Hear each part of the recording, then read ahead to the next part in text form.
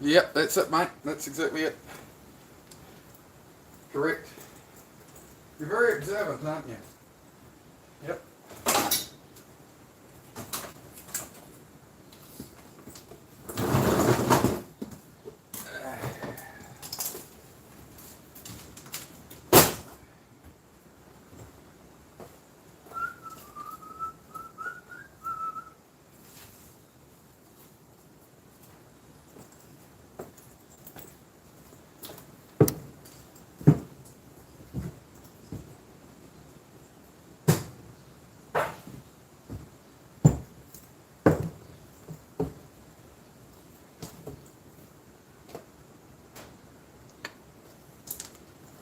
Yep.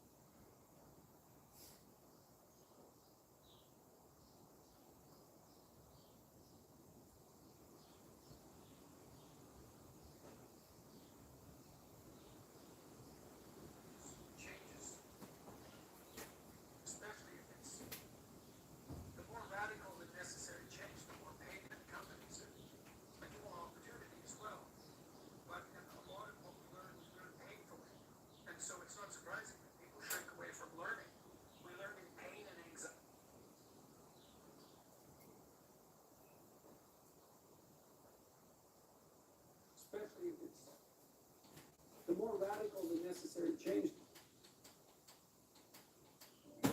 You have to have a meaning in life that sustains you. Life is a serious business. You're all in. It's a fatal business, right? Everyone's in it up to their neck. And you need a meaning that can sustain you through that. And that's to be a responsibility. We all know this. It's better to live courageously than cowardly. Everyone knows that. That's what you teach people that you love.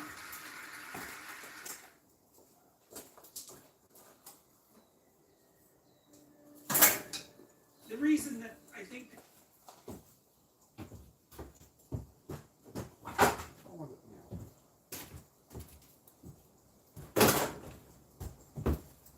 Why is that not working?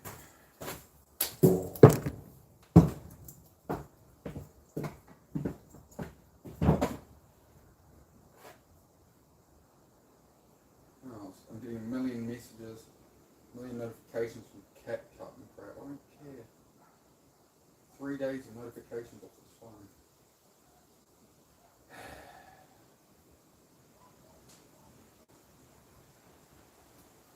Your aim determines the manner in which the world lays itself out to you emotionally. But who cares about that? No one says that. The argument stops there because no one, especially no one who's been seriously hurt, seriously depressed, like in pain, no one ever says, your aim determines the manner in which the world lays itself out to you emotionally. But who cares about that? No one says that.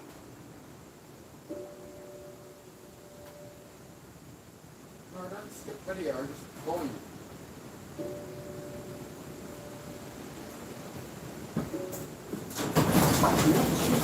Forward in time with me, be let go as if it's dead wood.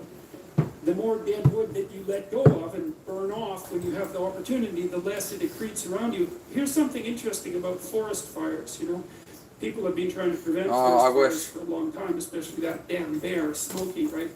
Because forest fires burn up the forest, and that can't be good. But here's what happens if you don't let forest fires burn. Well, forests collect a lot of dry branches, right? Because tree branches die and wood falls on the forest floor and collects. And so the amount of flammable material keeps increasing with time. And that's not so bad if it's wet, but if the amount of flammable material is increasing and it gets really dry, and then it burns, then you have a real problem. The forest fire can burn so hot that it burns the topsoil right off, in which case you don't have a forest at all anymore, you just have a desert. And lots of trees are evolved to withstand forest fires of a certain intensity, and some won't even release their seeds unless there's been a fire. And so a little bit of fire at the right time can stop everything from burning to the ground. And that's also a really useful insight, a metaphorical insight into the nature of sacrifice, right? It's also a lot easier to let go of something when you're deciding to let go of it, because you've decided yourself that you're done with that. It's a weak part of you. It needs to disappear. You do that yourself, it's much better and much easier than it is if it's taken away from you forcibly, in which case you're very much likely to fight it.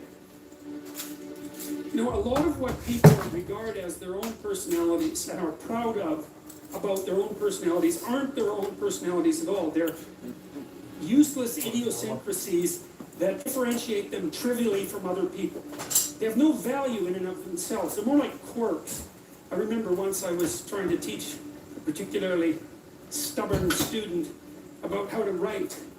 And she had written a number of essays in university and got universally walloped for them. And the reason for that was she couldn't write really at all. She was really, really bad at writing. And so I was sitting down with her trying to explain to her what she was doing wrong.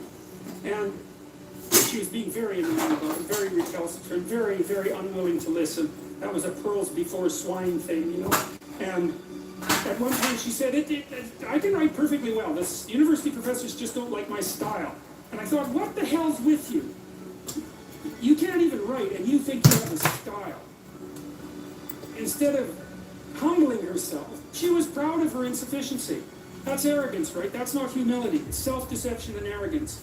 To be proud of your insufficiency, that's a very foolish thing. And that means clinging to the parts of you that are dead. You know, as you elevate your aim,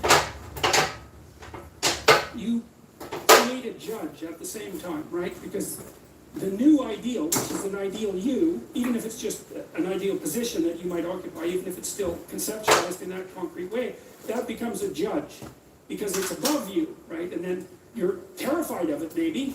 That's why you might be afraid when you go start a new job, right? This thing is above you and you're terrified of it, and it judges you. And that's useful because the judge that you're creating by formulating the ideal tells you what's useless about yourself, and then you can dispense with it. And you want to keep doing that, and then every time you make a judge that's more elevated, then there's more useless you that has to be dispensed with. And then if you create an ultimate judge, which is what the archetypal imagination of humankind has done, say, with the figure of Christ, because if Christ is nothing else, he is a... Why does the stereo keep cutting off, man? I'll just have to play it off the phone. There's something wrong with the stereo way. Oh no. Update. No update. Play. And now it's upset the stereo again. Play it again. Taking a lot, yeah. Come on, man.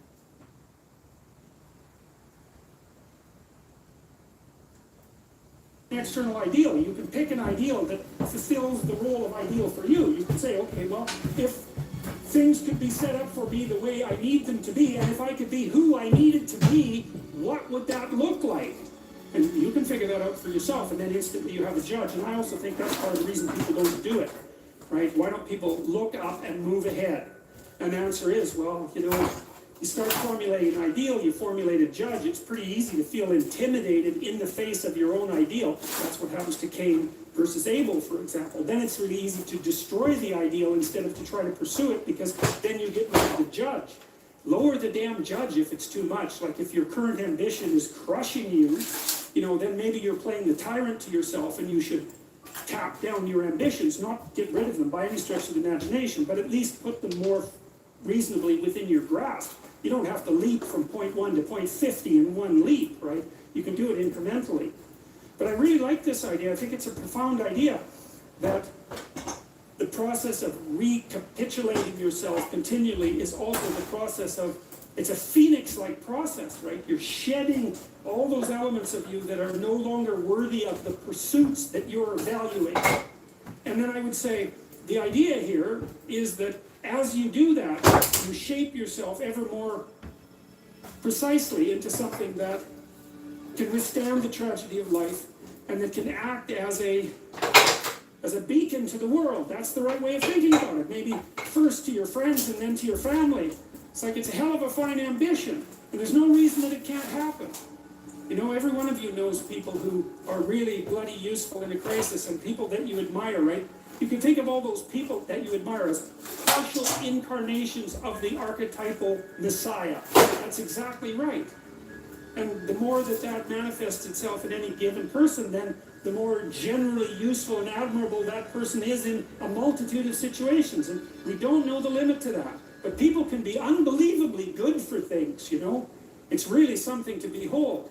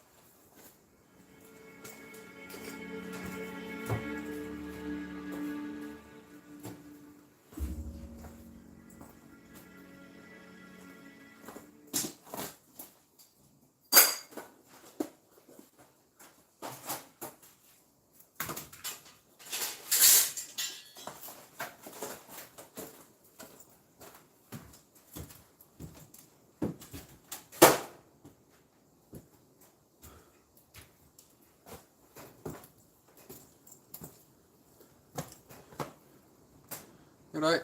Thank you for coming by.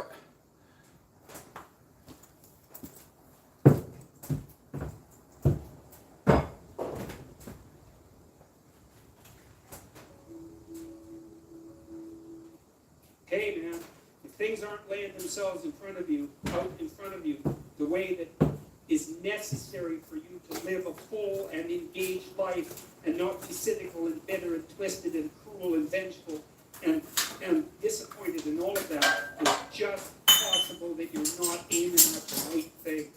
And man, that is a question. That is a question worth asking. Well, it's a question people do ask. It's what's the purpose of life? It's the same question. What should I aim at? Those are the same questions. And if what you're aiming at is producing nothing but unrequited misery for you and everyone else, and it's a downhill bloody spiral into something approximating hell, then there is some possibility that you should think that perhaps your aim is off. So, and I don't want to overplay my hand on that either, too, because I know perfectly well that, if you're suffering, if you're depressed, if you're miserable, it might be a consequence of really bad luck. Like people get sick, and good people get sick, right? Everyone knows that. Good people, they get sick and they die. And so you can't say, well, if you're miserable and sick, it's because there's something, bad about that. Because then that would be the case for everyone. Always, whenever they get ill, and you can just blame ill people. It's like, well, it serves you right that you're sick because you're a bad person. It happens a lot, actually, with ill people, and it's an unfortunate thing. So I know there's an element of chance to all this. And I don't want to downplay that, because we are dust in the wind. Seems a terrible cliche from a 70s rock song. We're blowing hither and thither by events that are somewhat beyond our control. But that's still not the point. Thank you, Bet. The point Come is by. that to a large degree, you can determine the manner in which the world manifests itself to you by changing your aim. And so then that opens up the entire domain of philosophy. Like, what good is philosophy? People think that all the time. What good is philosophy? It's like, hey, philosophy is about value. Well, what use is value? Well, value determines your aim. Well, who cares what your aim is? Well, your aim determines the manner in which the world lays itself out to you emotionally. Well, who cares about that? No one says that. The argument stops there, because no one, especially no one who's been seriously hurt or seriously depressed, like in pain, no one ever says, oh, well, who cares about that? Because if you can say that about your pain,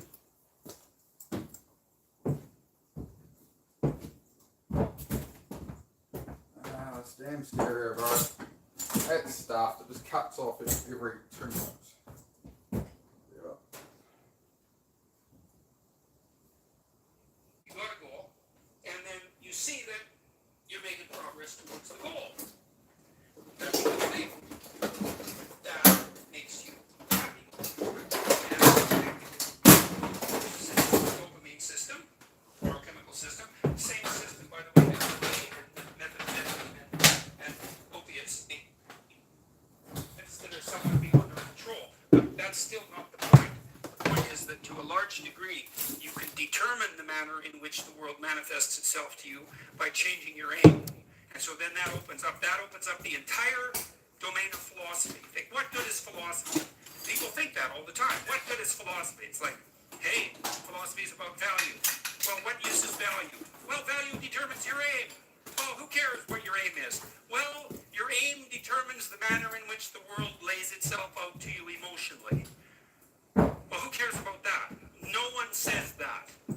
The argument stops there, because no one, especially no one who's been seriously hurt or seriously depressed, like in pain, no one ever says, oh, well, who cares about that? Because if you can say that about your pain, all that means is you actually haven't been in pain.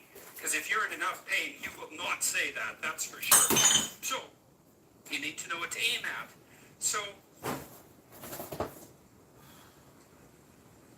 now you aim at something, you got a goal, and then you see that you're making progress towards the goal. That's a good thing. That makes you happy. It actually, technically, there's a system, dopamine system, neurochemical system, same system, by the way, that cocaine and methamphetamine and opiates activate, which is why people like to take those drugs. And it tells you that you're moving forward in the manner that you should be according to the dictates of your plan. Doesn't necessarily tell you whether you have a good plan. That's a more complicated problem, because who knows if you have a good plan. But one thing that you could know is that a plan is better than no plan. That's a really useful thing to know, especially if you're kind of drifting. It's like, well, I'm going to find myself. It's like, no, just pick something and move towards it. And as you move towards it, you're going to succeed and fail specifically. And then you're going to learn something about success specifically, and you're going to learn something about failure specifically. And then you can learn what you use to fix your plan. So a stupid plan is way better than no plan, and you're likely to have a stupid plan, or at least to be able to make one, so that's good news for everybody. You can make a stupid plan, and so make a stupid plan, and then implement it. It's not any stupider than it has to be. You can think about it a little bit, but then implement it, and have your successes and failures along the way, and learn from them, and then you can rejig the goal. You can move the target. That's fine. That's part of the game. It doesn't have to be fixed. It's a movable target. And maybe what you're trying to do is to move the target to an ever better place. So you're moving towards a target, and at the same time you're moving the target, right? And you're trying to move the target towards something like an ultimate ideal. You're trying to find out what that ultimate ideal is, and part of the way you figure that out is by moving towards a target and by learning about success and failure along the way, because then you can inform yourself with regards to what might constitute a reasonable aim. And so that's the reason to go out in the world and make some mistakes, and then you're going to. And so it's okay. It's okay to make the mistakes. It's not so okay not to learn from them, because then you make the mistakes again. That seems pointless. And so you're moving towards wherever you're going, and it's working. And so you get some positive emotion. You get some motivation from this dopaminergic system that adds zest to life. It adds interest and engagement and meaning to life. It pulls you into life. And so that's worth thinking about, I would say, because if you think about it, you might wonder about whether or not you should be engaged in life. And then if all of a sudden you're doing something, and because you're doing it, you get engaged in life, then it seems like that might be the very definition of a good thing. It's evidence.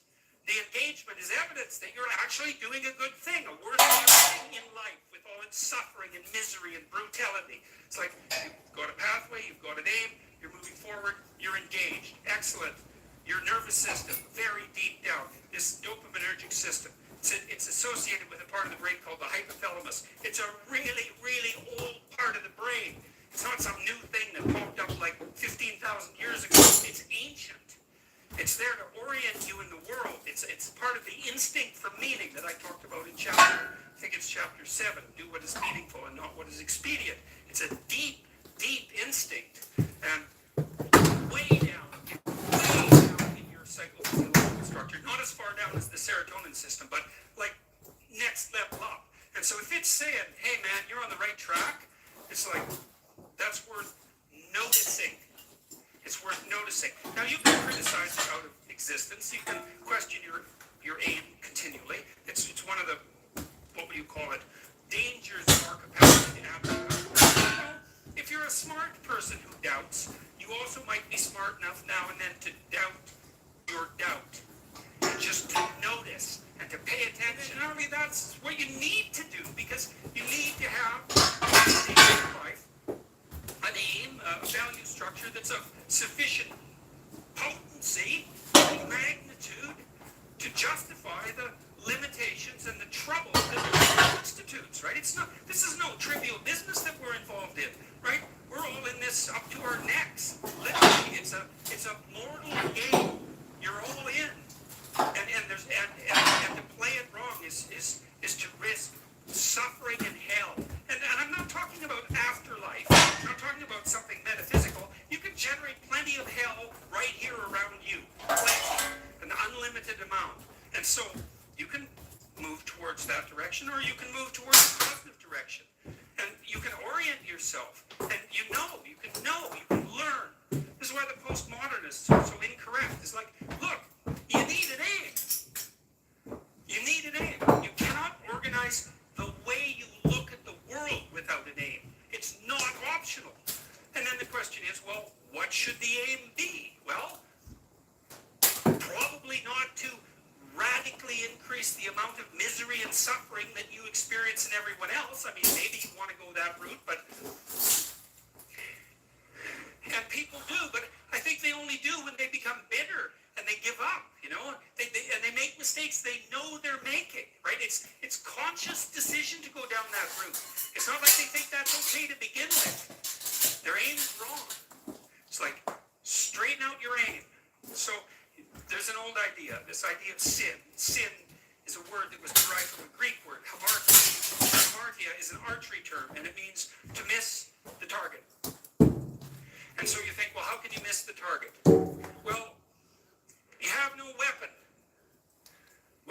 miss the target.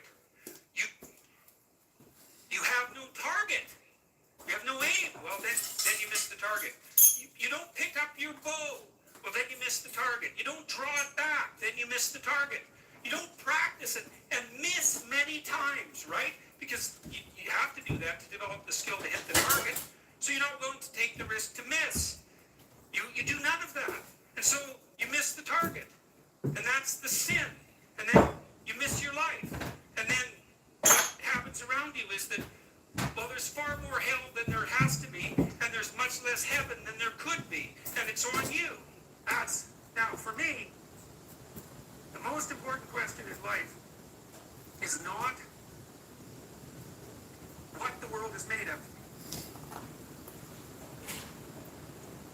Yep. And in fact, I would say that's a relatively new preoccupation of humankind. You know, we didn't really formalize. You could say that the ancient Greeks laid the groundwork for the emergence of an empirical science. And then it emerged more formally with Bacon and Descartes and Newton 500-600 years ago. Not very long, like a blink of the eye in human terms. Before that, people were engineers, they could build things and so forth, but they didn't know how to, they weren't scientists. They didn't really conceptualize the world as an objective place. We do that automatically because science has seeped so far into our set of presuppositions. That doesn't make us good scientists, by the way, but it does make us believe that the fundamental reality of the world is an objective reality. And I'm not going to dispute that particularly, but leaves one set of questions unanswered, probably by its nature, because it wasn't designed to answer the question, and that question is, how should one conduct oneself in the world? And that's an important thing, since you're alive, and hypothetically you'd rather stay alive, and while you're alive, you probably don't want to suffer any more than you have to, and no more stupidly than you have to, and it might also be good if some of the things that you wanted actually happen. And so, you know, you're motivated to know how to act. And people are always telling each other how to act. We're just sending each other information all the time about how to act. We do that with the expressions on our face. And of course, when we talk to people, we always look at their face. And that's because their face tells you what they're up to. You know, if they're smiling and paying attention to you, well, then you can assume that you're doing something right. And if they're looking annoyed or disgusted, that's a particularly bad one, then you might take a hint from that, especially if, you know, 3 or 4 people are doing it at the same time. And so we're reflecting some ideal to one another constantly. And the more attentive you are, the more likely you are to act in accordance with that ideal, and the more likely you are to move towards it. You may not even know what the ideal is in an articulated sense. In fact, you probably don't. You know, you could come up with a good person is nice and friendly and, you know, cooperative and that's all just cliche. But your conception might be very hollow. It's very likely that it's very hollow, even though you may be back in a very sophisticated manner. I've been reading this book recently. I'll talk about it a little bit later. It's called Better Never to Have Been. And it was written by a philosopher in South Africa, in Cape Town, named Benatar. That's his last name. And he basically argues, I think it's a specious argument, and I think it's artificially constructed. But he basically argues that because life is so full of suffering, even good lives are very much full of suffering, that it's wrong to bring children into the world because the suffering outweighs the good, even in good lives. And it's actually wrong. It would also be better not to exist for exactly the same reason. And my sense in reading the book is that he came to that conclusion and then wrote the book to justify it, which is actually the reverse of the way that you should write a book. What you should do when you're writing a book is you should have a question, and it should be a real question, right? It should be one you don't know the answer to. And then you should be studying and writing like mad and reading everything you can get your hands on to see if you can actually grapple with the problem and come to some solution. And you should walk the reader as well through your process of thinking so that they can come to the, well, not necessarily to the same conclusion, but at least track what you're doing. And I don't think that's what he did. I think he wrote it backwards. But then, and so I was thinking about it a lot because that's actually a question that I've contended with in my writing. There are Mephistophelian or satanic figures, for example, in Goethe's Faust. Yeah. And A bit of everything. Bit of motorbikes, cars, tools. Basically make the same case, you know, that existence is so Just rebuilding the whole floor, so yeah. and suffering that it would be better. Good body double time. Oh, I'm falling over. The problem I have with that, there's a variety of things. What if I go from like here or something? What happens if you start to think that way? Because Right. what I've Okay. observed is that people who begin to think that way, that isn't where they stop. Like, they get angry at existence, which is what happened to Cain, as we saw in the Cain and Abel story. And then the next step is to start taking revenge against existence, and that cascades until it's revenge against, well, I think the best way of thinking about it is revenge against God for the crime of being. Which is, I think, the deepest sort of hatred that you can entertain. And when you're in the grip of a really deep emotion, like a really profound emotion, right at the bottom of emotions, you're in something that's like a quasi-religious state. And that's more or less independent of your belief, say, in a transcendent deity. And you can be in a profoundly emotional state that's as deep as it can be, and it can have religious significance without that necessarily signifying anything about a transcendent being, you know. But then I was thinking, see, the problem with that argument is you can gerrymander it endlessly, you know, because first of all, how do you measure suffering and how do you measure happiness? It's like, how do you assign weights to them? There's just no way of doing that. You have and so you can make an argument that the suffering outweighs the happiness. You just weight the suffering more heavily than you weight the happiness, and that's the end of that, you know. And so that's a problem. But I think there's a deeper problem. And I was reading this other book a while back as well, which was written by the guy who ran the Human Genome Project. And I don't remember exactly what it was called, but it was something like A Scientist's Case for God, or something like that. And one of the things he referred to, which didn't strike me as hard as it should have to begin with, was he thought that one of the phenomena, say, that justified a belief in a transcendent being was something like the moral intuition of human beings, that, you know, we have a sense of right and wrong. And, you know, it's certainly what happens in Genesis in the story of Adam and Eve is that that story announces the coming of the sense of right and wrong, right? The knowledge of good and evil. And it isn't something we ascribe to animals. It's something that's unique to human beings. Animals can be predators, and, you know, and they can be gentle, and you can have a relationship with them, but you never think of an evil cat or, you know, or an evil wolf, even though they're, you know, they're predatory. But human beings, we have this capacity to judge between good and evil, right and wrong, and it's really an integral part of our being. And I think you can make an evolutionary case for that, a biological case for that, as you can make a biological case for most of what is relevant about human beings, because we're biological creatures. But we don't really understand the significance of that. Like, what happens in the story of Adam and Eve is that realization, that coming to the knowledge of good and evil, is actually represented as a shift of cosmic significance, right? It puts a permanent fracture in the structure of being. And, you know, if you think of human beings as insignificant ants on a tiny dust mote in the middle of an infinite cosmos, a cosmos that cares less for us, then who cares fundamentally if human beings have the knowledge to distinguish between good and evil? But if you give consciousness a central role in being, and you can make a perfectly reasonable case for that, because without consciousness there's no being, as far as anyone can determine. So it may be much more central than we think, and I really don't think there's a counter-argument to that, like, not a solid one. You can state that consciousness is epiphenomenal, and that the world is fundamentally materialistic, and it doesn't matter that there's consciousness. You can state that, but you can make an equally credible case the other way.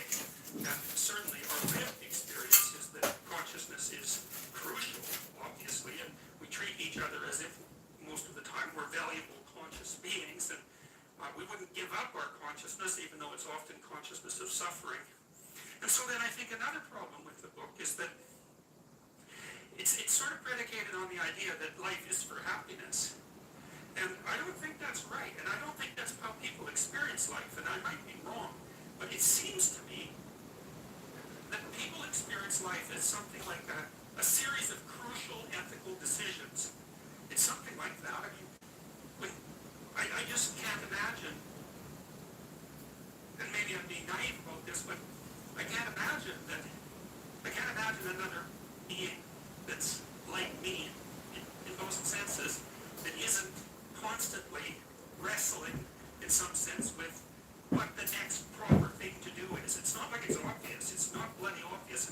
It doesn't mean you'll do the right thing, because you don't lots of times. And you know that by your own judgment, right? Because you're making mistakes all the time. Sometimes you don't know what you're doing, and maybe it's a mistake, and maybe it isn't. And who's to say it? That isn't what I'm talking about. I'm talking about when you know that what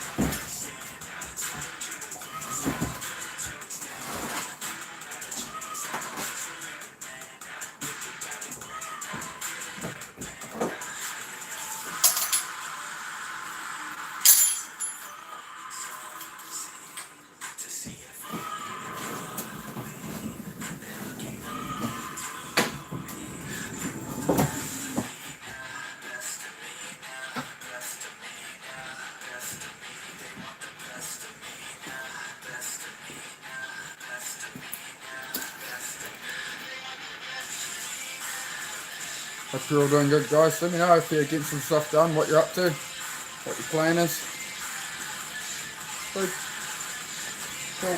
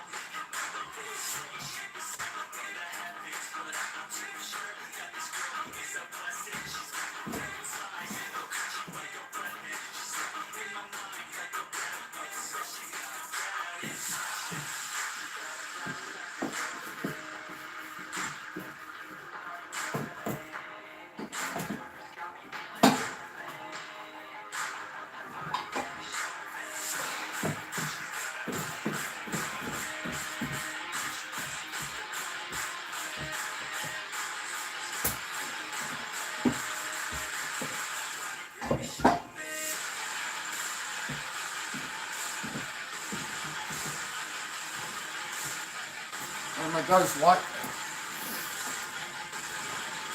How's it going, Peter? Hope you're having a good one, man. Just putting some work in, rebuilding the whole garage floor, so yep, it's gonna keep me going. I do these streams just so, I do heaps of other streams as well, but these ones are just me putting in the work, right? So I don't talk much. Oh yeah, you have been here before, that's right, Peter. Good to see you, man. Yeah, rebuilding the whole garage floor at the moment. This whole front half, we're going to rebuild all. Because this isn't strong enough, it was just a temporary fix, so yeah. No, I'm still going to do it like this, but it's stronger. I'm moving off this land eventually, so the concrete floor is just, yeah, pouring money on the ground I'd never get back, so yeah, it just needs to be stronger than what I first put in, that's all. So yeah, just slamming it out. Whew. Make that smaller there. Bring it there.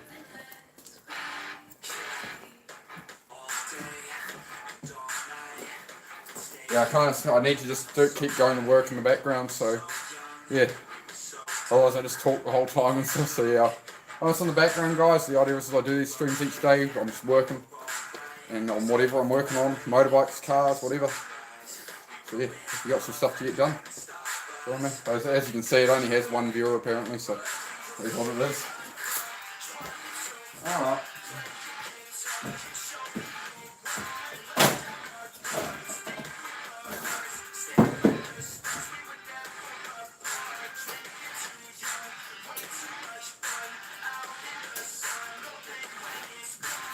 I'm going to put some different music on.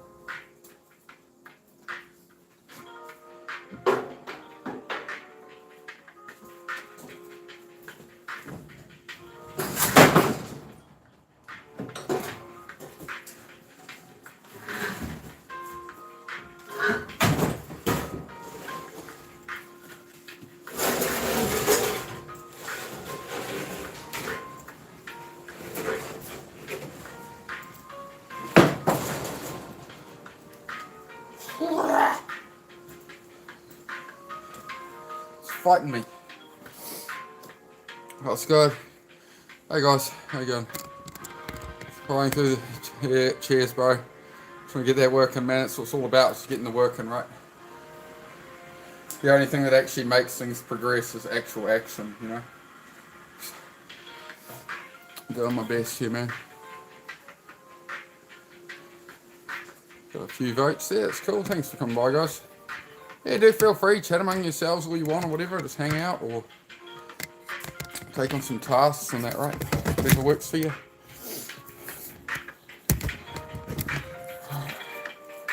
Just keep at it, guys. Just got to get all this stuff completely torn out and then we'll do a new one.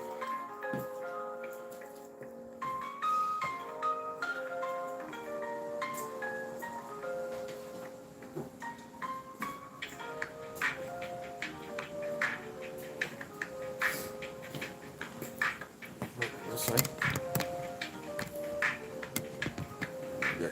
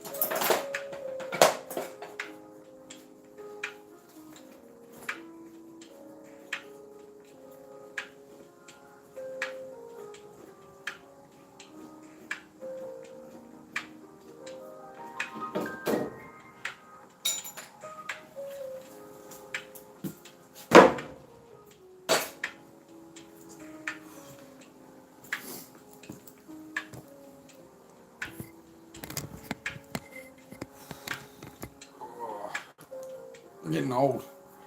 I'm getting old.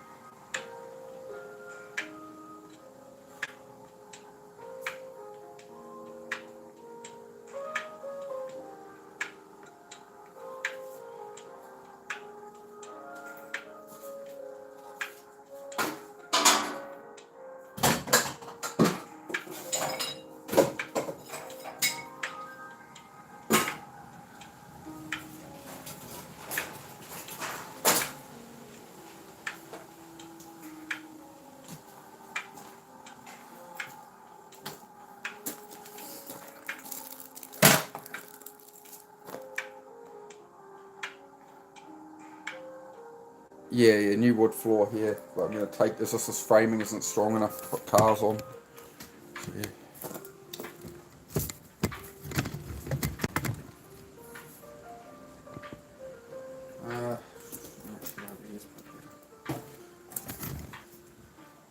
Just gonna go up to the house for a little while, guys. I'll be back. Yeah. I'm not gonna just hang around just here, just because. So if there are hundreds of viewers, I might, but I'm just gonna flow through. So I'll just leave the stream running. Anybody's getting work. Back soon. 5.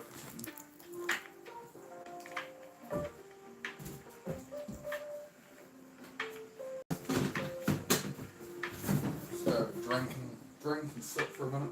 Okay.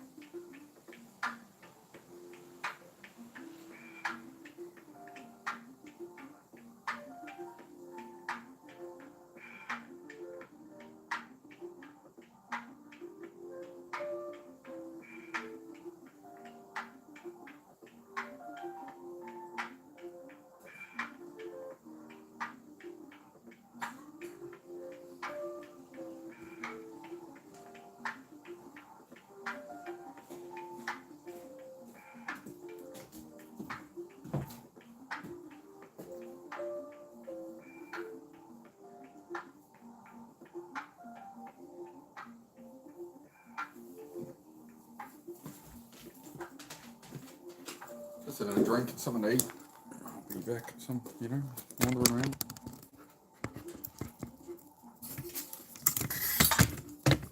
Let's leave them hang out.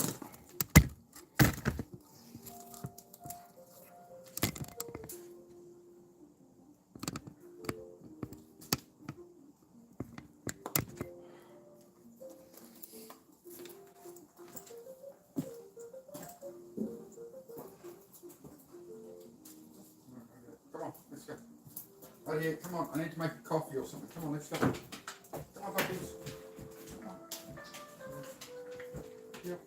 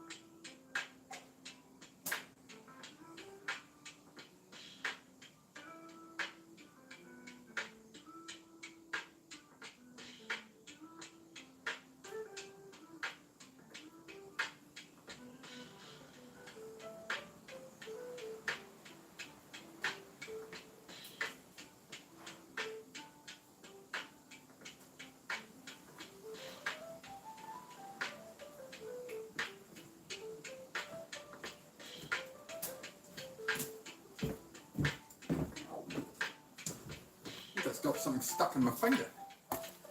Well, anyway, I am back. So we'll just go make a coffee, have a little chat for a minute while I'll do that rather than leave you guys sitting here. Hey puppy. Yeah, just getting at it. Bit by bit, day by day. It's all about body doubling, you know, helping with ADHD, procrastination, all that. If you are new here, that's what I do. There's a lot of very good. Hey, big fella. Hey, big fella. Alright, let's go inside, dogs. I had one person. We had one person viewing. Apparently they left because I picked up the thing. Alright. Come on, dogs. Come on, puppy. I've suddenly got like a sharp stinging pain in my finger. I'm assuming something stuck in it. Let's have a look. See what's going on here. I'm going to assume I've jabbed a piece of metal in it or something.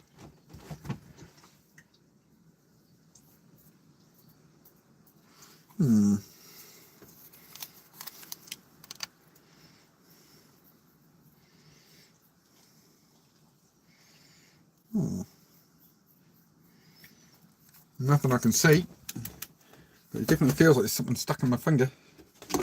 Just going to make a coffee and we're just having a quick smoko. Plate of hash browns for lunch. Nice, mate, nice. Just got something stinging into my finger. I assume there's just a little bit of grit, a little bit of something in there. Oh, mate. Alright, the jug is boiling. We're good. We're gonna. Yeah, I'm just gonna make a quick coffee, guys. So, make a coffee. Take a little break for a minute.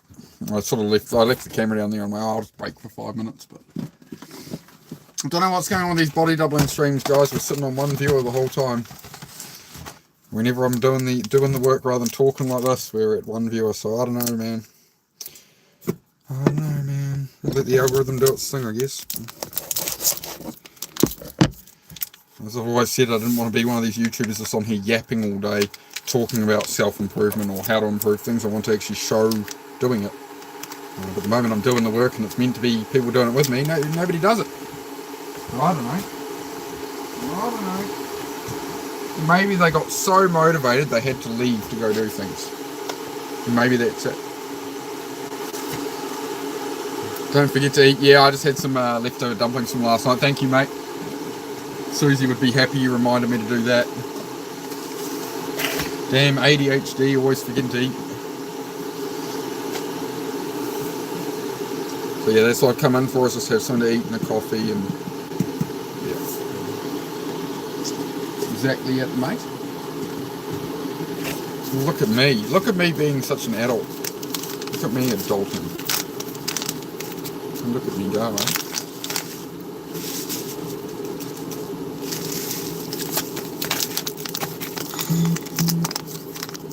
Why does this thing keep vibrating at me, but it doesn't put a notification on screen of any kind? Okay. Yeah, I had to be reminded to look it out for you. Thanks, mate. Yeah, appreciate it. Yeah. It does tend to happen. It does tend to happen.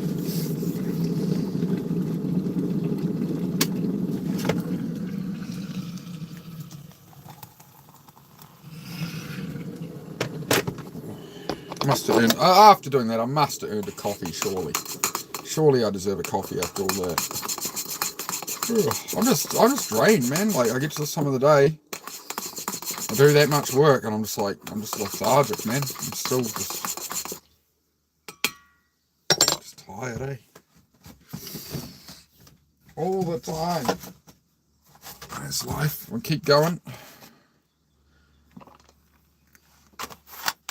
I definitely reach this sort of point in the afternoon where I just want to like rest for a few hours and stuff, and then in the evening, then I'm motivated to. But you know, again, you can't go off just motivation, right? It's about creating that discipline. So that's what we're trying to master. Real time self improvement POV.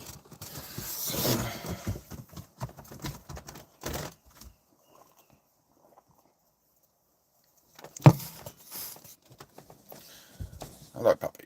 You happy now? You claimed my bed. You happy? Okay, that's good. It's good to have a happy puppy. Yeah, don't forget water. Well, there's water. There's water in the coffee. Susie always says this to me. Make sure you drink lots of water. I'm like, well, there's water in the coffee.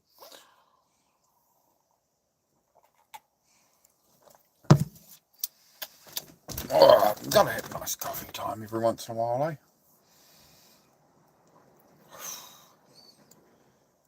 You know, I'm giving up. I'm trying to give up the nicotine more and more. You know, and weed and alcohol and all these things. But the coffee, I don't think you can take my coffee from me. You can't live under those conditions, you know.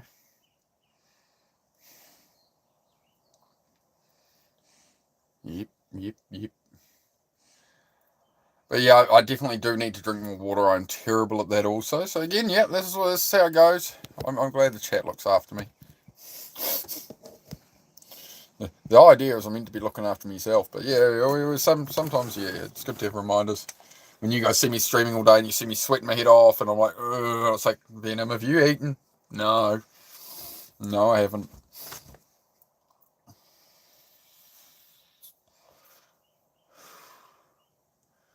The algorithm stopped feeding people in now because of we're in the garage, but now we stopped for a quick chat. So I'll just prompt YouTube right now. YouTube, I'm doing chat right now. Lots of people close to camera, ADHD. You literally have to dump keywords in as you're on here to trigger the algorithm.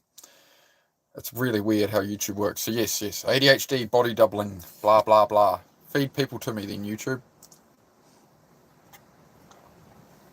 Just checking in, Marky Mark. Going well, mate. How about yourself? I'm just having a quick little smoko, mate. Have a coffee. Have a coffee. You know, pet the dog. Have a coffee. Have a little something to eat. And then back to it. Sort of the next thing is I've sort of reached that point with the garage right now where I need to stop for a minute and think about what I'm going to do with that red frame on the floor and how I'm going to. I haven't thought this that far ahead yet, right? I have some idea, but I need to. I kind of leave it until I get to it. So now I've got to that point. It's like, crap. It's all right. We'll figure it out. We're going to have to cut it up somehow. Preferably, if I could get it outside intact first, would be better. At the same time, it's another big thing on the driveway. I've got to take out that wood floor frame as well. So dragging that up the hill is going to be something that's stuck in the driveway too. So there's definitely a lot more labour than just put down a new floor. It's busting down the old deck and things like that. So that's how it goes. Coffee's one thing you won't quit. Yeah, I feel you, mate. I feel you. I've given up the Coca-Cola. I've given up the energy drinks, this and that. You take away my coffee, we got problems, man. Isn't that how the Americans pissed off the British as they threw all their tea in the Boston River or something, didn't they? Wasn't that what the Boston Tea Party was about or something? The Americans and the British had a falling out, and the Americans kicked the British out of America or something after, you know, or they were in the middle of kicking them out or something, and they threw all their tea supply into the river. It's upset them for decades. You never mess with a British man's tea. True story.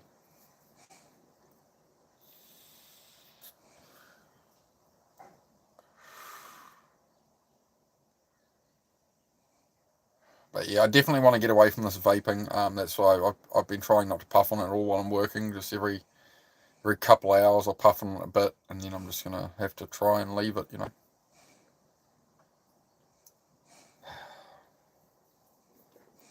But yeah, I'm definitely getting up the last of those boards. I'm starting to like sweat a bit more, and I start to get more frustrated as things don't go my way. So it's good to take a bit of time at the moment and just make sure I chill out. And this is where it's difficult to stream it because I kind of want to keep an all-day stream going at the same time. Yeah. Apparently you're meant to reset your YouTube stream like every 2 hours, or the algorithm just gets lazy with it. So I don't know. But then it will only... The algorithm, they say every 2 hours cut off your stream, but it will only send 3 notifications to viewers per day. So it's like, well, if I do 6 streams a day, then people aren't going to be getting notified, right? So... No, Australia got colonised as a prison colony. There were British, Irish, all that. Basically, they were heading to New Zealand. New Zealand was the sort of the new land, right? And they took the criminals and stuff over to Aussie. Yeah. You're all descended from criminals, you Aussies. To be fair, you pretty much only had to steal an apple and they'd send you there.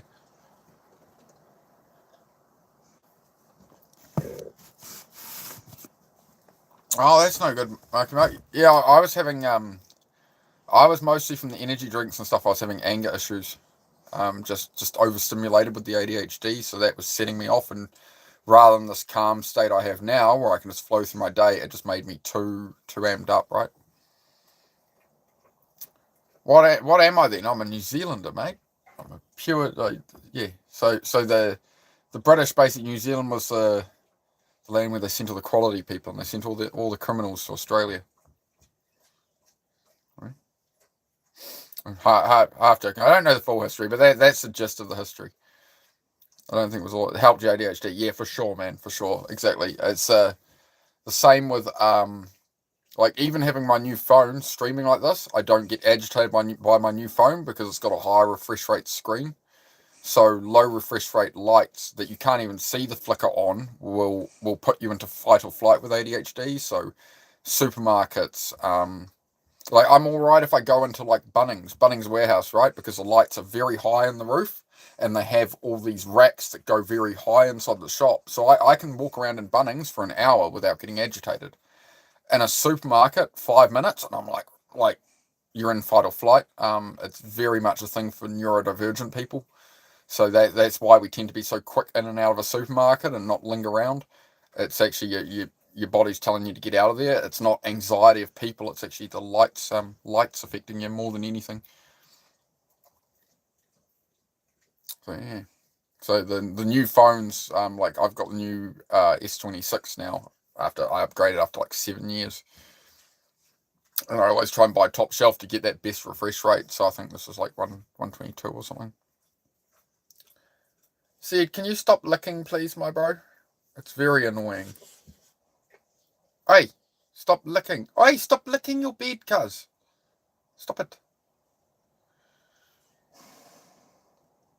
Yep. Yeah. I just do a Google search. Do a Google search on it, man. Of neurodivergence and fluorescent lights, or the LEDs do it as well, right? Yeah. A lot of places. So that's typically why you feel this anxiety in shops is the lighting. Same in a school classroom. They wonder why ADHD kids can't focus on stuff in classroom. And what do they have all over the light? All over the roof. It's fluorescent, those long run cheap fluorescent bulbs. And yeah, they with neurodivergence, they put you into fight or flight mode. So that's why you're getting aggressive and you want to get out of there.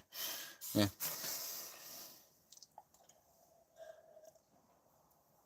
Same with televisions and stuff, right? You want to buy a television that's like 144 hertz, something like that, right? Something decent. Yep. Yeah, I only learnt about that one about 6 months ago or less, Marky Mark. I learnt about that.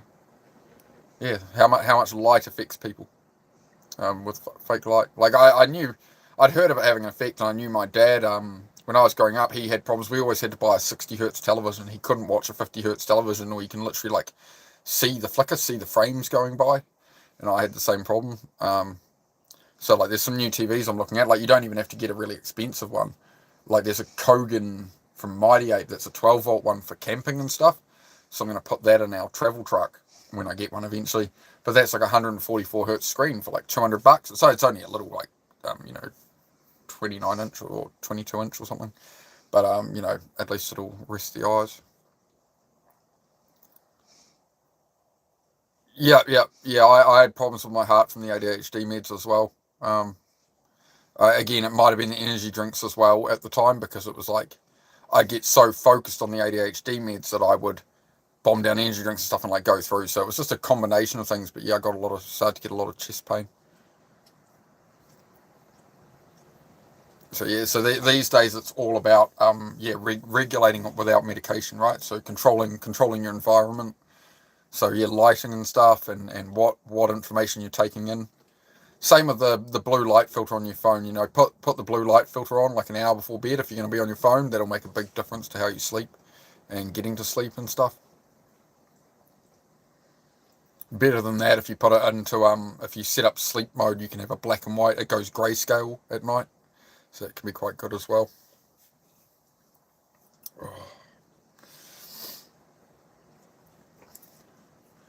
I might after this, I was going to have a break and just go straight back down to the garage, but for the moment I might we'll just chat a little bit now. And is anybody looking to do body doubling after this? If I go down and do another 2 hours in the garage right now, is anybody going to get to work on anything? Because every time I do these body double streams, I'm holding one viewer or two viewers. So I don't know, man. Either way, I'll keep doing them, right? But I might, whenever I chat like this, I might just have to sit and, like, we already did a 3-hour chat like this today, so right now I'm just having lunch, well, a coffee, chill out for a bit. But yeah, whenever I'm doing the work with me streams, people run away. Is the music any good? The lo-fi music, I had some of that going. Is that a nice relaxing vibe, or is it just putting you to sleep? I can go no music, but it's just like when I'm in the background, like as I say, it's very fly on the wall when I'm in the garage is how I want to stream it. So it's just like you guys can fly at your work as well and stuff.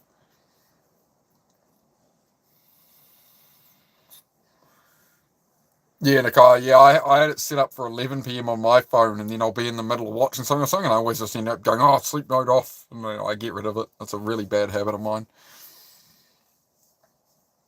No music, it's too much. Okay. What else was I playing today? Some guy lecturing. Yeah, it was Jordan B. Peterson, that one. It's just some lectures from Jordan Peterson.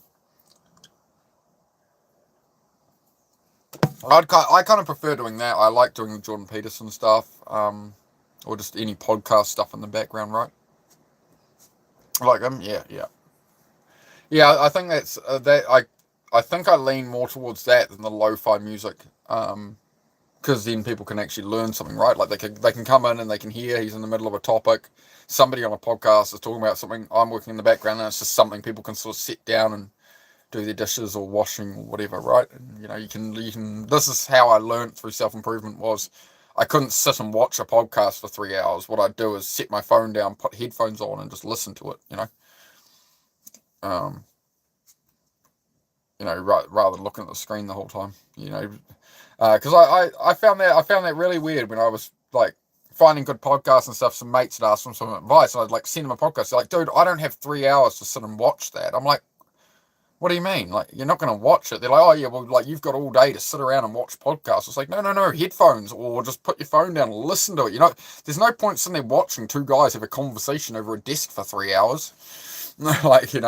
So that's where I combine it into workflow, right? So I can learn. Like, I don't want to really be doing the work I'm doing.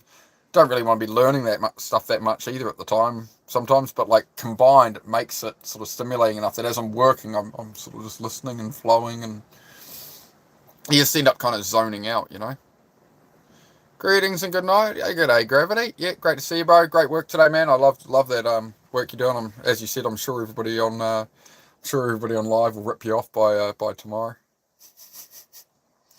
But that's what I realised, man, when things got toxic, when I was in the push-up kind of fitness side of YouTube doing more of that stuff, it all became very like clicky, very be in the community, very we're all looking for the same audience. And then when you look at the top levels of it, you look at one streamer versus another doing fitness, and none of the same people are in both chats. It's very rare, So there's an audience for every person. So yeah, there's definitely I don't know, there's just a thing with small creators where it's like we're all against each other and like we're all competing. It's like everybody's got their own niche, their own thing. It doesn't matter if the person's doing fitness or ping pong balls or whatever. People are going to watch who they want to watch, man, So as soon as I really seal that, and I just don't give a crap what anybody says or thinks or any drama. You just let them do what they're going to do. Fuck them. Just like toxic friends and stuff, right? It all just becomes toxic. It's like, to me, it's never what I came on YouTube for. I came on to try and help people, coming from all the depression, ADHD, all this, and try and share, because ADHD self-improvement is nothing like normal self-improvement. It's just a totally different way of operating. Like, the hard grind mentality. people get into self-improvement, they're looking to whatever, oh, you grind hard and do that, and somebody with ADHD will do that, and then they'll burn themselves out every 3 days chasing that. And ADHD, for me, and for a lot of people, is about put in a couple hours work, then stop for an hour and just reset. And before you reach that limit, you've got to, for me, it's when I start getting the forehead sweat. It's not body sweat, it's not that I'm sweating from the work, it's the stress, and I start to feel I'm a bit frustrated. Let's just stop. You know, I try push it a bit. And try and, you know, get through the hard stuff when I'm frustrated. But I also need to make sure I step away at that right time, you know. Need to research what to do without meds. Ask me whatever you want, man. I'll throw you what I know. Gladly, man.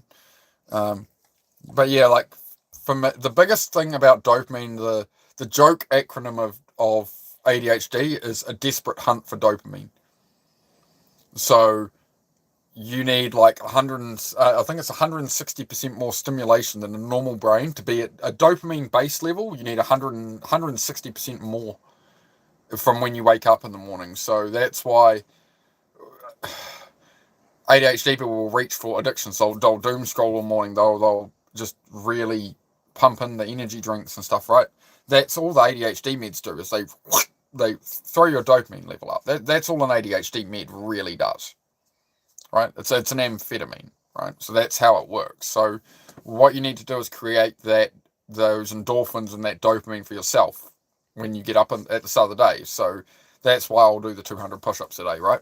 Like if I wake up feeling a bit, it's like, right, I need to go do 200 push-ups. Or like this morning before I went live, I was down in the garage already prepping and stuff rather than sit on my phone and stuff, right? So, yeah. So if you stop the ADHD meds in a car, you're gonna get a crash from that, right? Because you've been holding up your dopamine. Eventually, once you get off them, it's gonna, and you're gonna feel down. You're gonna feel that valley, right? What goes up must come down with dopamine, right? So it's like if you have a really good day and you really celebrate and you really yay, right? You've got your dopamine baseline. So say you have a good day, you feel amazing, you got a whole heap of extra dopamine, energy drinks, whatever, and everything in life's great. Well, the next day you're gonna wake up down here. Because it's not dopamine rise and goes to baseline. It goes, and when it crashes, it goes way below baseline. And you got to bring it back up, and then up and down. What you're trying to do is regulate and stay close to that baseline, and that's where you're going to find that balance, right? Exactly where I was at, Marky Mark. Exactly it, man. So just join me each day, bro. Just join me each day. If I'm not live, just put on a stream I've done, man. That's the whole purpose of what I do here, dude. Is the analysis paralysis is just tell it to shut up. I know it sounds stupid and infantile. You tell the voice to shut up. You are not the thoughts. You are not what you're thinking. It's just a blah blah blah from the subconscious. That's not you. That voice chattering away, that analysis, that overthinking. You got to remember that's not you. It's the subconscious. That's not who you are. You are what you act out. You are what you actually do, right? So if you're going to listen to that voice, you're going to be stuck there because it's going to give you self-doubt. It's going to try to keep you in place. It's going to try and bully the crap out of you, right? So you tell it to shut up and just go 5 minutes at it. That's my best advice. Because you know where those thoughts are going to go into analysis paralysis. So like right now, if you're there and you're stuck there, it's shut up and what can I go put 5 minutes at? Okay.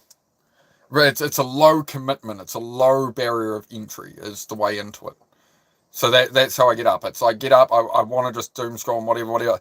No. What's 5 minutes I can put in the correct direction here? And that's the shift point. Today you crash. Yeah. Just when you need that rest, especially if you're coming off the meds, Nakai, just do some stuff you enjoy, man. Just relax a bit.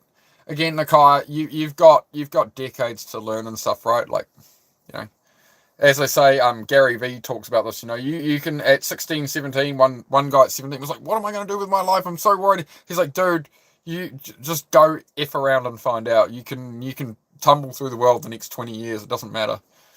The average small business owner or business owner starts the business at 47. People become millionaires, and the average millionaire is like in their late 50s or 60s, right? Yeah, in bed, chilling, you're just vibing, man. Yeah, cool. Make sure you just, don't let yourself bed rot too much. But, if you need that reset time, you need to wind down, I just suggest go for a little walk or something, even if it's a 5 minute, even if it's a 2 minute wander around the yard. Just try get outside, Nikai. Try get some fresh air. Literally, it's the most stupid shit parents used to lecture us with, and that, right? Oh, get outside, get some fresh air, get some good sleep. It's always the most basic stuff behind it. Yeah. Oh, you're sick at the moment. Yeah. Oh, yeah. Well, you take care of yourself, mate. Take care of yourself. Yeah. Oh.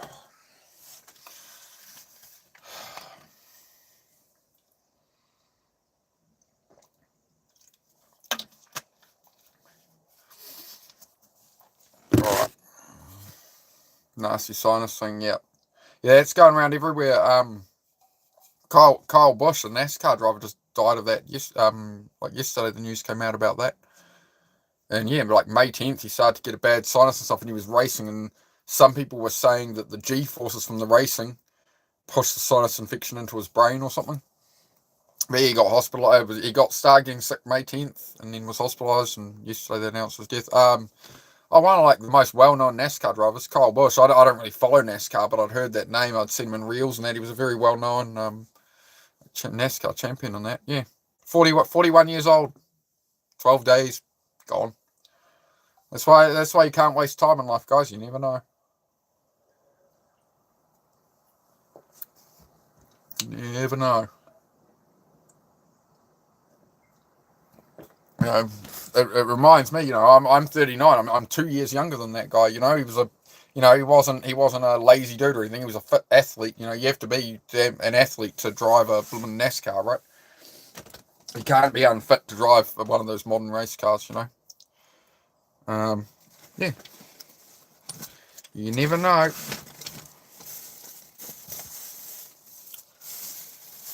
Something to think about. This is what I mean.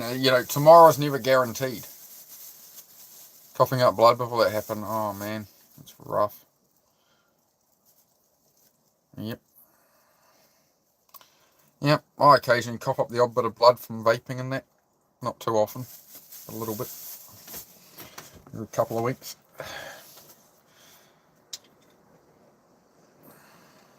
Whatever. I'm stubborn like that, right? I'm just gonna work myself in the ground moment, but I'm alright. As I say, I need to get away from the weed, the cigarettes, the vaping. I need to really dial it down. I've dialed it right down. So I'm doing alright. But yeah, something to keep bear in mind, guys, when you think about you putting off tasks and that, like eventually you run out of days. So rather than overthinking it, you just put 10 minutes at it. That's the whole reason I do these streams, guys, is so that you can pop on when you're overthinking, when you're procrastinating, when you're struggling, and like you'll see me, I'm going through the same thing. Like it's always still there, guys, right? It's always still underlying that's what's going on with your mind. Like with ADHD, with depression and stuff, you're still going to always have those thoughts. Those thoughts you got that are holding you in place now are not going to go away anytime soon. So the way to move forward is to tell that voice to shut up and start creating the evidence. But it's like, as I say, most days I wake up and I'm just like, screw everything. I don't want to do YouTube. I don't want to do any of this. I don't like this life. I'm not happy with everything, right? And I have to snap myself out of that, because if I go down that rabbit hole, I'll be in bed for days. I really will be. Like, so this is where I've learned to overcome that,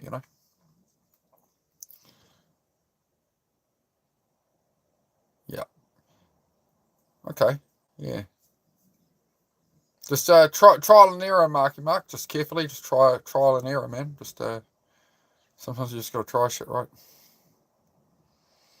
I think most men would cough up blood and still not head to the hospital. Yeah, pretty much, right? Yeah. As men are heading for the ground, clutching their chest, I'm fine. Don't worry about it. Yeah, I feel you. But yeah, I'll probably just chat a bit now. You guys are here. At the moment. This is what I mean. This is what I struggle with. Is like, I did 2.5 hours of chat stream like this morning, and we get all the viewers, and then I do. Again, that was no subs again, by the way. That whole chat stream, that was no subs. That whole chat we had this morning, great chat, all these deep topics, 0 new subs, right? And then I go work in the garage on this one, and it's just 1 viewer or 2 viewers the whole time. And I appreciate everybody popping in and dropping a like, but like the algorithm just sees people come in and drop a like and then they leave within 20 seconds, and the algorithm is like, oh, well, people don't stay and watch this, so it doesn't feed me more people. And then the moment I sit down and we chat, then we go 4, 6, 10, whatever, you know. But like, I can't, I've got so much to do. Sitting here like this talking all day is not like, I'm doing work and then I'm coming in and I'm chatting, and it's just the whole day is full, you know. So that's where I have to balance myself, right? And find what works with the YouTube. So that's why the garage ones now, guys, that's why everything's in the corner. Oh, yeah, you're all right. You're all right. It's just the nature of YouTube, right? Nobody needs to apologize or anything. It's just the nature of YouTube. Is YouTube runs on not so much comments and likes, it runs on average view duration. So when people come in here, how long do they stay for on average, right? So that's what I mean, is if you guys have a second phone or something, like the best thing you can do to support my channel is if you have like a second phone or something and you just literally just leave it in the corner with it on mute with me going for hours, right? That's gonna help up that average, and the higher the average is, the more people it will feed in. Whereas, yeah, if everyone leaves in 30 seconds, the algorithm's just like, oh, like at the moment I'm running like a 1 minute 21 average watch time. If I get like 500 views, if it puts a lot of viewers in it, it's like a minute 21. If I get like 90 views a stream, like yesterday, we only got 90 views for the last stream of the day, but it was all you regulars, so the average watch time was over 4 minutes, right? So yeah, it's just that's the main metric that YouTube is operating off. But there's also the other thing is I've changed category on YouTube, so we're now in a totally different category. So, well, it's good, bro. Just be strong. Good to see you back, man. So keep doing you, man. Thank you very much. Yeah, just trying to inspire some people, man, and spread some knowledge. Yeah. But yeah, we've been down in the garage. We're ripping up the whole garage floor, so we'll head back down there soon. But I'm just so you guys know, it's like these are the chat streams where I can really engage. For the garage stuff, I do need to like just leave it in the background more and just like go about my work. But do you guys think I should put the podcast on? Because some people like the music, some don't. Nakai said it's too overwhelming. What did you think of the podcast stuff, Nakai? Did you catch any of that where it was the guy talking? Is that kind of stuff all right? What do you think of that? That's why people's treating themselves sleeping. Yep. But yeah, it's all about how long a viewer stays for when they join your channel, which is why like this is more engaging. This is why we always get more viewers with this, because I'm right there. Whereas in the garage, you'd think there's motorbikes, cars, there's all this stuff to look at visually, but like if I'm in the background working, people just leave, man, because they're you know. But it all depends, you know. There's an audience for everything, right? So we changed YouTube categories, so it's going to take a while before the new audience sort of gets here, right? That's what it is. We still have fun. We still have fun here. We still build a positive environment, yes. Right. Oh, stop whining at me, dog. But yeah, so it's all about like body doubling and stuff for these streams. Like that's more and more of that's happening here. Like the chats like this, like I come in for a coffee and I come in for like a 10-minute break, but then this becomes we sit here for 2 hours. So I do have to be very mindful of that to make sure. No, she's just whining for attention. So that's what she does. She can come join us in the garage shortly. Hey Venom, thank you for your time, brother. Well, thank you for your time as well, Bean. Thank you for everybody's time. You know, if you're here, as I say, you could be on any other channel, or you could be out doing anything else with your time on Earth. So I do appreciate, you know, when people come hang out, and I hope I have something to offer from my story, from my struggles, and that we and other people's stuff that we can talk about. Right? It's all about improving our own lives and making things better. It's not about the overthinking and procrastination. I think just tanks people, man. It's definitely been the case for me. You know, shush, go to bed. Bed. Very good. No, go lie down. Hey. Very good. Shush. It's enough. But yeah, we'll go out there shortly. I don't know if we'll stay on stream after this little bit of chat to go in the garage. Either way, I'll go let the dog out. I'll wander around. My head's churning. Even while I'm talking now, my head's churning through that red frame on the ground. How I'm going to cut that up or move it and whatever. We'll see how we get on. Dog will be dog, yep. See, and how many times have I watched and thought it was all about the garage? See, that's it, Marky Mark. Is if you have any input on that, bro, if any of you have any input on that, what can I do with that? Because like I'm working in the background in the garage, but the whole idea of being in the garage is it's not about me working in a garage or me working on a car. It's not an automotive channel. It's I'm putting in the work I'm avoiding. Like it's really hard to convey that through like a pinned comment or a thing on screen, which is like why I have to do these chats here. This is honestly like I have to do a lot of chat like this where it actually feeds you guys in. We get the conversation going, and then it's translating it over to you guys watching it, knowing that, oh, okay, this is him just doing the work in the background, right? So it's body doubling, right? It's like having a friend there to do stuff with, so you can see me going through difficult stuff that I don't want to do, and yeah, but it's very hard to convey that, and that's why it takes time to build a channel, right? That's why it takes time to get an audience in, and yeah, see, this is a problem is when you make ADHD I'm making the The main metric of YouTube Live is average viewer duration. The longer somebody stays and keeps their attention on something, then I'm making ADHD content. like I'm searching for a niche of people. I need people to watch for a long time. Let's talk about ADHD where nobody can focus. Fuck. Do you see my problem? Do you see my dilemma and my battle against the algorithm? Oh no. So that's again why we've come to the it's body doubling streams to somehow keep the ADHDers around about the dilemma, yeah. My input would be whatever you want, it's your channel. Exactly. That's exactly it. It's the best thing I can do with this channel is just be me, right? And people if I try and be fake on here, if I tried to be fake, I can't pull that off. I'm just not that kind of person. So I just, as you can hear, I just spitball as I go. I don't have time to make up a fake personality at the rate I speak on here. So you get what you get on this channel.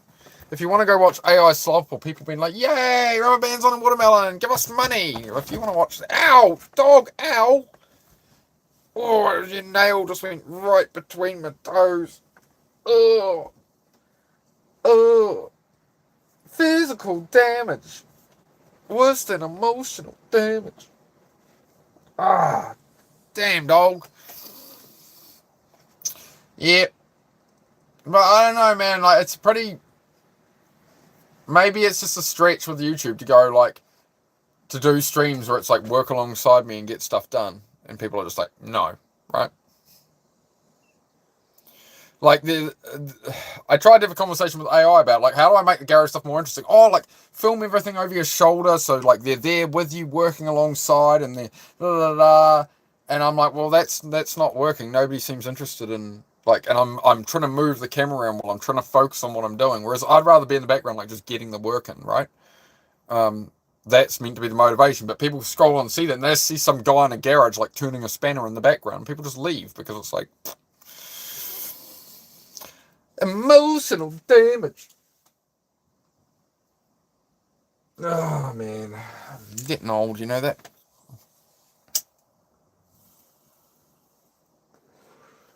It's an attention economy, and again, most people are scrolling. Then you're not. Why are you guys on YouTube Live? Why was I on YouTube Live so much scrolling? It's we're generally not looking for a solution. It's part of the procrastination. It's part of the avoidance. It's part of avoiding shit. Everybody has shit they could be doing in their life, right? Maybe their dishes are done and shit, but they could be vacuuming their car. They could be out with friends having a coffee or something. They're on live to avoid shit and to be entertained and to, right? But I can't offer brain rot. I refuse to offer brain rot to people. I want to offer something of value because this is what's destroying society. So I'm here in the middle of the swipey thing to distract people. I'm the guy hey, let's confront this, and everyone's swipe, right? So it's a hard angle, man. It's a hard angle, but we're gonna pull it off. I believe. If I can get if I can get from where I've come from to where I'm at now and where I know I'm going, which is projects with how life's shaping up. I already have the vision in my mind. I know exactly where I'm at a year from now with the finished cabins, deck, cars, debt free, right? A year from now, I know exactly where I'm at, and I want to bring everybody on that journey, right? I set these goals 3 years ago when I was 36, whatever. By the time I'm 40, I need to have achieved this, and this, and that was right when I got on this property 3 years ago, right? And like, it's all gonna get done, but I've just turned 39. I still feel I'm quite behind on it. Like, as long as I grind hard this year, this is the year I pull it off, right? So if you want to join in for that, and if you want to make it the year you pull it off too, you're in early. So there we go. There's 2 viewers apparently, so there's 2 people in early. Oh, 3. Oh, we're famous. Now I'm motivated to get something done. See, just kidding. Yeah. Well, mate. Remember, like, you're on a mobile phone, right? So you can take me to wherever you're trying to get something done, and like, we can keep talking. You know, every once in a while. If this is the thing, is I'm working in the garage, you could be working on something for 10 or 15 minutes, and maybe you want to sit down for a minute and have a drink, and type me a question then, and I'll lean in when I can and answer it, right? Like, that's the kind of flow I'm trying to go for. But until we get the chat going, until there's like 20 people watching it, it's not gonna take off yet, right? So it's just, the more you guys are there, the more you guys chat amongst yourselves, and that, the more it's viable, and the more people we can all help. Like, it's not about me helping people here, it's about everybody helping everybody, right? We all move forward together. You jump on the train, and we're all gonna, just chilling, no worries. Yeah, sweet, all good, fair enough. Well, yeah, that's exactly it, man. But yeah, as I say, man, if you have any questions, Mark, if there's anything you want to discuss, bro, like, this is what I love to talk about, man. But I hope it's hope it's helping you, dude. How we doing, puppy? You alright, mate?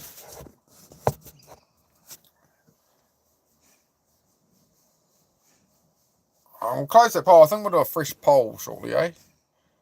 See, it won't let me add another poll at the moment, but that's alright. We'll get a fresh one going in a little while. Remember when I found an old friend on this channel? That's it. That's alright. No, I can't afford the new bike motor yet, man. I want it, but I can't. I don't have the money, so no. Nope. Go to bed, you. Hey, enough. Hey. Come on. Leave your brother alone. He's asleep. Little shit. But no new bike motor. I'm conflicted on that now. Because I went, no, I can't afford the bike motor right now. I'll buy the gaskets for that 1200 for the black bike. So we got that running, and I already knew it had a leaky valve cover.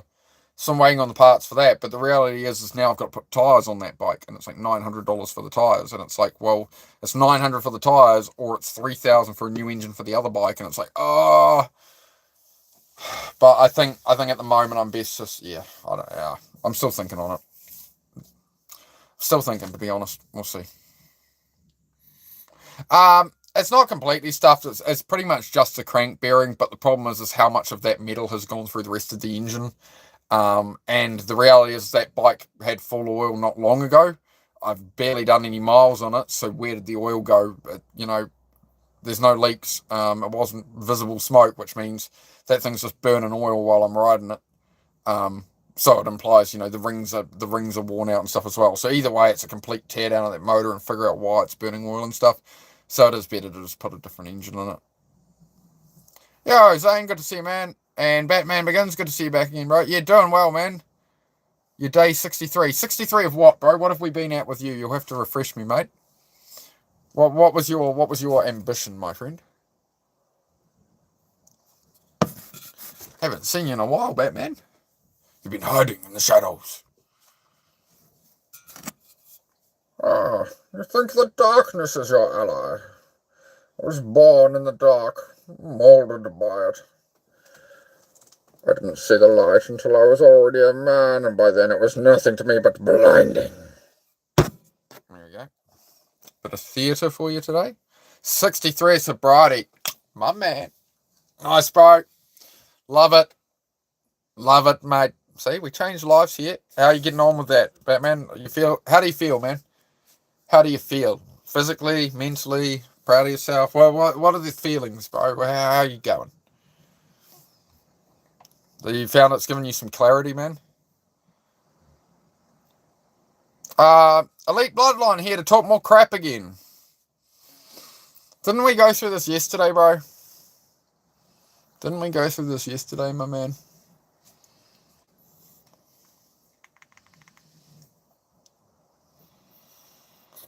Can you maybe, like, get a life instead of coming here every day elite bloodline and talking crap. Like, elite bloodline. Your bloodline is so elite that you go on the internet trolling people or saying, come on, man. Like, just shuffle off, man. Shuffle off, man. People think you're Australian most of the time. Oh, g'day, mate. So you've played Knifey Spoony before. Yeah, they do. They do.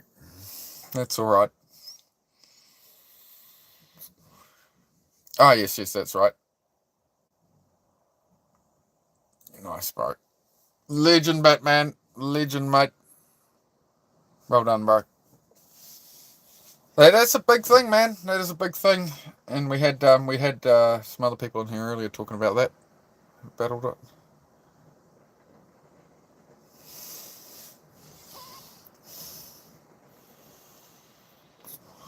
Anyway, Bloodline, I'm just going to end up banning you, dude. Because, like, you came in, the moment I address you, I go from 6 viewers to 3. The moment I argue with anyone on here, it just costs my actual core viewership. See, now 2, right. Nah, screw it. See ya. Ban. Bye. We're going to just do that. I got to remember to do that. Sorry, guys. Do remind me if I start to bloom and talk at these people. Just be like, save yourself the trouble. I'm getting better at it.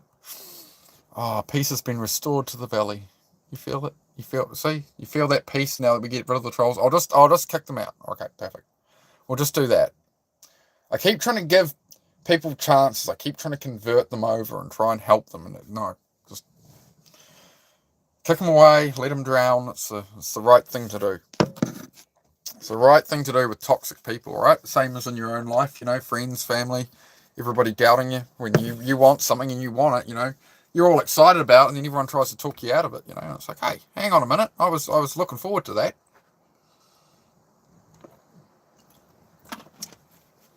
All right.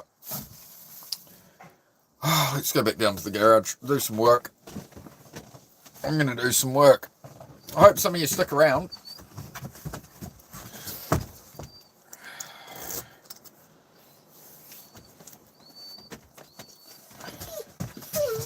Oh, isn't that peaceful when you ban the troublemakers? Ain't that nice? Oh, shush, Heidi. I'll bring you with me. Zed, you stay in here, buddy. You get to sleep. We're trying to have a nap. This crazy thing. Come on, Noodle. Come to the garage, mate. Come to the garage. You can come work in the garage with me. Good girl. In you go. This dog's nuts, man. Come on, Noodle. Come on, Noodle. So, Nakai was saying the background music is too overstimulating, so I think we'll get rid of that. And get rid of the background music, eh? What about a podcast again? I do like putting the podcast on, guys, because I can learn some stuff.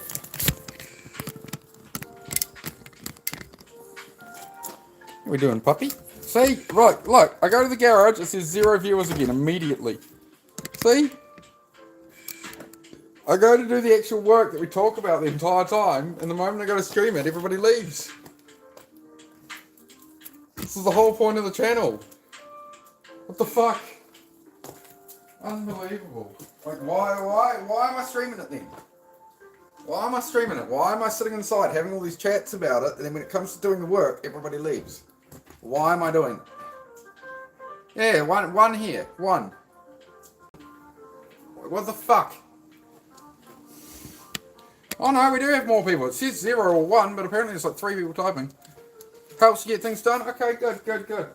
Fantastic, alright. As long as it's helping someone, right? Otherwise I'm just like setting all this up for it's just pointless, right? So as long as it's helping somebody, all good. I'm gonna put some podcast stuff on though, guys. Like, I'd rather me just being in the background. I'd rather... Alright. Let's go with... who should we listen to? Who should we listen to today? What about some James Clear, Atomic Habits? Well, let's tune in for some James Clear. I'll have to load it up on the YouTube app here, not the music app. Hang on. As you can see, the phone's a bit difficult to use, this one. It's the old one.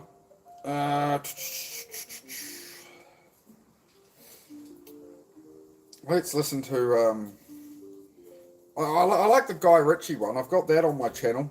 So if you guys want to listen to this later on, it is on the channel playlist. So we go to the channel. Look, we go to Venom Revenge. We go view channel. We go playlists. If it loads. The content that changed my mindset, right? I've got 2 videos in there, so we'll play those. Hello, freak bitches. Oh. I'm getting fascinated by the way your brain works, because for you, it's important that the person want to wear the suit. And I have a feeling that that's symbolic of how you feel about life itself. Like, the person has to want to be doing what they're doing. They have to want to wear that suit. It has to be an authentic gesture. Did you ever read a book called Extreme Ownership, written by a couple of Navy SEALs? That's Jocko Willink, right? No. Oh. No, that's, I think it is. Yeah. is it Jocko's book? Yeah. Yeah, it Yeah, is. I've had Jocko on the show a bunch of times. Important book. Well, I've had him on once before, when we're talking about a bunch of times. Right. I've had him once, but But it's an talked to him a important lot. book. Yes. Right. Now, there's lots of books that I picked up on this theme, but they were very eloquent about it. If you don't own something, you're not the boss. You have to take full responsibility for everything that you do. Why be subservient? You must be the master of your own kingdom. I feel you. Makes a lot of sense. You've got to own that you can't just walk into things with your eyes half open. You've got to walk into things with your eyes fully open. You've got to know what you're getting into. You have to take possession of your life. Is this a thought process that you have to constantly reaffirm? Or is this a meditative? It's exactly that. It's exactly that. You drift on this point. Right.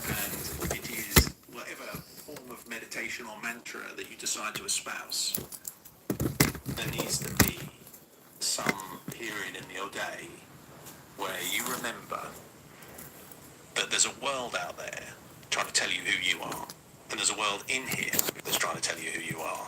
Yeah, Now, where do you yeah, put your this eggs? one. Because the world outside is very Going out. noisy and very tempting. It's too weak. It has all the razzmatazz, it has all the tinsel and all the glitter. It's got all the toys. But that's because you don't think you're enough in the first place. If you don't think you're enough in the first place, the whole idea of the world to sell you stuff is, first of all, they have to make you feel bad about yourself, less than in some way. And I don't resent this system, by the way. It is the system. But what's the expression about don't hate the player, hate the game? Don't hate the game. Love the game because you're in it, mate.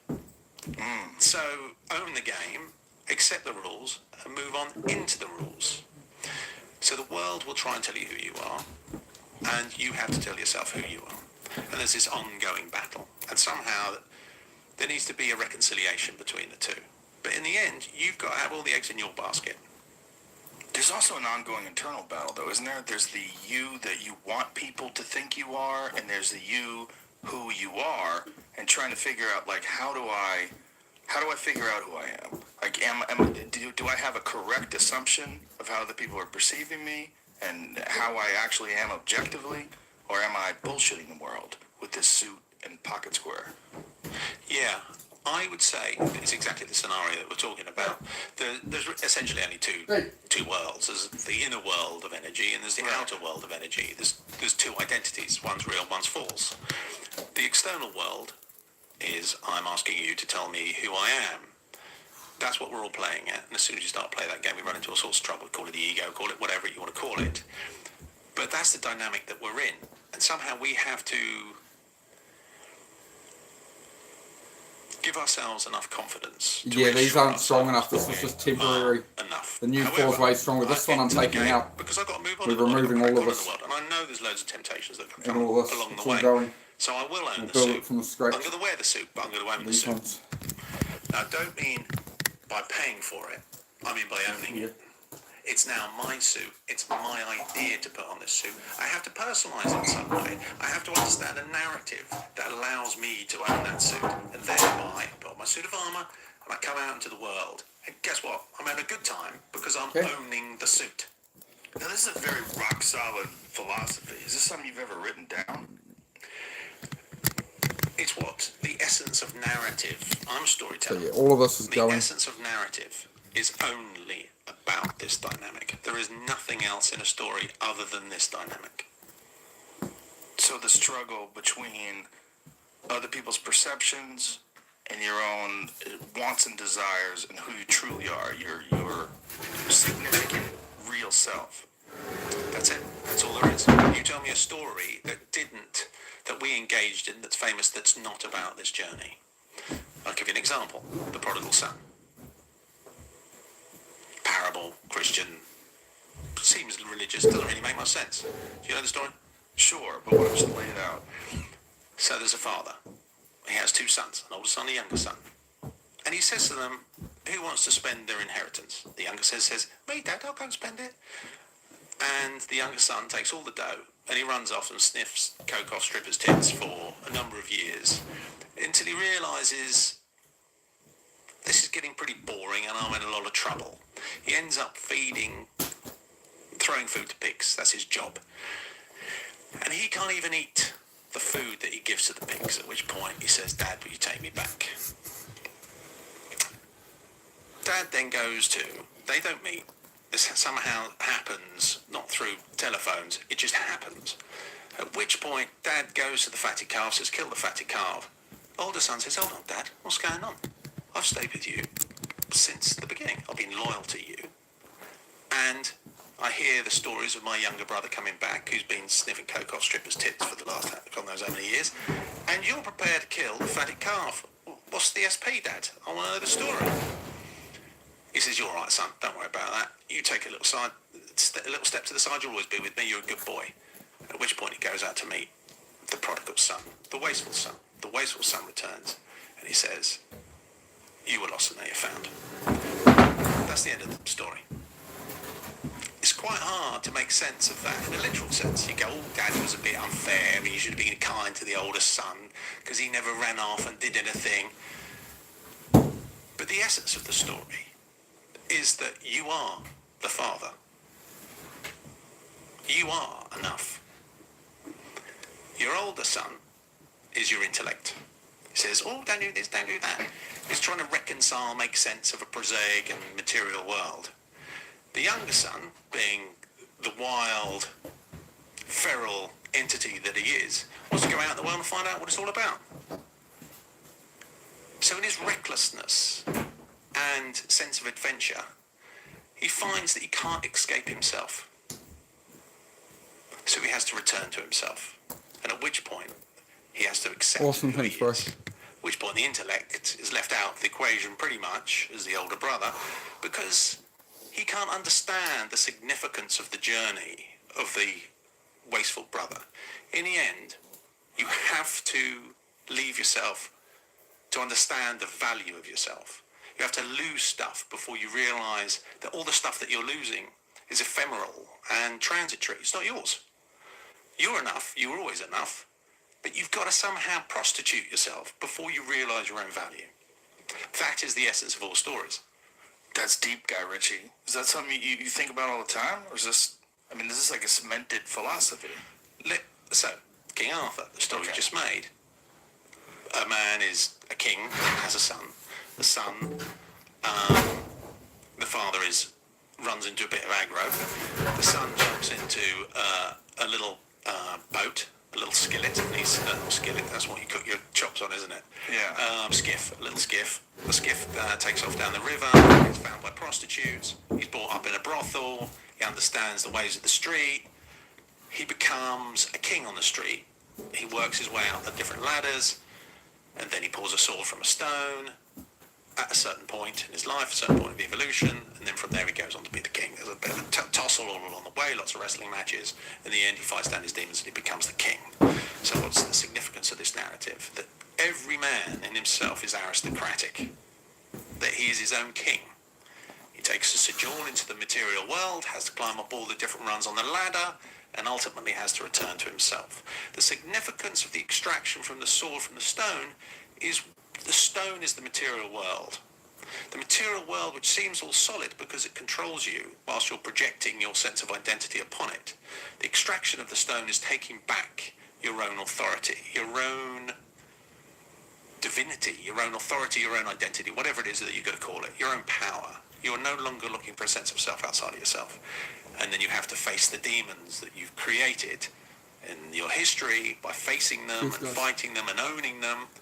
You put them in the face of who you are, and that's a wrestling match.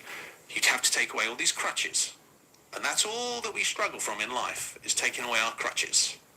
Oh, please tell me who I am. Oh, please give me a bit more money so other people think I'm clever. Oh, and then I'll have a nice car and people think I'm clever. You've got to take away all these crutches and stand as the man that you are, and you're liberated from your whole thing. That is the story of King Arthur. But it's not just the story of King Arthur, it's the story of all narrative. Do you think that most people that are watching the film are going to get that, though? They're just going to get an entertaining story. They're just going to see a bunch of cool stuff, some drama play out. But this is fascinating that you're operating so many levels underneath it. Yeah, but I'm a storyteller. It's my business. So if I'm in the business of story, I might as well understand story. And do you need to understand all that? I'm not sure if you do. It depends where you are on the ladder. So you can just go along and have a nice bit of entertainment. Good guy, bad guy. Everything's literal. There's nothing wrong with literalism. It is what it is. It's the game. You can glean what you can glean when you're ready to glean what you're ready to glean. Are you a Joseph Campbell fan? I am a Joseph Campbell fan, yeah. Yeah, that's a reoccurring theme in his work. The hero's journey. Yes, the hero's journey. This underlying sort of narrative that just really guides all stories and all ancient tales, and that there's something inherently human about them, important about these stories, and that they resonate with our wants and needs and goals, and even also maybe the structure that we really truly need in our own life. Yeah, I mean, all stories from whatever period, I'm sympathetic to this particular, to Joseph Campbell's philosophy on this, but he's not the only one, right? Right. The weird thing about religion is religion has done to the spiritual significance of narrative what the businessman did to the suit. He's literalized it. He didn't realize that putting on a suit is putting on a suit of armor. Is putting on something that's rather spectacular. You're just doing it for convention. You're doing it for others. You're not doing it for you. And in our literal mind, we look at a narrative and we see the narrative for what we believe it to be, the exterior aspect of the narrative. So we see the world upside down.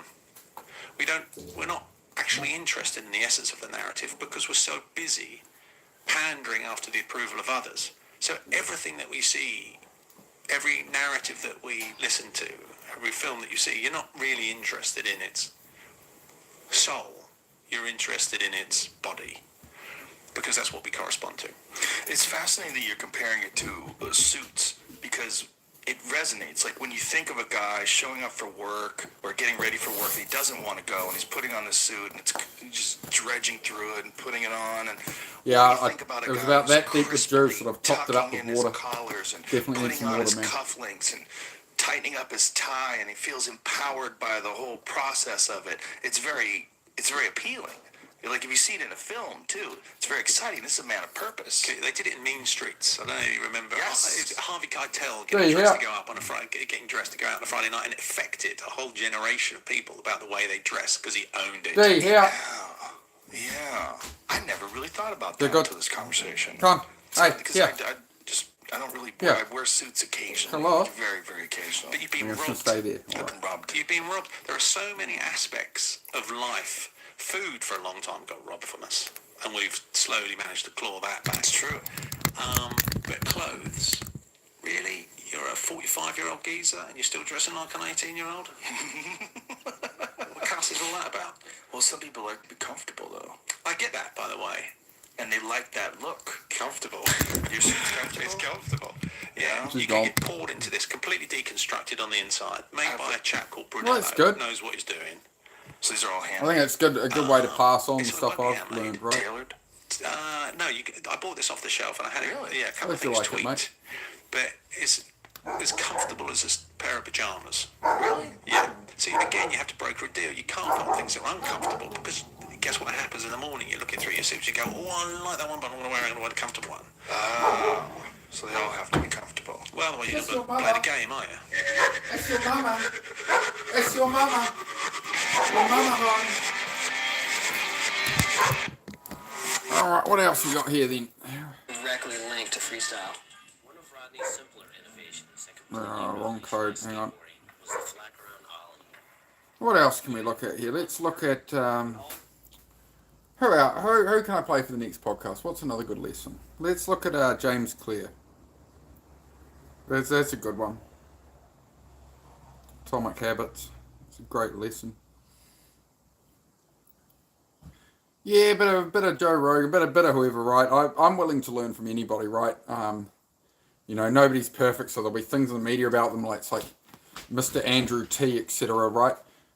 As much as he's a grifter, rips off everybody, whatever, sometimes he can word things in just that right way, but I don't think I'll play that on here just because there's too much hostility around that one, yeah? A bit of hostility, and we don't like hostility, do we, Errol? No, we don't, John. It's old Guy Ritchie, who we just listened to. That's from one of his movies. It's from Snatch or Lockstock. It might be Lockstock, that line. We don't like hostility, do we, John? Beware of any man who owns a pig farm. True story. Yeah, I'm gonna have to grind apart the welds on this old base. Yeah, exactly. Like, this is what I mean, is a lot of people will dispel people, like David Goggins, whatever, just because they don't completely align with them, right? And it's about what can you get from that person. You don't know, you don't have to completely agree with them, but if you can learn a couple of things off them, why would you throw that away just because it came from them, right? You know what I mean? You throw the baby out with the bathwater. That's what they call that. Yeah, that's Snatch from Croydon. Yeah, you thought so. How you going, RB? Yeah, Lemon, good movie, that one. See, we're going to go into some James Clear next. These are like, I do self-improvement and stuff here, bro, like ADHD, motivation, like, it's car stuff as well, but I also try and inspire people, bro, like push through with projects, beat depression, all that kind of stuff. So yeah, that's just what we're flowing at, man. So at the moment, I'm doing a new floor in the garage. We've got Project 300 ZXs, bikes, but everything. But yeah, I built this garage during just after lockdowns, bro. Through the recession time, I had to just shut down, do it all from home. So just working at that, man. Just working at that, bro. So yeah, I'm just going to throw on another podcast and just keep at it. I don't know how much longer I'll be on here right now, but you're getting rid of this red frame. It used to be a mezzanine in my old shop and shit, so it's just not strong enough to build cars on, obviously. So yeah, fucking oath. Yeah, sweet, happy days. So yeah, the idea is I'm working in the background and people can just like get on with their own tasks and that. I sort of play the content of podcasts and stuff that help me progress in that. So that's all it's about here, man. I'm just myself, just a random dude in a shed, and yeah, try help some people, man. But yeah. So I hope you're having a good one, dude. Get some shed time in. One way to think about it is just kind of basic math. Like if you just look at the numbers, if you were able to improve by 1% each day for an entire year, and those gains compound. Let's play the longer one. 100 years. Yeah, just chipping away at this shit, man. But yeah, you're balling on a budget. You're welcome, James Clear, to the stage. Guy that maybe you have. Let me tell you a story. So it's a story about a strategy, an approach, philosophy, one that I've been thinking a lot about. And it starts with a guy that maybe you haven't heard of. His name's Dave Brailsford. And to set the stage for this, I want to tell you a little bit about British cycling. So about 15 years ago, early 2000s, British cycling hires this guy named Dave Brailsford. And at that point, the last 100 years, British cycling had been incredibly mediocre. They had won a single gold medal back in 1908. They had never won a Tour de France, which is the premium race in cycling, the premier race. And so they hired this guy named Dave Brailsford to change that. And in fact, at the time, they were so mediocre that when they went to buy a new set of bikes, they were going to get like 200 from the top manufacturer in Europe. They actually weren't even given quotes from the manufacturer because they didn't want other teams to see the British riders using their gear for fear that it would hurt sales. And so they brought Brailsford in, and they said, "What's your plan for changing this?" And he said, "Well, I believe in this philosophy that I call the aggregation of marginal gains." The way that he described it is the 1% improvement in nearly everything that you do. So they started with a bunch of things that you would expect a cycling team to start with. So, for example, they put slightly lighter tires on the bike. They got a more ergonomic seat for the riders to sit on. They had their outdoor riders wear indoor racing suits because they were lighter and more aerodynamic. They had each rider wear a biofeedback sensor so they could see how they would respond to training and then adjust it appropriately for the person. But then they did a bunch of things you wouldn't expect. So they split tested different types of massage gels to see which one led to the best type of muscle recovery. After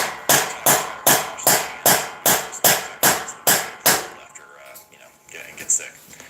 They also figured out the type of pillow that led to the best last night's sleep for each rider and then brought that on the road with them to hotels whenever they were Might have to competing. pull up that board. And Brailsford said, if we can actually do this, right, if we can execute all these little 1% improvements, then I think we can win a Tour de France within 5 years. He ended up being wrong. They won it in 2 years, and then they repeated again the third year with a different rider. And then after a 1 year break, they won 2 more. So they've won 4 out of the last 5 now. They've got a British cyclist. But it was at the Olympics in London really came to fruition. They won 70% of the gold medals available. And so this idea that small improvements, tiny habits, little choices are not just a cherry on top of our performance, not just like a nice thing to have, but actually can be the key that unlocks significant success. That's an idea that I want us to carry with us as we go through the rest of this presentation. And one way to think about it is just kind of basic math. Like if you just look at the numbers, if you were able to improve by 1% each day for an entire year, and those gains compound, you would end up 37 times better at the end of the year. And if you were to get 1% worse, you would whittle yourself almost all the way down to 0. And what's interesting here is that everybody wants a transformation, right? Everybody wants a radical improvement, want rapid success, but we fail to realize that small habits and little choices are transforming us every day already. That these times when you make a choice that's slightly better, slightly worse, a little mistake or a small error, 1% better, 1% worse, that these things compound over time. And habits are the compound interest of self-improvement. And so if you can learn to master those, then you can make time work for you rather than get against you, right? Good habits make time your ally. Bad habits make time your enemy. And so throughout the rest of this presentation, I want to talk about how we can do that. Today I'm going to teach you how to build the habits that you need to get the results that you want. And in order to do this, I'm going to take you through a framework for building better habits. And I'm also going to share a personal example of how I use this. So my writing habit. If you don't know, I write at jamesclear.com. I write about how to build better habits, improve performance, and generally live better. Over 1 million people visit the site each month. There's over 400,000 subscribers on the weekly email newsletter. And it all came out of a simple writing habit. So, for the rest of this talk, there are 4 stages of habit formation. I'm going to take you through each of those 4. All right, so the 4 stages are noticing, wanting, doing, and liking. Noticing, wanting, doing, and liking. You cannot perform a habit or take an action if you do not notice something. I need to see a coffee cup sitting on the side in order to pick it up first. But it's not in my realm of knowledge. If I don't know it exists, I can't do anything about it. But then I need to want it. I need to want to drink coffee and pick it up. If I don't desire it or crave it, then I will not take the action. Then there's doing. You actually do the habit. And then I need to enjoy the reward. I need to enjoy drinking the coffee to repeat it again. So noticing, wanting, doing, and liking. Let's talk about each one. And as we do this, I'm going to give you a little bit of research about why it works. I'm going to give you practical action steps, at least one for each, that you can use to implement in your life. So, one of my favorite things about noticing, one of my favorite strategies for discussing it, it's called implementation intentions. And there are hundreds of studies on this, over 100 studies on implementation intentions, if you feel like geeking out and getting into the research. But if not, I'll just give you the simple version here. So, one of my favorite studies is about exercise. And they had 3 cohorts in this study. So they have first cohort, they said, I just want you to track how often you work out over the next few weeks, right? So that's the standard cohort, the control group. Second group is that we want you to track how often you exercise. But we're also going to give you a motivational speech presentation, talk about the benefits of heart health, why habits are good for you, and so on. So this is the motivated group, right? The third group, they got the same presentation, so they're equally motivated, and then they did one thing differently. And that one thing was they filled out this sentence. Is that during the next week, I will partake in at least 20 minutes of vigorous exercise on this day, at this time, in this place, right? They specifically stated their intention to implement the behavior. So, implementation intention. Here's what happened. First group, 1 out of 3 of them worked out. Second group, motivation did nothing. As soon as they left the researcher's facility the next day, they were motivated. It's like reading a book or watching YouTube or listening to a motivational speaker, and then you forget all about it 20 minutes later. But the third group, the group that had a specific plan for how they were going to implement the behavior, 9 out of 10 of them worked out. So you can increase your odds of success 2 to 3x just by having a specific plan. And this is the insight. Many people think that they lack motivation when what they really lack is clarity. They think that they need to get more motivated, that they need willpower in order to execute on a habit. If I just felt like writing, if I just felt like meditating, if I felt like working out, then I would do it. But in fact, they don't have a plan for it. So they wake up each day thinking, I wonder if I'll feel motivated to write today. I wonder if I'll feel motivated to work out today. But instead, you can take the decision making out of it by explicitly stating when, where, and how you want to implement the habit. So here's how I did this with my writing habit. I decided that on November 12th, 2012, which was a Monday, if you check, that was going to be the first day that I published an article, and I was going to publish every Monday and every Thursday. That was my implementation intention. That was my specific plan. It didn't matter how good or how bad it was. It didn't matter how long or how short it was. It didn't matter how I felt about it. If all I could do was write 3 good sentences that day, then that was getting published.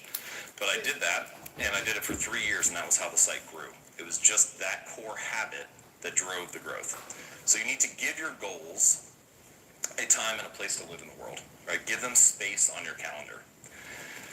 Now, it sounds easy to say, let's just start a plan, let's, write down exactly what you should do, and then maybe you'll follow through on it. But of course, we all know that there are challenges that arise. It's not quite that easy. So here's a little strategy that I like to use to make sure you can come up with a better plan of action, and it's called a failure pre-mortem. So the way that it works is you think about the habit, the project, the goal, whatever the most important thing is that you want to work on. And I want you to imagine, fast forward 6 months from now, and you failed.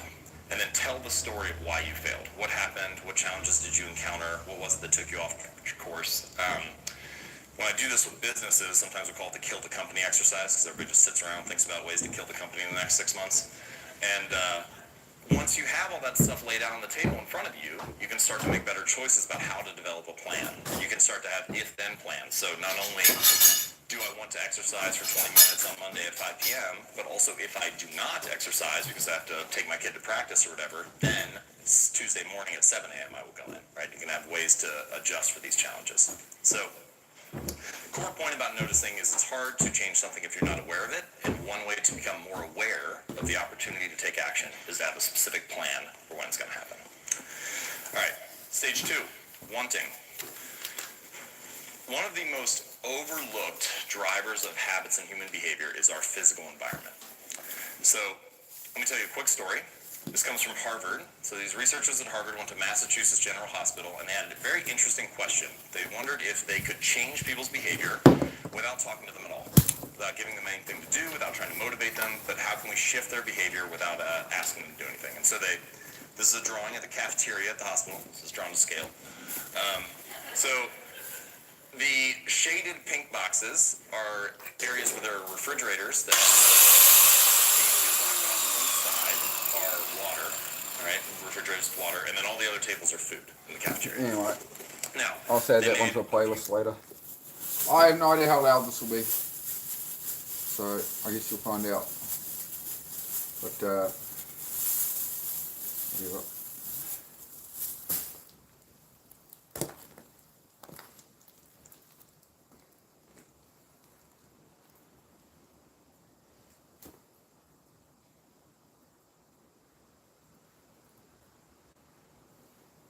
I hate using these blades, man. These blades suck because if they bite in, the whole thing rips out of your freaking hand. It's not my idea of a good time. That's alright.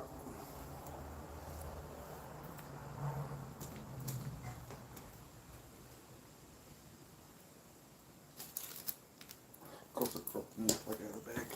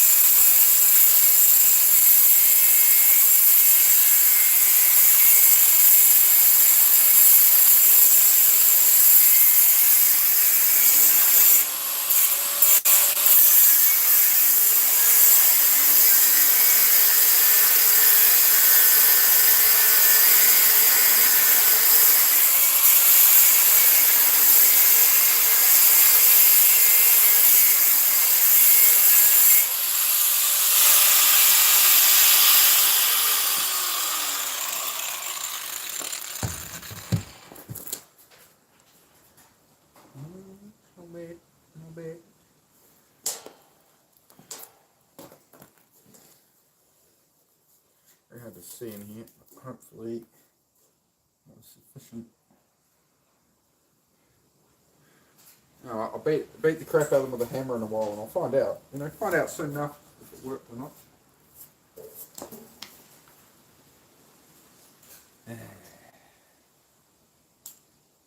Some of them are going to be a lot more difficult, I think.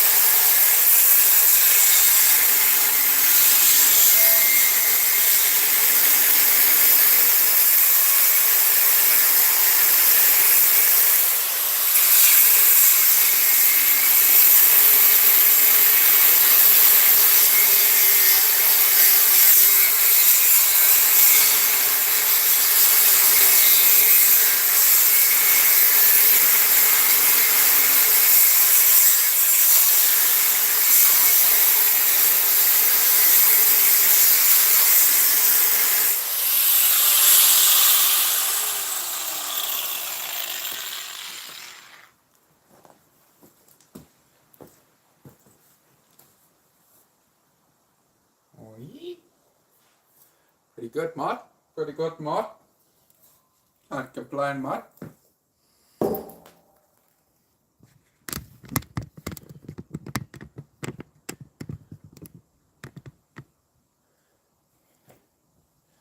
Hopefully that didn't get welded along the bottom. I don't think it did.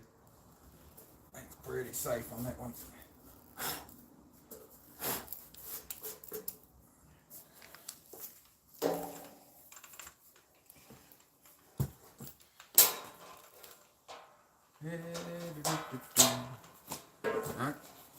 Oh, yeah. So I think put them in untangles. Which we do about it. No, it ain't going to work too good on there.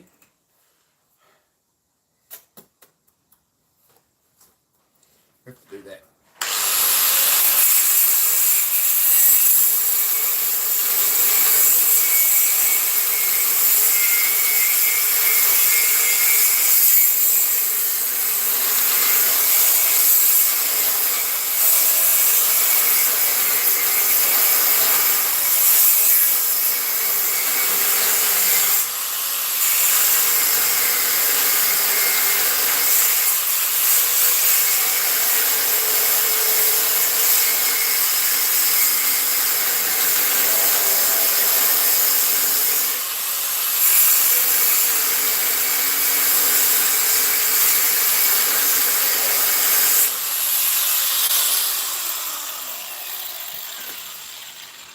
Okay.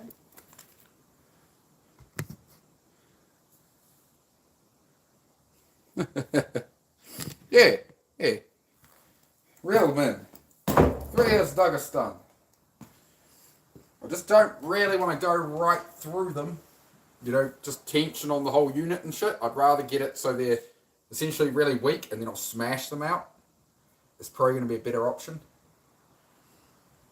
Because I don't like to F around with angle grinders.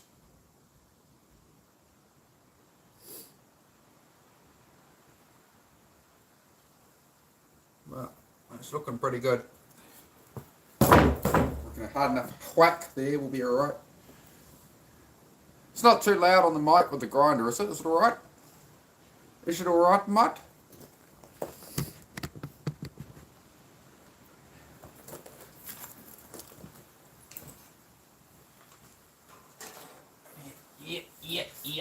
Yep.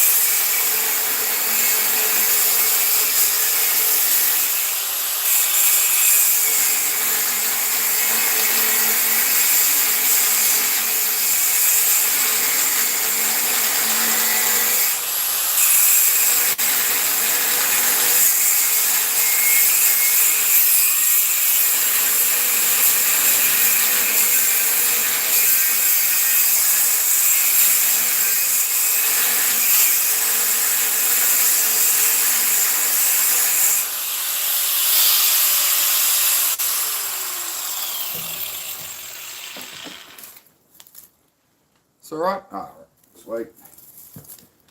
Yeah, it's definitely not like kind of stuff I like to cut up. Like, I don't enjoy this. It's the amount of times they like to bite back, or if it goes through and releases all the tension, this thing's just going to ping at me and shit. Like, if this suddenly breaks loose as I'm grinding it and catches the blade, shatter the blade, like, yeah. These are the things I am trying to avoid, if I can help it. It's always preferred.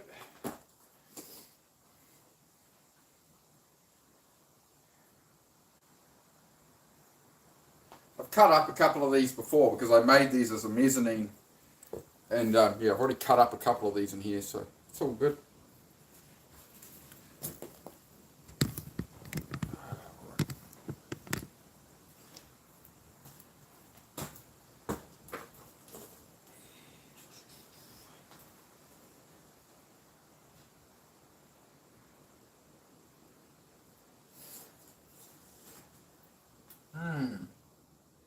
Because pretty much with the last ones I did, you just sort of weaken one side a bit, and once one end's off, you just break them. It's not that strong. I've just got cramp in here at the moment. I'm all cramped up. Give me a moment. I'm just going to wander around for a sec. Oh, it's horrible. Hang on. Oh. I'm getting old, chat. I'm getting old. That's the problem.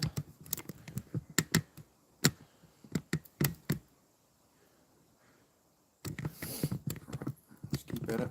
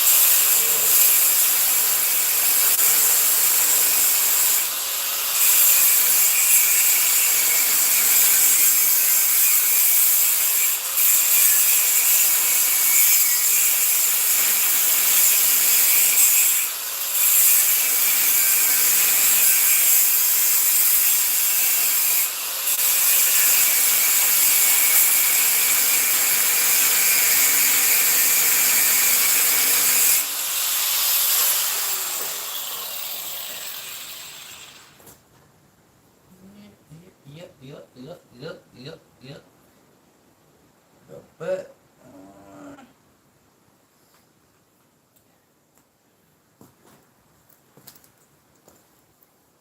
What's up, Stephen? Just getting this floor cut up, man. This old floor. It was just a temporary, very quick solution, so I'm just taking this out. And, yeah. Just gotta bust it down. Then I can get on with, here's the new floor here. New floor lays out like that. So it's got similar kind of it's got beams like this as well, but it's got those bracing between them all. So you can see a bit of the back floor there. So you got a beam, and then support, right? A lot of progress here. Getting there. So we're at the moment. Yeah, just smashing this out. So I got earplugs in at the moment. Hopefully I'm talking at a semi-normal volume. Cool. Smash this out. I'm going to do this one over here, far side first, so at least the last side I'm doing, I'm not over here if it pings at me. It can be off to the side. Better. Even this is shit.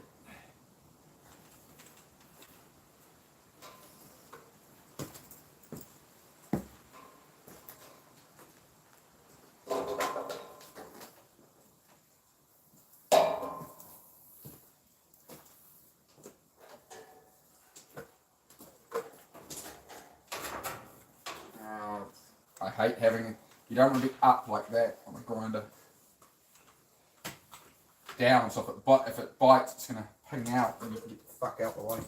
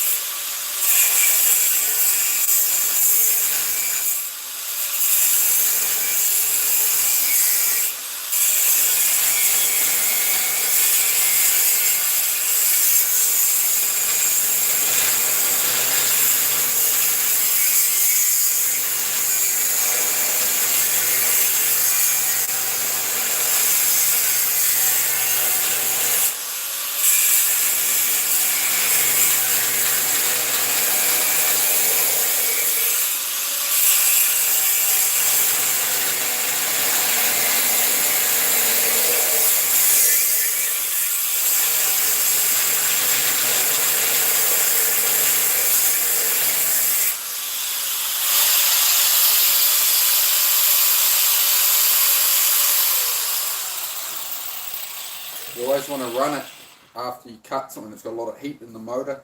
If you just shut it off, all the heat's going to be in there, right? So you keep it running under low strain. Same with a skill saw, anything like that, right? You run it a bit after.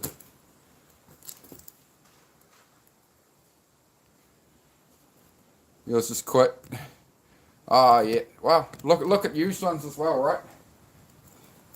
You don't have to buy new, you know. Maybe you can pick, you know, when things go wrong, maybe you can get a really fancy one later. Maybe you can find one that'll do for now cheap, you know. Always look at your options, mate. You've always got options.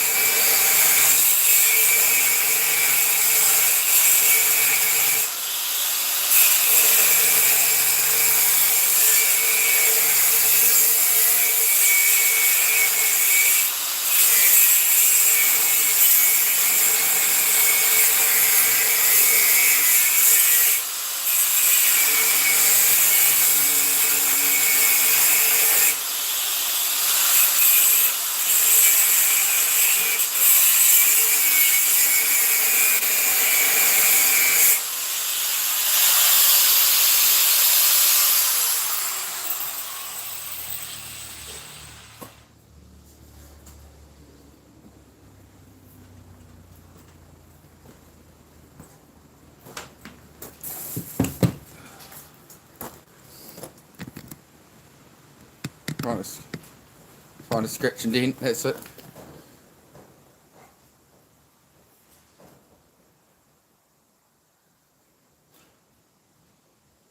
Facetious, yes. I do like that I do like that word. It is a good word, facetious.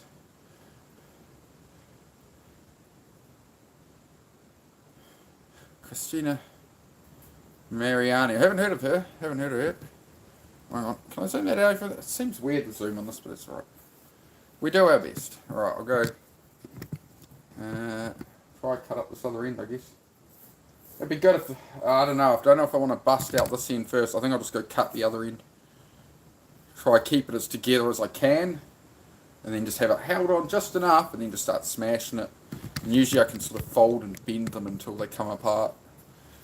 Then we can build our new floor. We're almost there. I've just got to cut this damn thing up. And then tomorrow I'll start building the actual new floor, but for the moment just smash this out.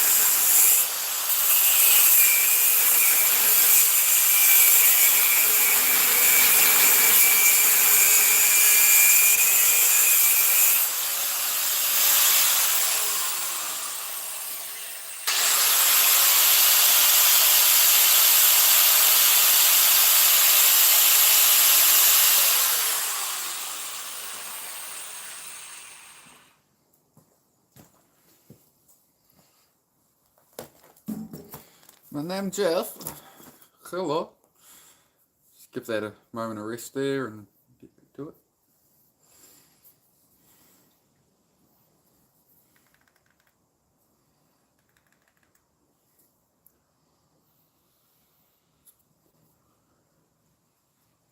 Yeah, sure, yeah, chat away, whatever. Watch time's most important. So how long on average people stay for, the more that goes up, the more YouTube will feed more people, and yeah, the more chat gets going, and if the chat's moving, like that's why it's slow, right? You know, once you get 10 people in here, 20 people, and people start chatting, that's when it takes off, right? But yeah, if nobody talks, that's what kills channels. So yeah, talk about whatever, guys. I do appreciate it. Appreciate you hanging out. I'm just going through the boring work of getting it done, right? I've got earplugs in. Sorry if it sounds funny. I've got earplugs in. But yeah. Ryan, sometimes, bro. Sometimes a bit, man. Like a little bit today. Very, very, very small amounts, bro. Like one puff type stuff, man. I'm probably going to eliminate it completely. I am trying to get away from the vaping and that, nicotine and stuff, man. How are you getting the floor level? With a level. This is the old floor, bro, so I'm just cutting up. It was like an overhead mezzanine level, so it was like shelving overhead was what this was originally for in my old workshop. So it went on the floor here just to be able to bring stuff in, but it's not strong enough to have cars on it. So this is basically the reason I'm doing this big shop upgrade this week is to allow me to build 2 cars at once here. That's the whole plan. So I'm just smashing through it. So yeah, hopefully motivate some of you guys to get some chores done or whatever as well in the process. I'm just, as I say, just go through the work, right? I don't want to be doing the work, but I'm just pushing myself more and more, right? I'm making sure I'm getting what I want in life and focusing what I should be focused on, right? Gotta stop brain rotting myself.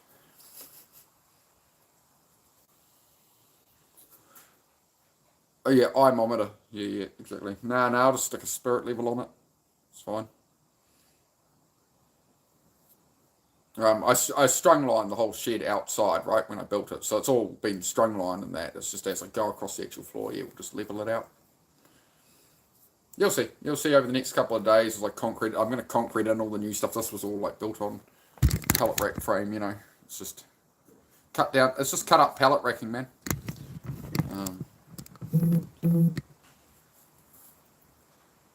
Well, the plans after they're built, I've got a lot of cars built, so building stuff, so keep me going a long time. And just other projects long term, right? Well, why can't I zoom this thing out properly? I think that's the best we get. It seems like I'm larger than life.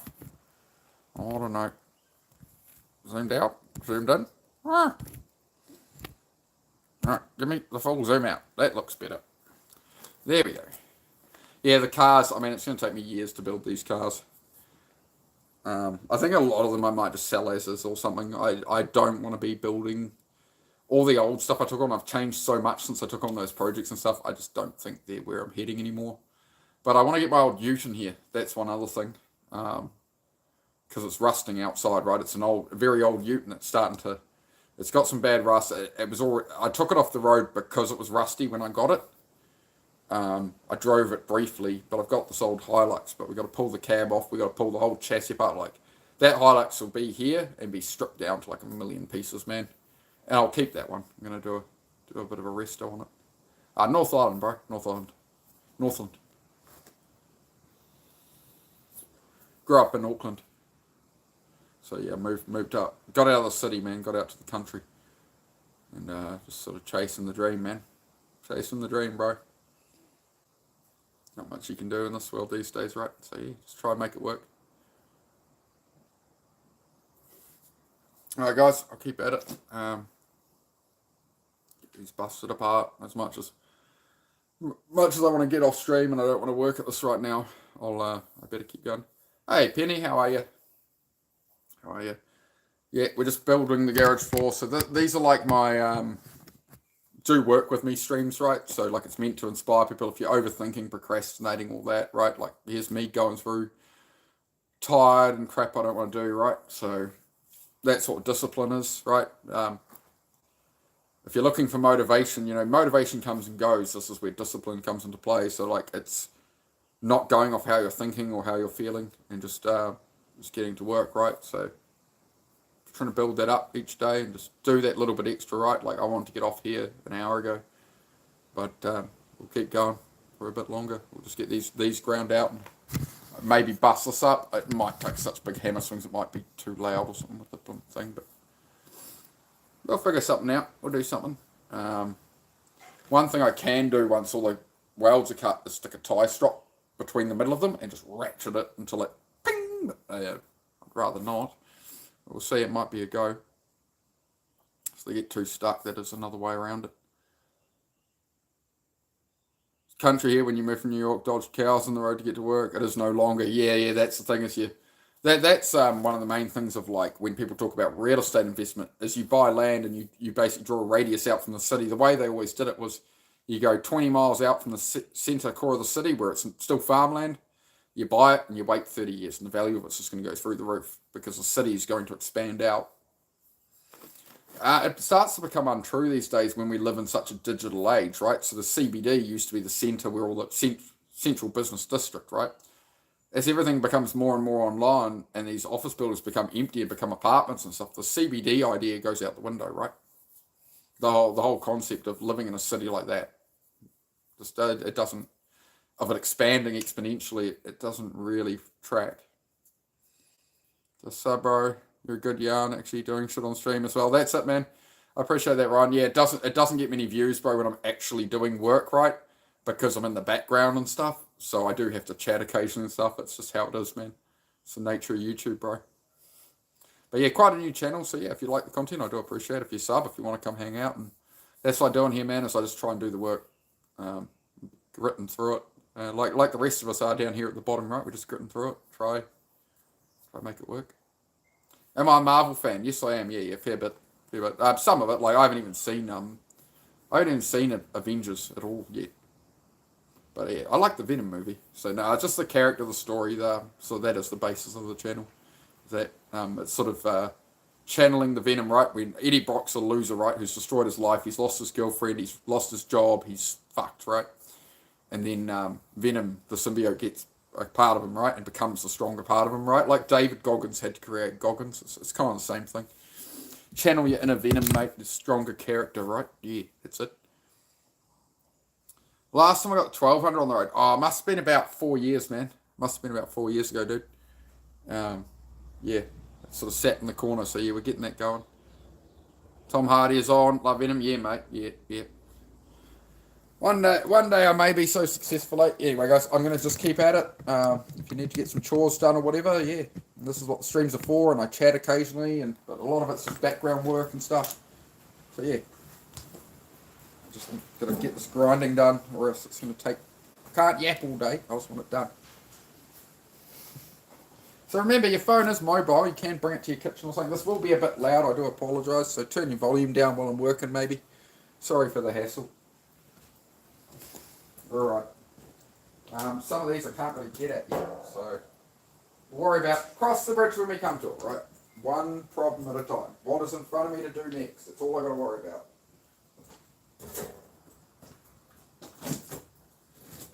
Spiders trying to get me.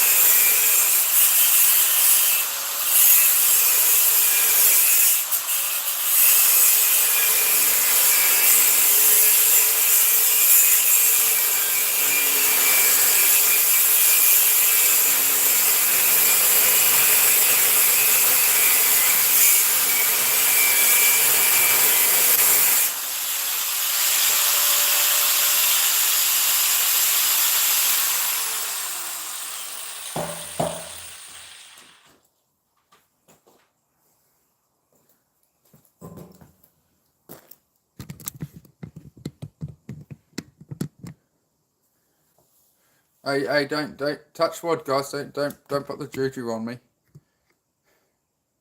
Yeah, I've done that before. Anyway, don't you put your evil on me, guys. Don't just wait on, alright? I got it. Don't you worry about me, alright? I'm alright. I'm a big boy. I'm alright.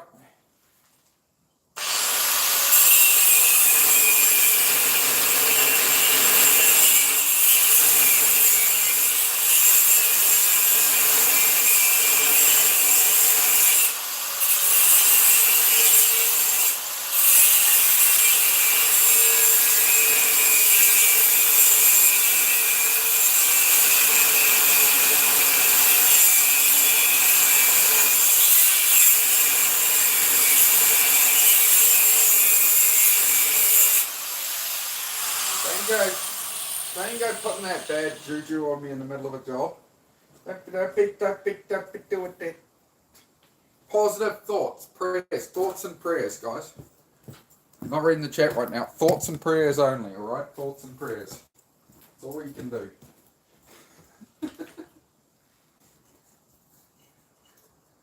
Not mistaken, that ain't welded up that side of it.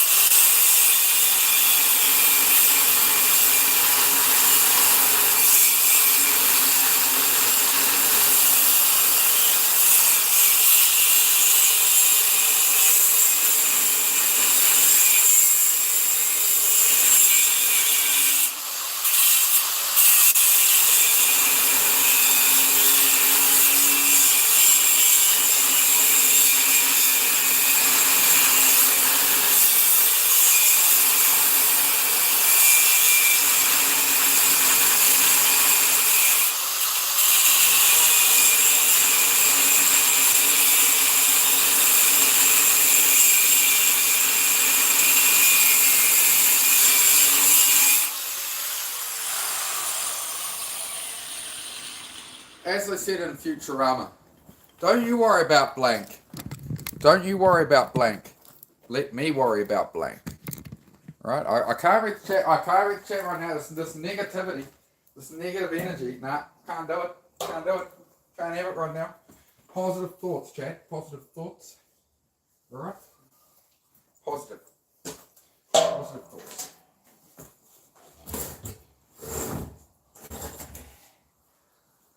Yes, yes, comrade. Yes. Okay.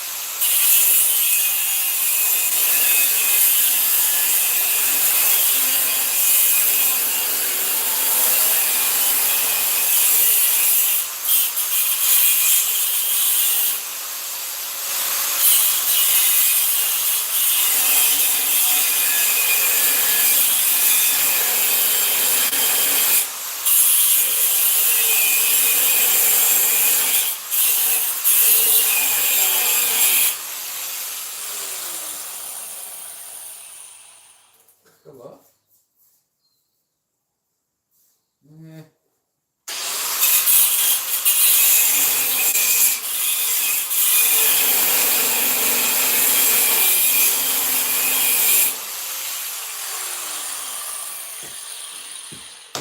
You really happy now?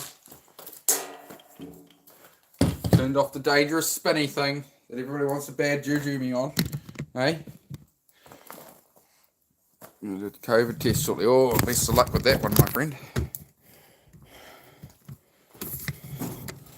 Yeah, it's not really a test you want to score high on. Right, I would suggest probably turning your volume down, guys. Somehow I'm going to try and smash this crap apart. Yeah, we'll see what happens. See how we get on. I don't really have like a big sledgehammer or anything, to be honest. Might be able to just move it corner to corner and break them. Could happen. going to do that. Alright, and I can definitely grind them a lot more, but the risk is they ping out, you know. Where's me hammer? Me hammer. Where's me hammer go? Now this probably ain't going to do much. I might as well be hitting it with a duck.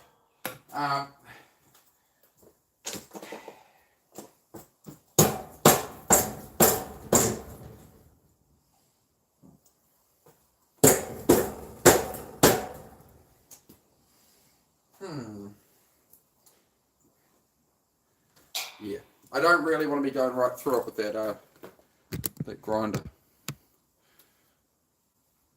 Look at the dog.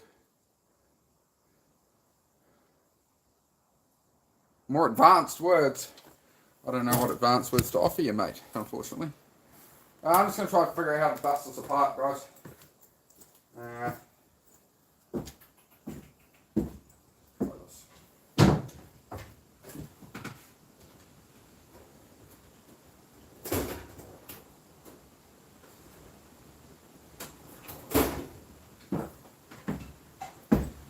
Let's grab a different hammer.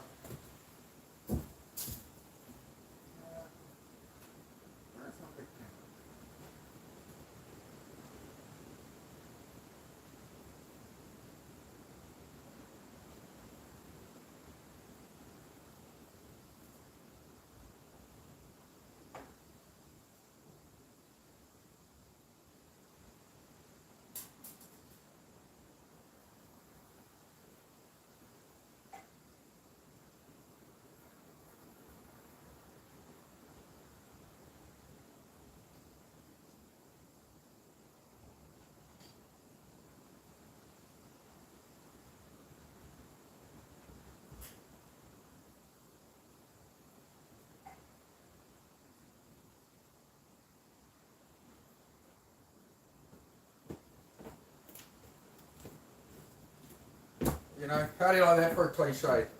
The mechanic with all tools can't find a simple bloody builder's hammer. Sure, I'm good. Well, is that gone?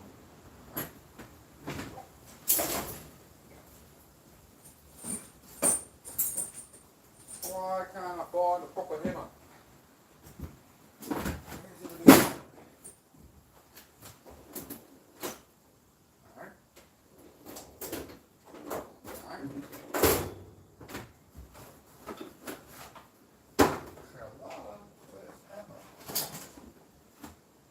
Oh, I guess I'll use the dinky little one, won't I?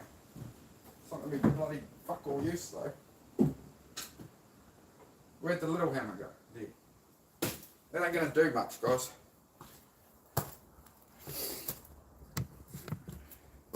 I'll give it a crack, but I highly doubt it. But hey, have faith.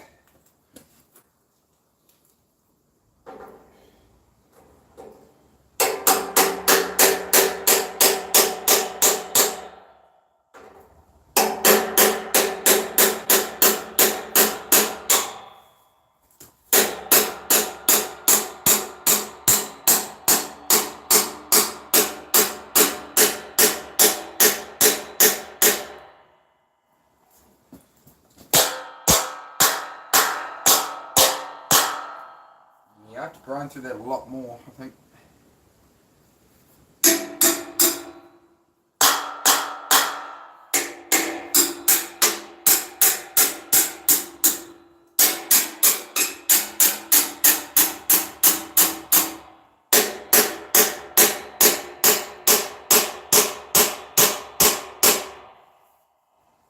Oh, yeah.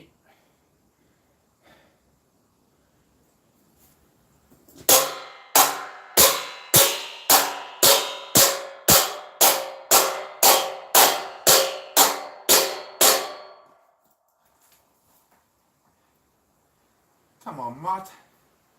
I think that's pretty stuck in there now, eh? Yeah. It's seriously welded underneath or something. No. Alright.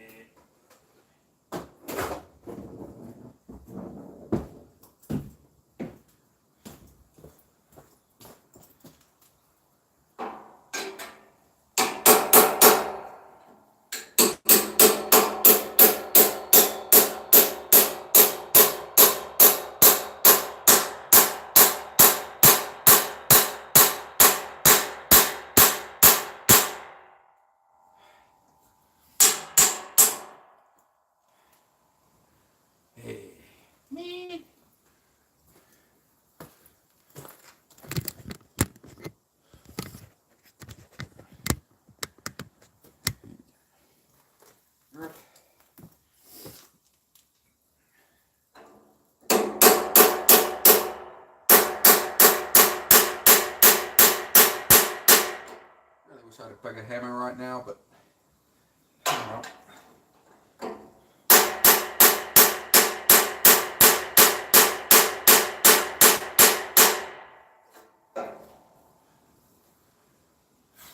It's a lot of meat, but if I just grind through it, I risk it pinging across the room at me. I don't really want to play that game.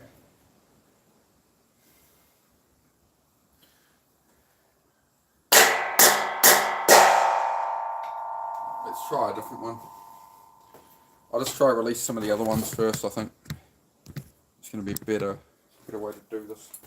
I think I picked the worst one first, to be honest.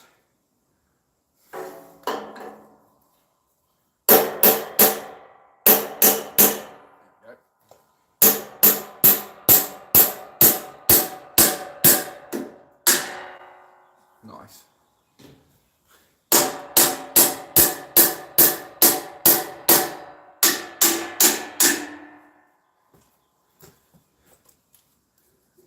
Ain't getting that out of there anytime soon, are we?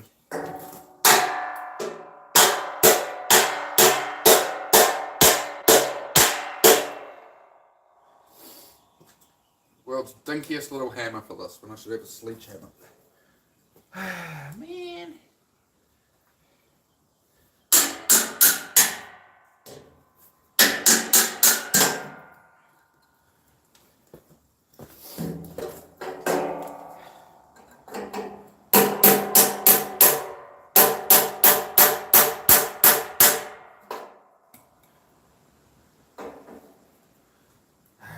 Man.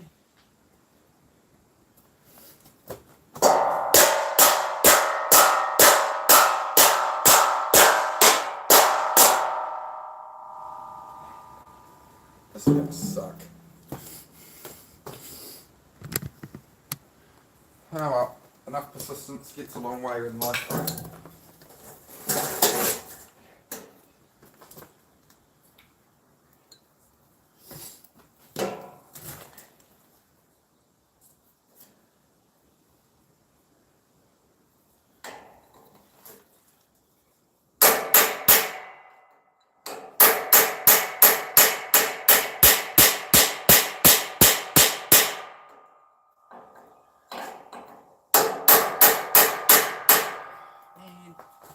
Try the other end.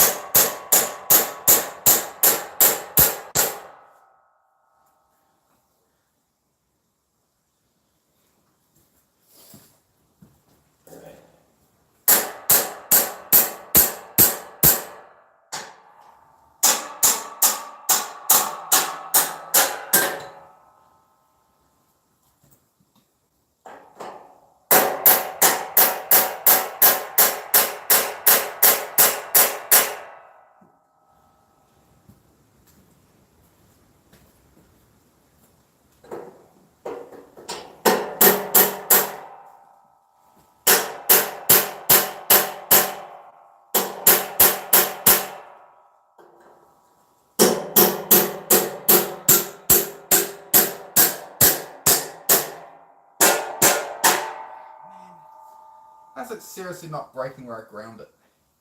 You kidding?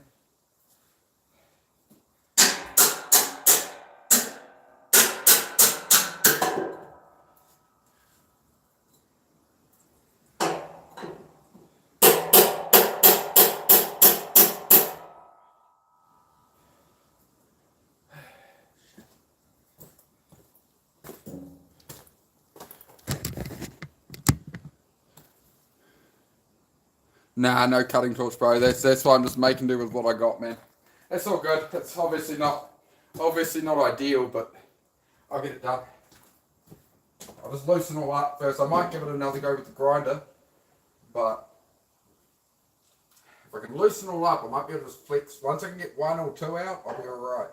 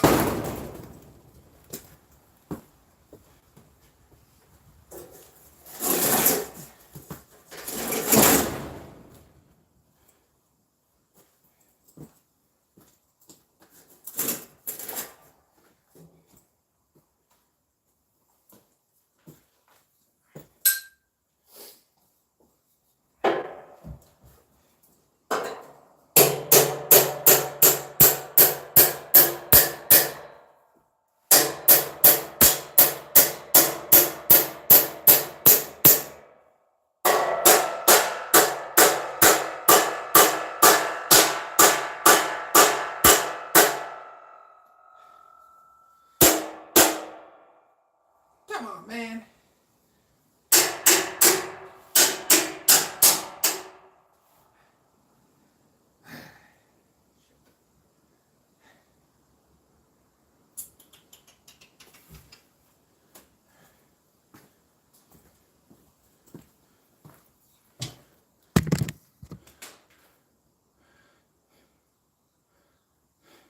Oh, I've used the grinder.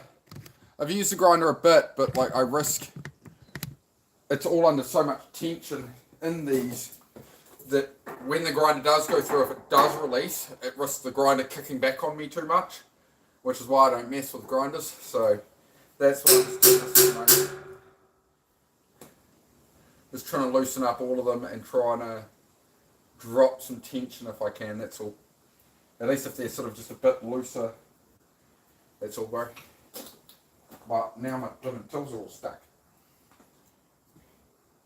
I know I need micro, but that's what it is right now, man. I feel you. I definitely hear you.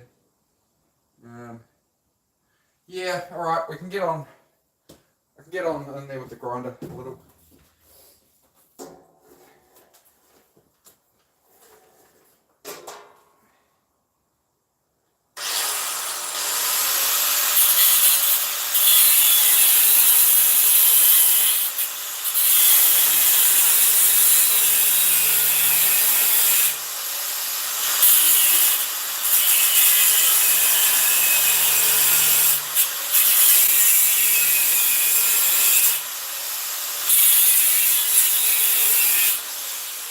Still real bad like that, dude.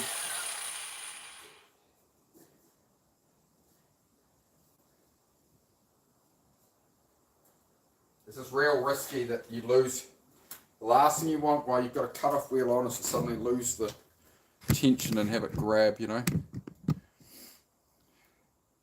So yeah, that's why I'm trying to be a bit more careful with it, man.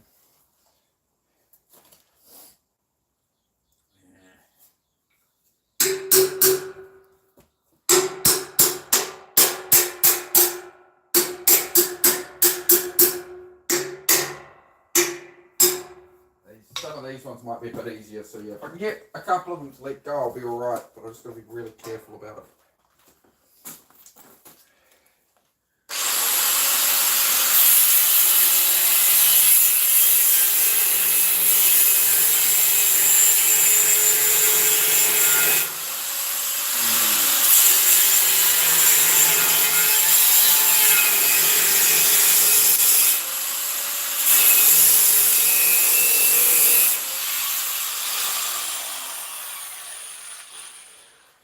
The thing is, it could let go and like shift sideways,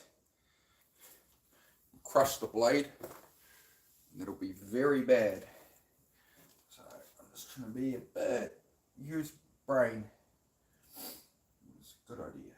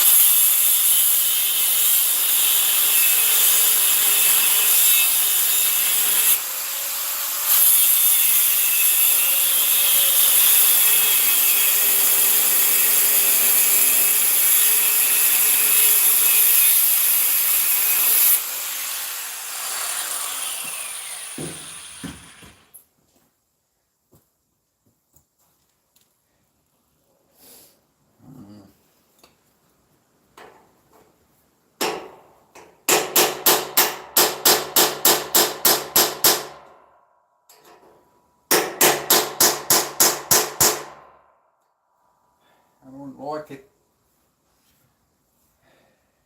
I don't like it.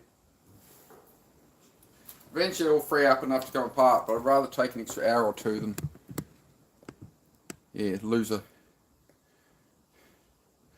Yeah. I feel you, bro, and I used to be like that with grinders, and then I've had them, you know, that you're not doing something that hardcore with them, and the thing bites, and it's just because of the tension already on it, bro. I do have to be damn careful, you know.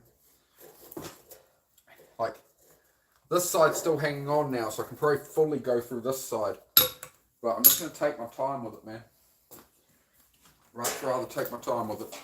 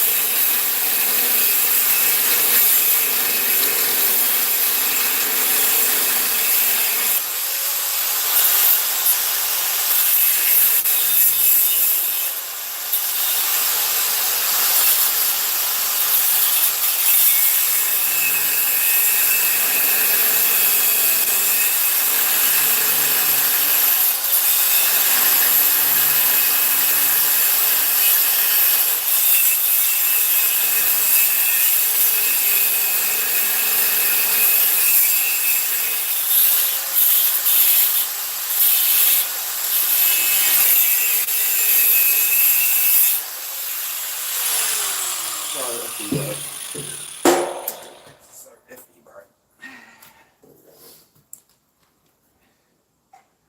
Just take our time with it, mate. Just take our time.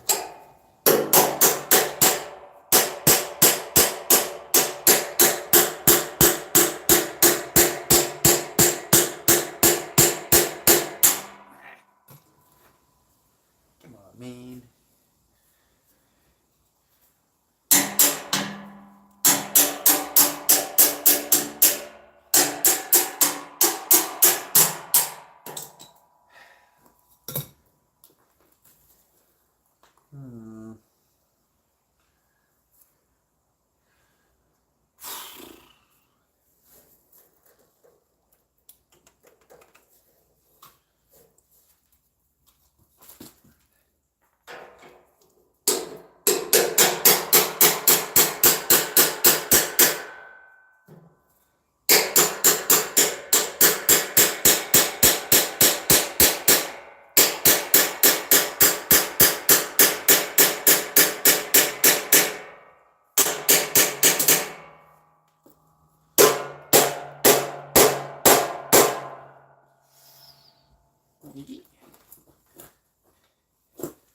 Oh, it's off on that side at least.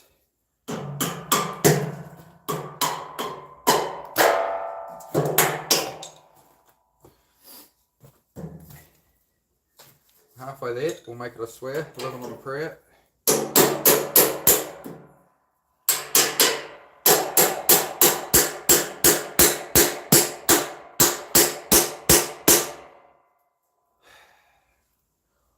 Well, once it breaks off in a couple of places, it'll be sweet. It'll work then.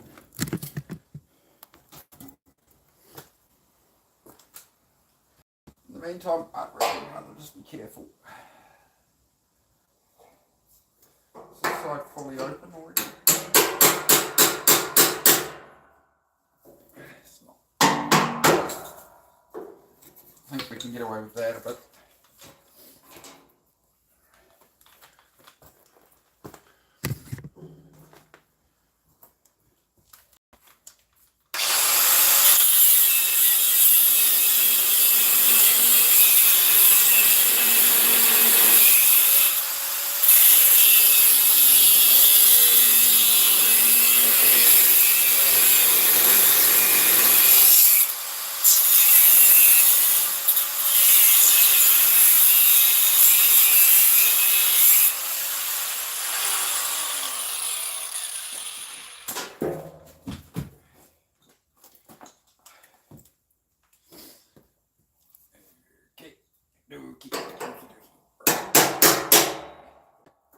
move right now. It's like, what the fuck? Okay.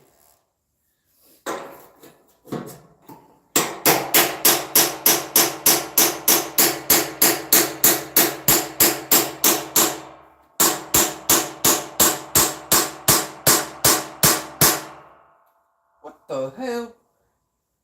Ah, okay, maybe I see why.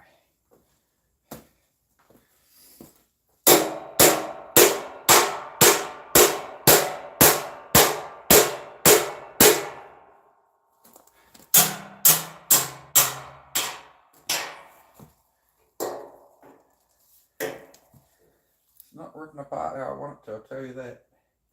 I tell you that for nothing, I'll tell you what, boy.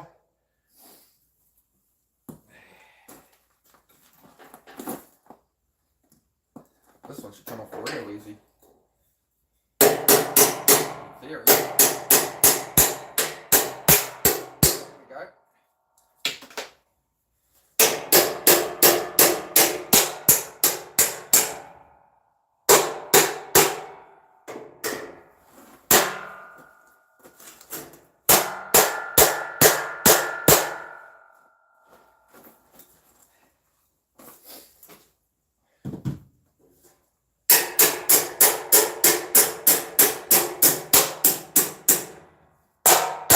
There we go, that's one. One. There we go. Now, that broke some of the tension off it. That's good. Say, hey, my first radio, I got it. I got it, mates, I got it. Alright. You see. Where you see? Right.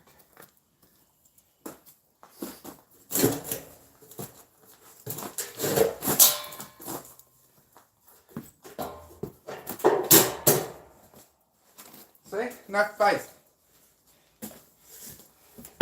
Yeah, you've little faith, you see? Yeah, you've little faith, mate.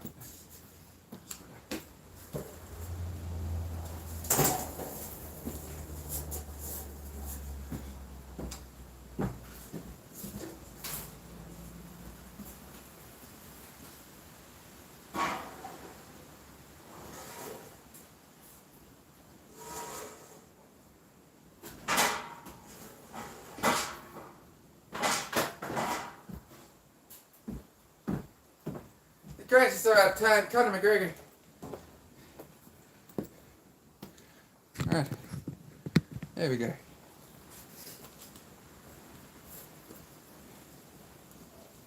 Now that one's already definitely broken off on that side, which means I can't be grinding into that side too much. Or at all, really. How we looking, man?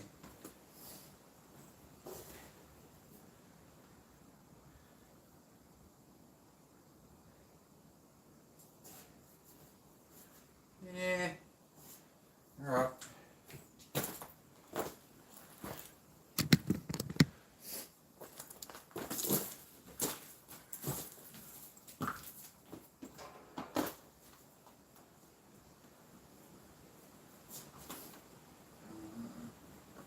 That be.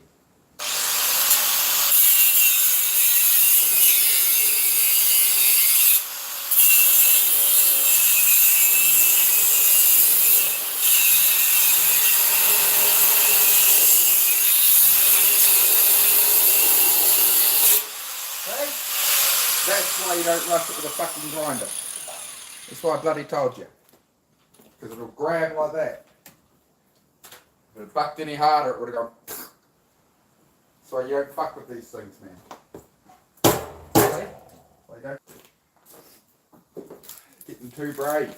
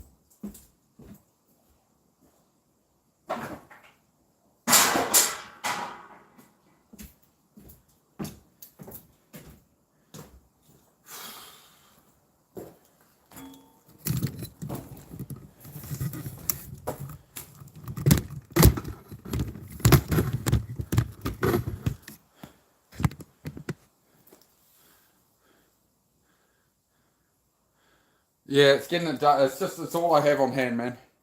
That's all I got, so I'm making do. I'd much prefer it wasn't done this way, but you know, that's what it is.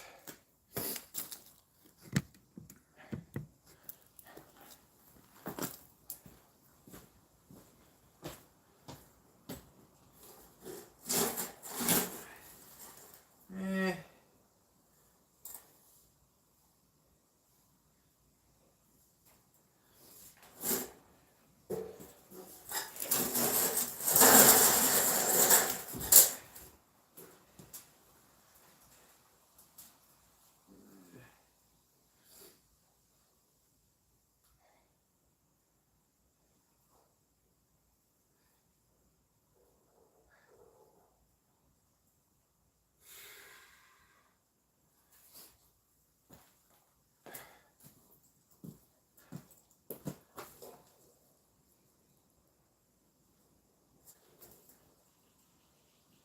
That side's already broken off here, so this is really dodgy to get a grinder in there and it falls off. It's exactly what just nearly happened. It went buck, but I could feel it was about to do it. That's why I stopped and pulled it out. So I managed to save it. But that's not really a game you want to be playing, in my opinion. Now that tension's gone off those two, this might...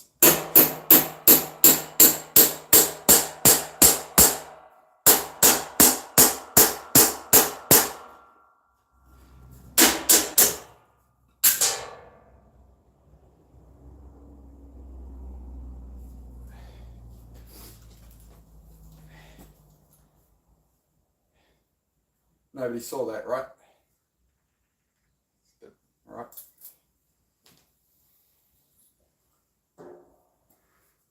Anybody see the chisel fly out at like Mach 10? No?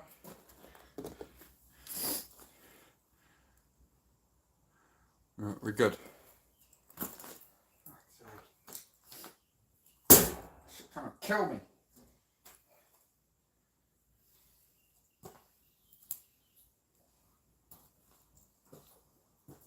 Man.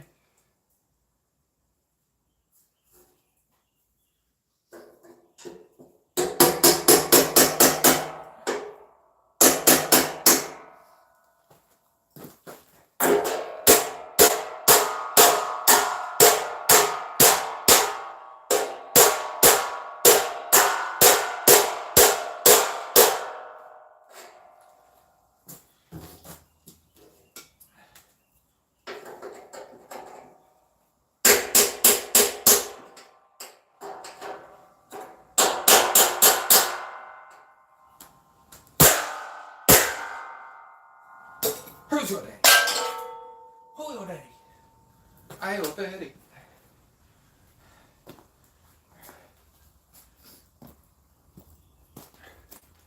Here we go. Enough brute force and ignorance can get you a long way in the world, right? Look how much money stupid people make. You know? Brute force and ignorance goes a long way, you see? Damn.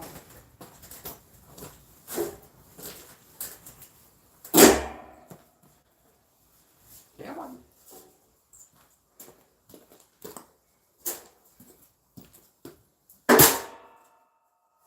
Brute force plus ignorance. That's why I was telling Jay on the goat raiders. Sometimes you just need like a bigger hammer. In this case, I could have done with one, but it's alright.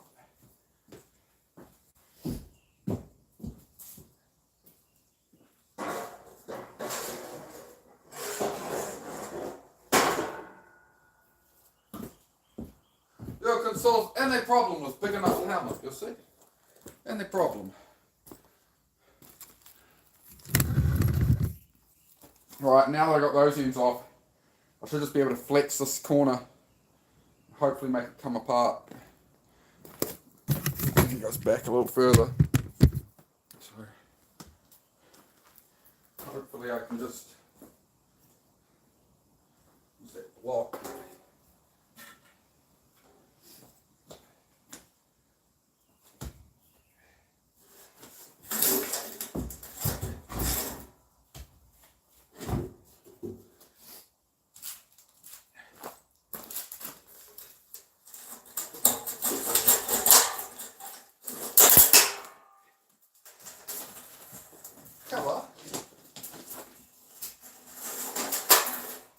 janitor, my name on the toilet, my janitor is the nice.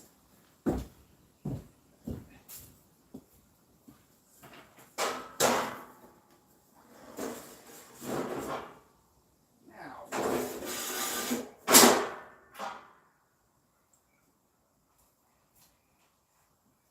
they dragged the cut weld on my hand.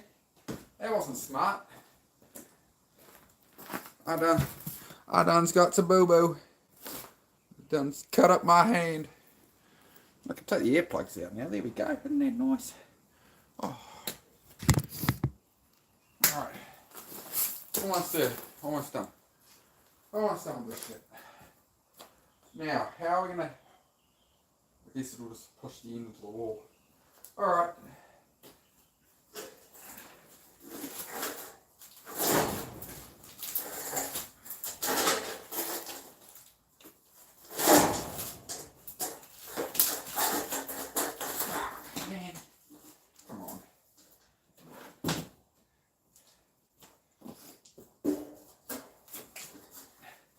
Really? Really? Is that what you think? Is that what you think? Alright. Bastard.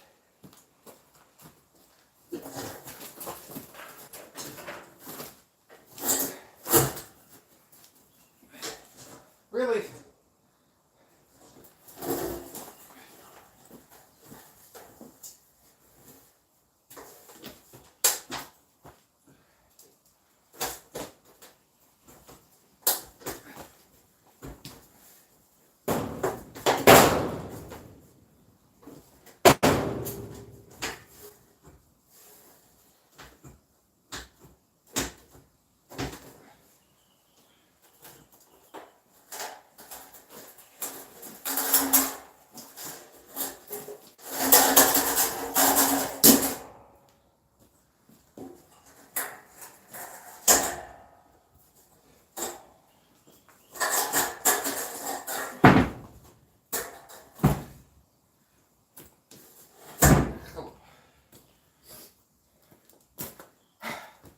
Yeah, this is, you say if you tune in, this is actually real work, not everyone on blooming YouTube Live acting like they have something to offer and value, right?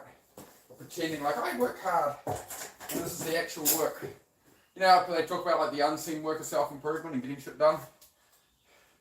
You're here. You'll have arrived.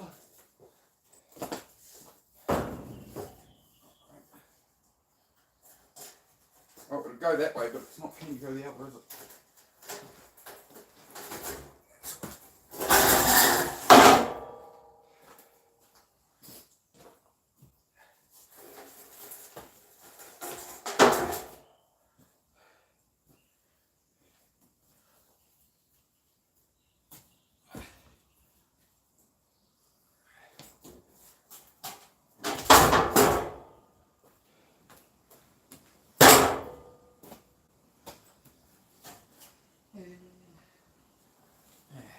Man, just have to keep folding it, I think.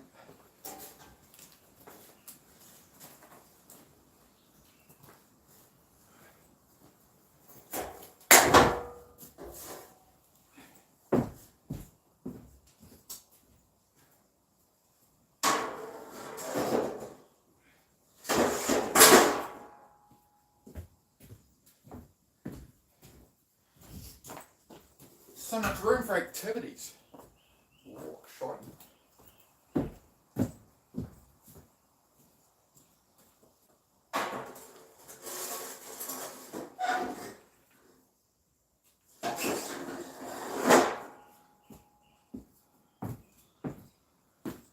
Somebody tell me a location of moose and squirrel. I'm looking for them. Alright, we're good. Would you look at that? Would you just look at it? Would you just look at it? Alright. There we go.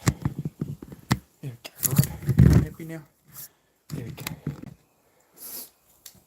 Oh. There we go. Some sense of accomplishment there. Something.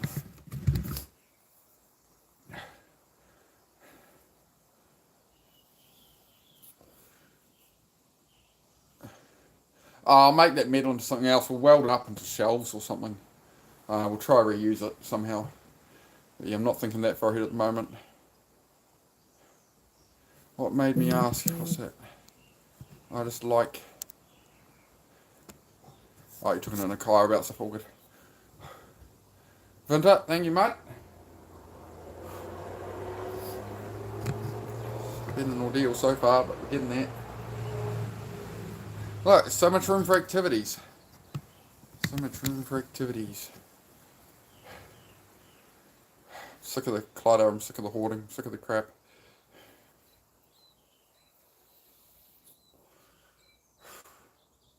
What time is it? 4 o'clock. Give me a moment, folks. I'm going to be back. It's 5 o'clock somewhere. Alright, hang on.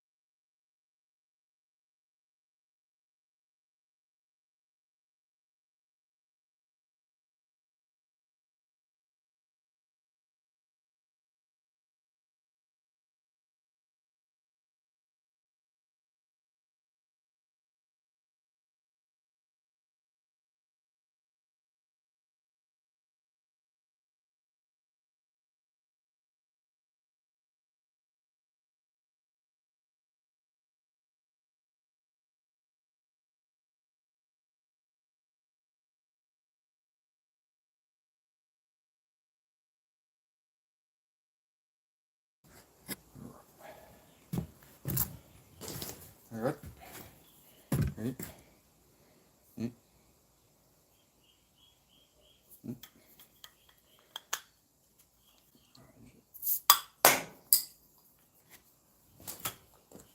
Cheers.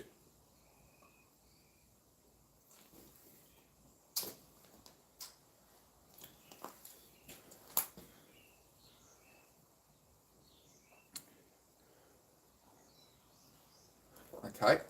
Weird comment of the day award. How are we all going?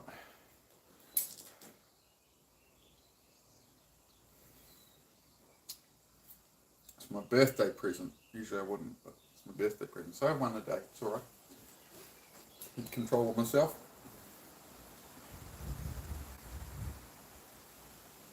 Oh, man. How are we all going? That's the floor tore up. That's the first section of the floor's torn up to rebuild, so it's going to start there all the way through, right? We've still got to do all the way over to the far side of the workshop, all the way to that far wall. This is the mission. See, it's just like a body double stream, right? I do self-improvement for ADHD and all that kind of thing. Talk about depression, just, you know, putting off tasks, just mindset stuff, right? Focusing on your own life, that's the channel. And yeah, this is just one of those streams where I'm just like, I don't want to be sitting there just yapping all day in front of a camera talking about the work like everybody else on here. I want to actually do the work, actually display it, you know. So, cheers. Hope you've all had a wonderful day. Index finger to pry the bottle cap. Jeez, man. Oh, you reckon do it off the index? Yeah, I've always done off the thumb. Always done off the thumb. All right. I've seen some people do some cool tricks with it. And I'm not that good.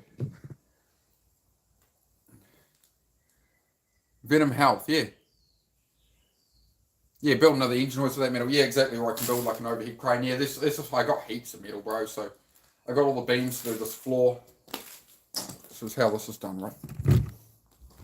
So it's the same kind of beams. I'll show you. same kind of beams lengthways, but I've got the bracing, right? So there's one beam run down the wall over there, and then there's another one here. So that's basically those red ones we just took out. That one in there. And then we run these braces across widthways, so you know you can stick 5-ton car on it. That's what I did with the back garage for the other car, for the other stuff. So just continuing that on, replacing the temporary floor, and yeah. Happy days, mate. I need a chair. I do not have a chair.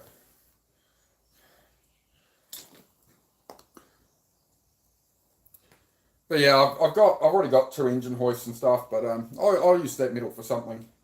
But the main goal here is to get the garage floor wasn't built all the way up to the edge.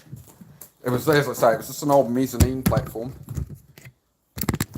So the floor only came out to about here, right? So that meant I couldn't put in shelves, I couldn't line the walls, I couldn't put engines and gearboxes right up against the wall because they would have just like fallen down. So what I want is to build out like a, if I build out like a section along here on this post, if I build something out, like I can put gearboxes, I can put 3 Hive gearboxes on a rack there and stuff, right? So it's going to solve a lot of my storage problem, that's for sure. There's too much stuff. And I have a throw out as I go as well. It's a great opportunity to just clear out. I'm just smashing this all out this week, so happy days. Just gonna have a bottle of this vitamin water while I'm here. Refreshing, nice refreshing vitamin water. Mm.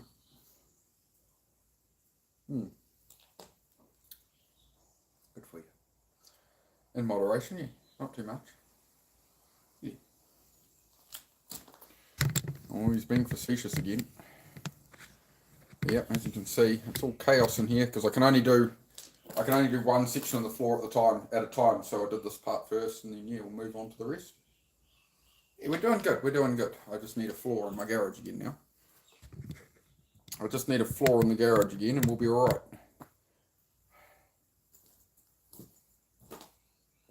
So it's just literally get a beam here, get 2 beams, concrete them in, another 2 here, concrete them in. It's pretty good. You can't really see from where you are, eh? I'll try and do it from here. So it's just I've got to get 2 of the long beams in, so I've got to do a lot of concrete here, a lot of concrete here, run 2 beams down, and about here, concrete it in, and then all these little ones will link over between them, and same thing I did on the back floor, so happy days. Rinse and repeat.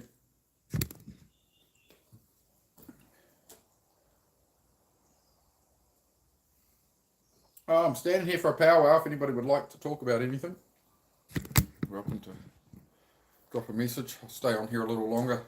How long's this stream been? 4 hours so far. We did a 3-hour chat this morning, and I've done 4 hours of work stream, right? So you can join in while I work on stuff. That's the idea. I might come down tonight and concrete that stuff in if I have some energy in a couple of hours. I'll come finish it off, but otherwise might just do it tomorrow. Might just take the rest of the evening pretty easy. Hey Chris, how are you? How's things going? Yeah, I just concrete in the beams, so I'm not doing a full concrete floor or anything. Just because this garage has to be, I have to take this garage apart someday. So it's not my land, so that's why it's a steel frame garage, right? I can unbolt it, I can move, I can unbolt this garage in about 2 days flat. I can take the whole garage, if it was empty, 2 days to take the whole garage down and pack it away in a container or something. No, I can go anywhere in the world. So there's options. That's the best you can do in a world that's ever changing and you don't know where life's going to head, is try and give yourself some options, or at least when I move off this land, you know, I can sell the garage to somebody, right? Or whatever. It's just a little bit of future proofing. Whereas if I made a 6-car garage in wood frame, how hard is that to disassemble and relocate? Whereas everything here is just bolts, right? You use some power tools and just take it apart. So happy days. Struggling with your mental health and physical health at the moment. What do you need, mate? What's going on? What do you want help with? Okay, I'm happy to, as always, that's what I do, is I answer questions about, you know, mental health and stuff. So what's going on, Chris? What do you need, bud? What's up? Hey, Keeps. Oh, all good here, man. We've got the first section of floor up, ripped up. So I just finished grinding and cutting up that old red floor, the old red beams. Hang on, I'll give everybody a little tour. So I've just taken out. Oh, hang on, I have to stand back more, won't I? So we're replacing this section of the floor, and to about there. Half the garage is getting redone, so all the way into this workshop, all of this week. So all of this has to move. So at the moment, it's all shoved here. We've got the old floor out of here, so I can build the new floor. We can get some timber and we can get that finished. Then we'll move the bikes and everything over. This white floor, which is a mate's old house deck, needs to come out, and then we'll do the same thing again. And then I've already actually done it over here. It's just not fully done. It's like, as you can see, I did it over out here, but that bit's fallen off. It was just a very quick throw together. But, this is why it's so hard to work on a car here. Is you try to roll a jack. You got everything's all uneven. This is how I've operated in the garage the whole time. So that's why I'm taking a week to just do this and get it all done properly. Like the shed is sitting on a mount there, but that should be sitting on top of the floor, right? There shouldn't be all these gaps everywhere and shit. So yeah, it's just like all these gearboxes could be stacked up against that wall in a shelf if the floor's all the way out there, But I've never had it like that. It was just a slap together garage. As I said, my life was falling apart. I had to build a garage in a hurry. And it's about $2,000 for the whole garage. So, like, all this stuff I got for $1. Like, hundreds and hundreds of pieces of it. They just wanted it gone. Come take it for $1. So I did. So, yeah, basically it's just going to add beams like this. This one's ended up a little bit crooked, but it's alright. So we'll just literally dig out around here, put another one to carry it on, and we're just going to concrete them in. Same as I've done here that's what holds the shed up, right? So, see? So the shed sits on top of it all. Alright? And that goes down, I don't know, 10 inches into the ground, something like that. But we will add more concrete, more bracing and stuff later, but it's definitely enough to hold cars, because, I've got that car on the exact same kind of floor. So she's pretty strong. She'll be right. I mean, that car's been sitting on jack stands there for 1.5 years. I've shaken it around. I've been under it. I ain't fallen off. Everything's good. So that's the best way I can do it. It's a $1 floor. Just like my $1 deck on the house. It's just, the floor I had stopped about here, so I couldn't put things all the way up to the edge. So we're sorting it. Yeah. So get the workspace improved. That is the goal at the moment, guys. A lot of, lack of motivation stuff comes from environment, right? Like you come in here and the floor's uneven and this and that and the other. And it's like, well, how do you get enough work done? Oh, hello, ladies.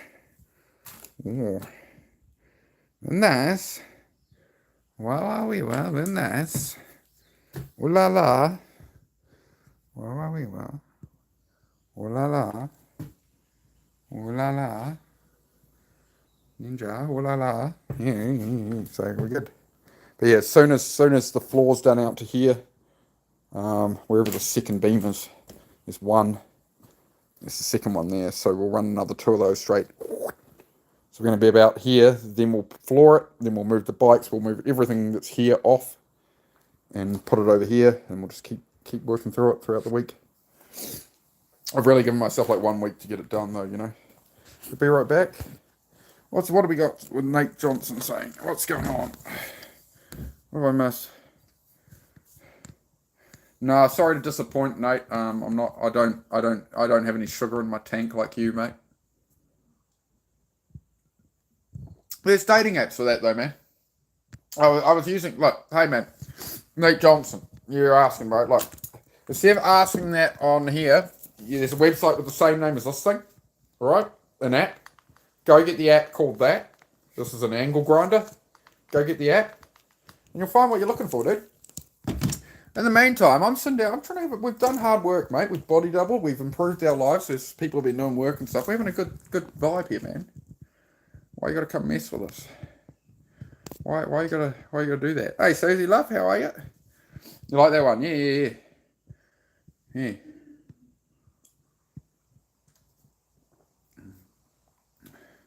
So his parents know he's up late.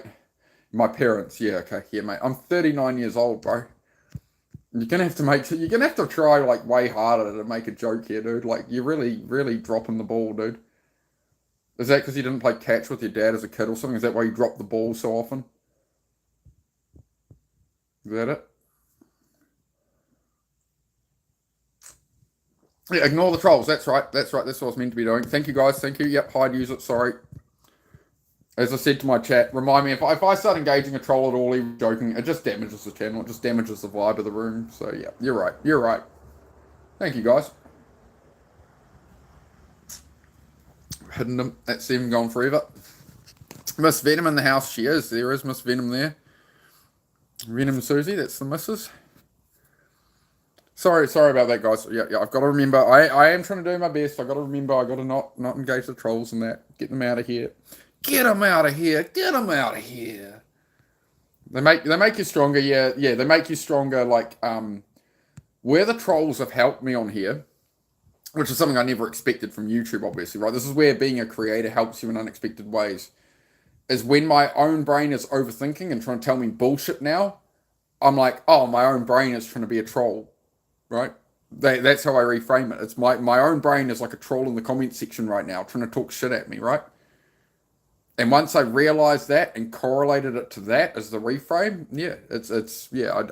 I don't actually get angry at them. I just try and give them some crap, right? I try to joke around with them a bit, but no, I think you guys are right. I think it's best we keep them out. We just go about our day, you know, because they're always wrong. They never have a good insult. That's the sad part. Like I wish they could actually make like something a good insult. Like if I watched me, I could think of 1,000 better insults to throw at me than anything I've ever seen anybody say to me here. So it's disappointing, really, you know. Is that my laser behind me? No, that's the camera tripod. Camera tripod.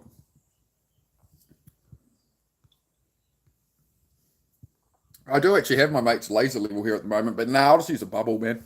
You see the bubble? Rick, do you see the bubble? Do we need to go? We need to go full Rick and Morty, right? True level. Oh, everything is crooked. I can't live this like this. Anybody remember that scene from Rick and Morty? He made Morty was trying to make something level with a bubble. He's like, see the bubble? It's level. And Rick's like, I'll show you true level. He makes him a pad to stand on with lasers and shit that is perfectly level. And the moment he stands off it, he's like, oh, everything is crooked. I can't live in this world. It's so real, man. It's so real, bro. Yeah. Actual lol. Ryan's your husband. Actual. Oh, okay. Interesting. Right. That's good. That's good. We're bringing families closer together here. Like, again, guys, it's I'm just myself on here. You'll see me doing all kinds of shit on this channel. Sometimes I'll do the chats and stuff and I'll sit down and we'll have a good chat, right? But sometimes you're going to come on here and you're going to see me just like working away in the corner. Just chipping away. I mean, we've been on for 4 hours 15 right now. We did 3 hours of chat stream this morning and now we've come down the garage and got a whole heap of work done. So that's the idea. Friggin' Rick and Morty. Rick and Mortis. Rick and Mortis, yes. Unfortunately, it's an open platform and attract people with all kinds of different views and intentions. Just happy that you don't give in to the dummies. Yeah, you have to. If you bite at the trolls, you might win in the moment against that one troll, but the damage it does to the chat, to the channel. Yeah, exactly. That's the hard thing. Is why win against one person and give them what they want, the attention they want. Even if I come away with a better insult or whatever, I think you guys are right. You're right. I appreciate it because this is what I mean. Is you guys grow me on this channel too. I'm just having this vitamin water, guys. So get yourself a vitamin water. At the end of the day, it's good to stay hydrated. Actually got some work done today, thanks to me. Most welcome, mate. That's what I do it for. Glad to hear it. Just remember, give yourself credit. Give yourself credit because I can't, as you see, like the trolls and stuff, or a lot of people that scroll by, right? Most people I can't help. People have to be in a state where they're going to turn it into action, right? So it's all on you, really. It's all your actions that have done it. It's not me. I'm just here. So yeah. Yeah, hit the like button. We've hit 50 likes, so I do appreciate it, guys. That's awesome. That's cool. But yeah, I would say, Vinta, try and reward yourself in some way. If you've done a bit of extra work today, don't like Scrooge on yourself, right? So like you can do this if you make a task list for your day. You don't make a task list that's just stuff you have to do. What you do is you make a task list where you put rewards in it as well. And for some people that's 15 minutes of video gaming. For some people that's gardening. For some people that's like, I'll go watch an episode of a show on Netflix or something, right? You put rewards into your tasks. So you don't want to make a task list, a to-do list for the day, just a bunch of shit you don't really want to do, right? You put in, so you do 2 things, then a reward, then, right? So, treat yourself in some way for the extra work today, and then your brain's like, it's going to learn that, hey, when I do tasks, after the task I get rewarded, right? And it sounds basic, but subscribe because Ryan told me to. Oh, you do what you want, mate. You do what you like, mate. You can rebel against him. Join the Viva la Resistance. Oui, sacre bleu, etc. I don't know. I'm enjoying this. We're sitting down. We're having a nice, pleasant conversation. Yeah, man. Make sure you reward yourself. Look up a video by Jordan Peterson. Just search Jordan Peterson routines, routine and schedule, or task list. Just Jordan Peterson, and then anything routine, schedule, task list. You should be able to find the video about it. And he runs. So actually, after I get off stream now, I'll add it to the channel playlist. So there's a playlist. If you go down my channel to the bottom, I think it's at the bottom. It says channel playlist, and it's I think it's called something like videos that changed my mindset, right? So I've only added like 2 videos to that for now. I'll add James Clear to it, and I'll add the Jordan Peterson one on routines and setting tasks and stuff, right?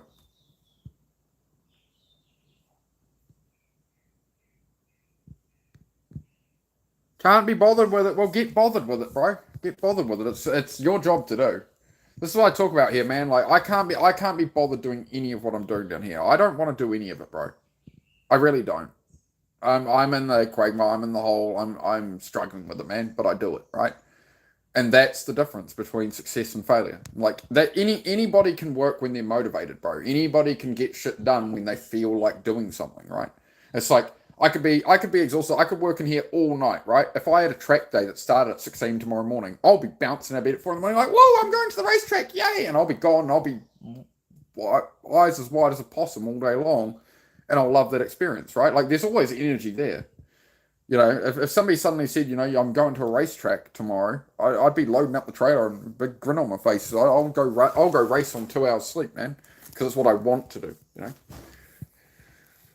So it's 90% suck and 10% outcome, 10% reward, bro. But it's in the 90% suck where you learn to push through, man. That's what I do here. That's why I stream this is why I stream the body double stuff, man. That's why I stream all day long of me working in my shed. Like we do conversations and that, but the actual work is throughout the day. And if you miss those some days, right, you can always play an old one and just have it on in the background or whatever, From Tasmania. Very low mentally, struggling physically, just seems too much. Yeah, just try and do, all I say is if you're really struggling mentally, stop being so damn hard on yourself. Stop trying to think you've got to fix, like, I've got all these problems and it's as if you're trying to fix them all at one moment. You can't do it. You're just going to destroy yourself. Go put 10 minutes at something. Hey, like, you know what? I really feel like watching, just random examples. I really feel like watching Netflix and just giving up and I'm just going to go watch Netflix right now. Okay, well, go do 10 minutes of work first. I know it sounds stupid. It sounds like it won't make a difference. But that 10 minutes there, you do 10 minutes a few times a day where you, instead of sitting there scrolling, you just go, fuck it, I'll just put 10 minutes at this. You're going to get four times a day. Well, now you've got 40 minutes of stuff done instead of 0 minutes of stuff done and hating yourself. Those tiny little 10-minute segments will, at the end of the day, mean you can sleep at night tonight being like, well, rather than just sit there and do nothing like always, I did an extra 10 minutes. And that is all the difference in the world. I'm telling you, put 10 minutes of saying, make it so small a task that you can just do it. Right? So I'd suggest doing that while I'm live now. Like your phone's mobile, take it to somewhere you can do a task and I'll keep yapping with other people and whatever and just put 10 minutes at it and come back and tell me, hey dude, like I've just spent 10 minutes of this, like I'm feeling a bit better, I'm going to go do something else, right? That's what the whole channel's about, man. you've got to set yourself an attainable goal and not guilt trip yourself about it. You can't be like, I've got to go spend hours at this thing to get it done. I'm going to go spend 5 minutes at it, 10 minutes at it. If you're not into it after 10 minutes, just stop and do something else. Go chill for a bit. But quite often you'll find you put 10 minutes into something, and then you put 10 minutes into something, and after a day or two of this, you'll go to put 10 minutes into something, and you're going to spend 2 hours on it and actually get into it. That thing you, like that motorbike you don't want to get running, that thing you can't be asked doing, the hardest bit is getting started. So you cheat code that. Rather than going, oh, I've got to go spend hours doing this thing, you just tell your brain, all right, let's go spend 10 minutes on it, and if we hate it, we'll walk away. And after that 10 minutes, you generally just keep going, and it becomes half an hour or something, right? And then you can go to bed at night being like, man, you know, and literally you can turn your life around in one day like that. One day. And then maybe after 2 days of really getting a lot done, you're like, man, I'm feeling burnt out. Rather than sit completely still, just again, I'm just going to put 10 minutes of something, and that is it today. That's all I have in me today. But rather than be totally lazy, I'm going to do 10 minutes of that. And then the next time that happens, you end up doing 20 minutes in that day, and you start to find that balance where it works, right? And where it flows for you. You've got to have it in the flow for you. It's not about what works for everybody else. It's about what works for you. So I'm going to go put 10 minutes at this thing. If you freaking hate it and you're getting pissed off and you're, I can't do this right now, walk away after 10 minutes. Give yourself, it doesn't matter how broken you are, right? There's 24 hours in a day. If you can go and put 10 minutes at something, it's like, progress is progress, man.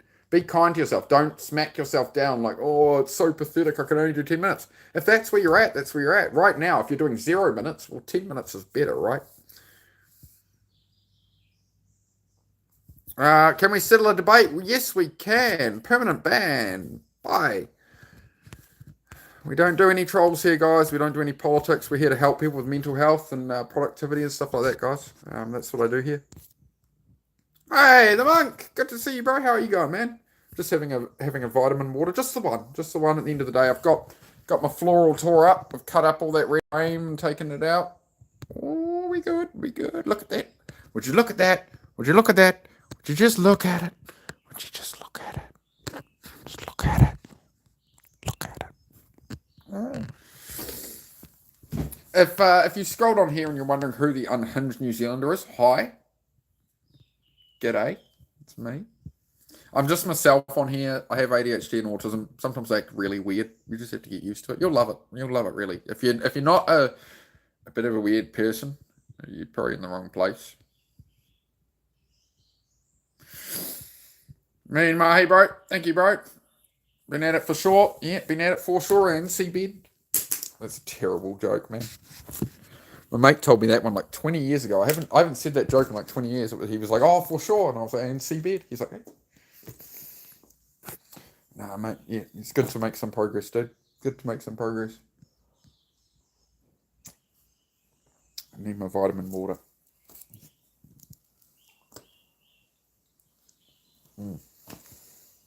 No, I got a box for my birthday, so just one a day.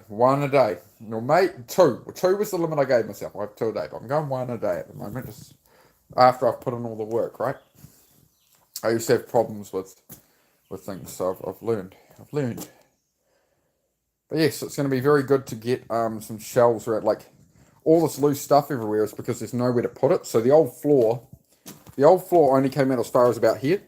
So there's a big gap, right? So I can't line the walls. I can't get all these gearboxes and stack them on the wall. Like I can make up a little shelf out of 2x4. So I can put 9 gearboxes here.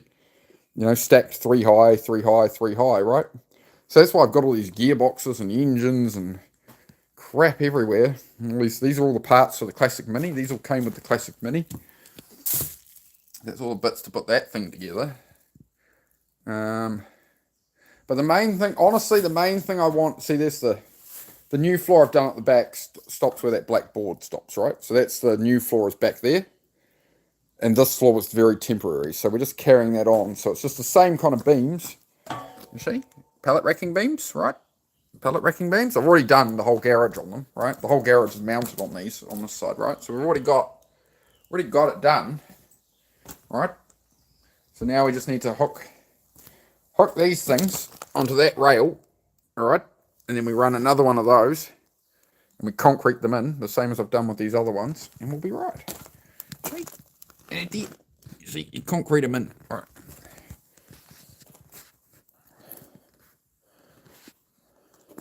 obviously from the school of hard knocks. I'm from the school of, yeah, got raised by, you know, something would break in the house, the television would break.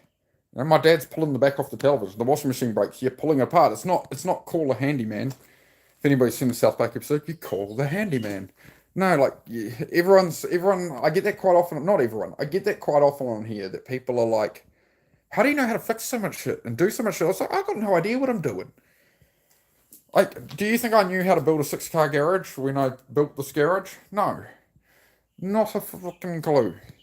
But you learn by doing, right? You've got to... Otherwise I have to... How much more money would I have to make if I have to pay everybody else to do everything? And fix everything and stuff. So yeah, that's very much the mantra of my lifestyle, man. Learn by doing, throw yourself in the deep end. You know, you learn through failure. You know, you're never going to know how to do it unless you do it. That's what I always remind myself. It's like, oh, maybe I should pay somebody to do this job, whatever. It's like, I'm never going to learn how to do it until I do it. Like, I've never got a car painted. When I paint a car, I'm just going to do it myself. Yeah, it might not come out perfect, but I'll learn.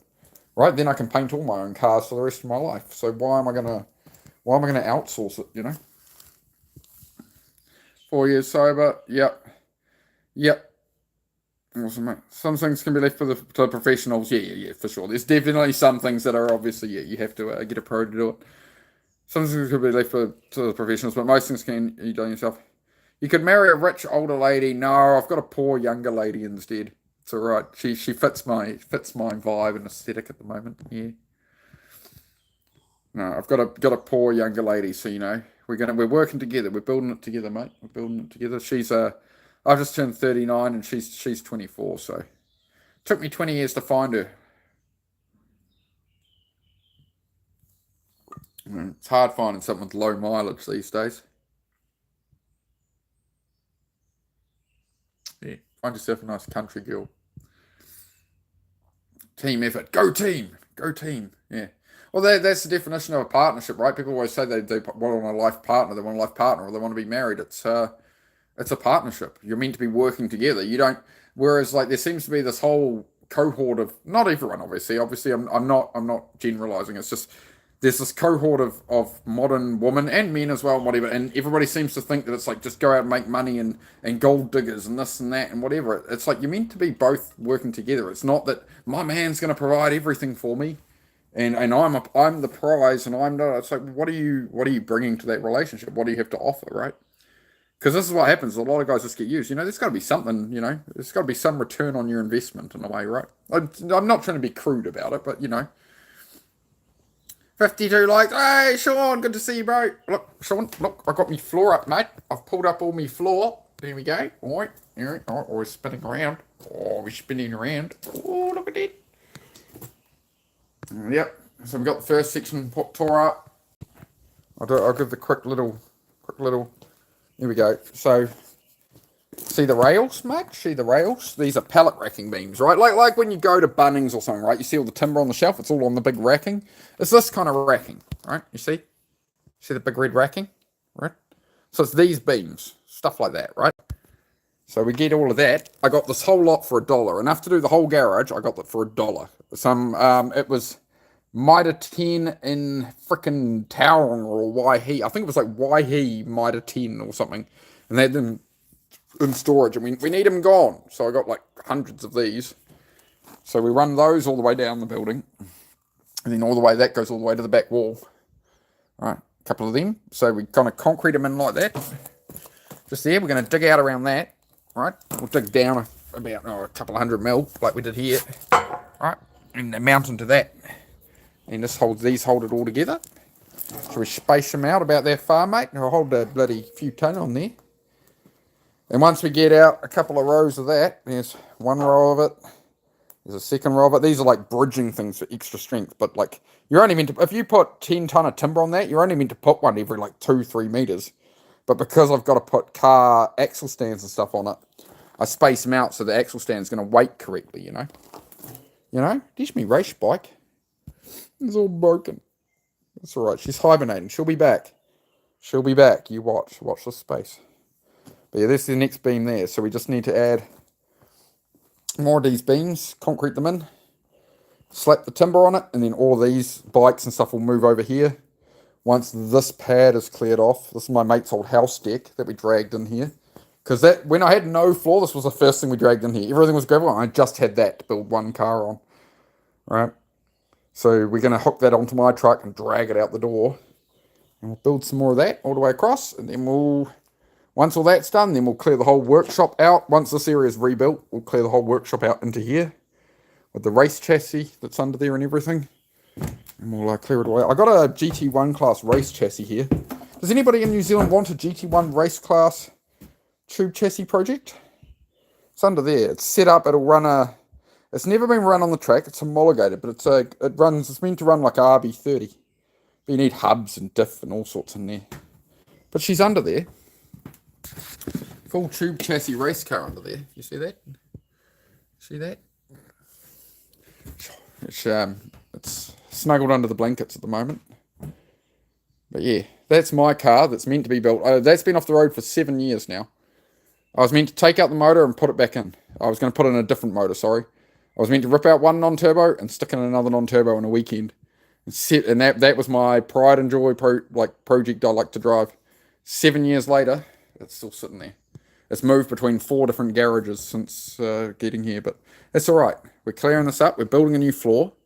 We're going to get heaps of this crap cleared up, and that one finished. Finish up that one. Then I got to fix my truck. I got to repair the gearbox on that. We got to pull the gearbox out of that and send it away out of my Land Cruiser. We got to put this engine back in there, but we got to use one of these gearboxes because the gearbox I put in that car is crap.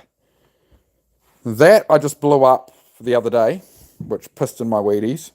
That's been off the road about 5 years, but we just got that running, and I've got parts on the way for that, so I can ride that while that's broken. And that's Sushi's little learner bike there. Look at the little 250. Look at the cute little VTR. Good little machine that, to learn on, no fairings on it, right? So you can't do any damage and shit to it. She falls off it. Rather than crack up all your fairings all over the side of the bike, it's like, $10 a hand grip. It's a brake lever that's $30. It's a front guard's $20. Who cares? I said to her, drop it all you want. I don't give a shit. Obliterate this bike. I'd rather you learn and obliterate that than obliterate something like this. Yeah, so we got all the 300ZX engines here, subframes, stuff like that. There's about 13 engines for the 300ZXs here. Just a whole heap of rear subframes, all kinds of shit. Most of it. Once all the cars are built, anything left, I'm mostly just going to throw it away. This is to mount all the tools and stuff on the wall. Right, so we've got some over there as well. Right, so this is like retail slat hook stuff. You see this stuff?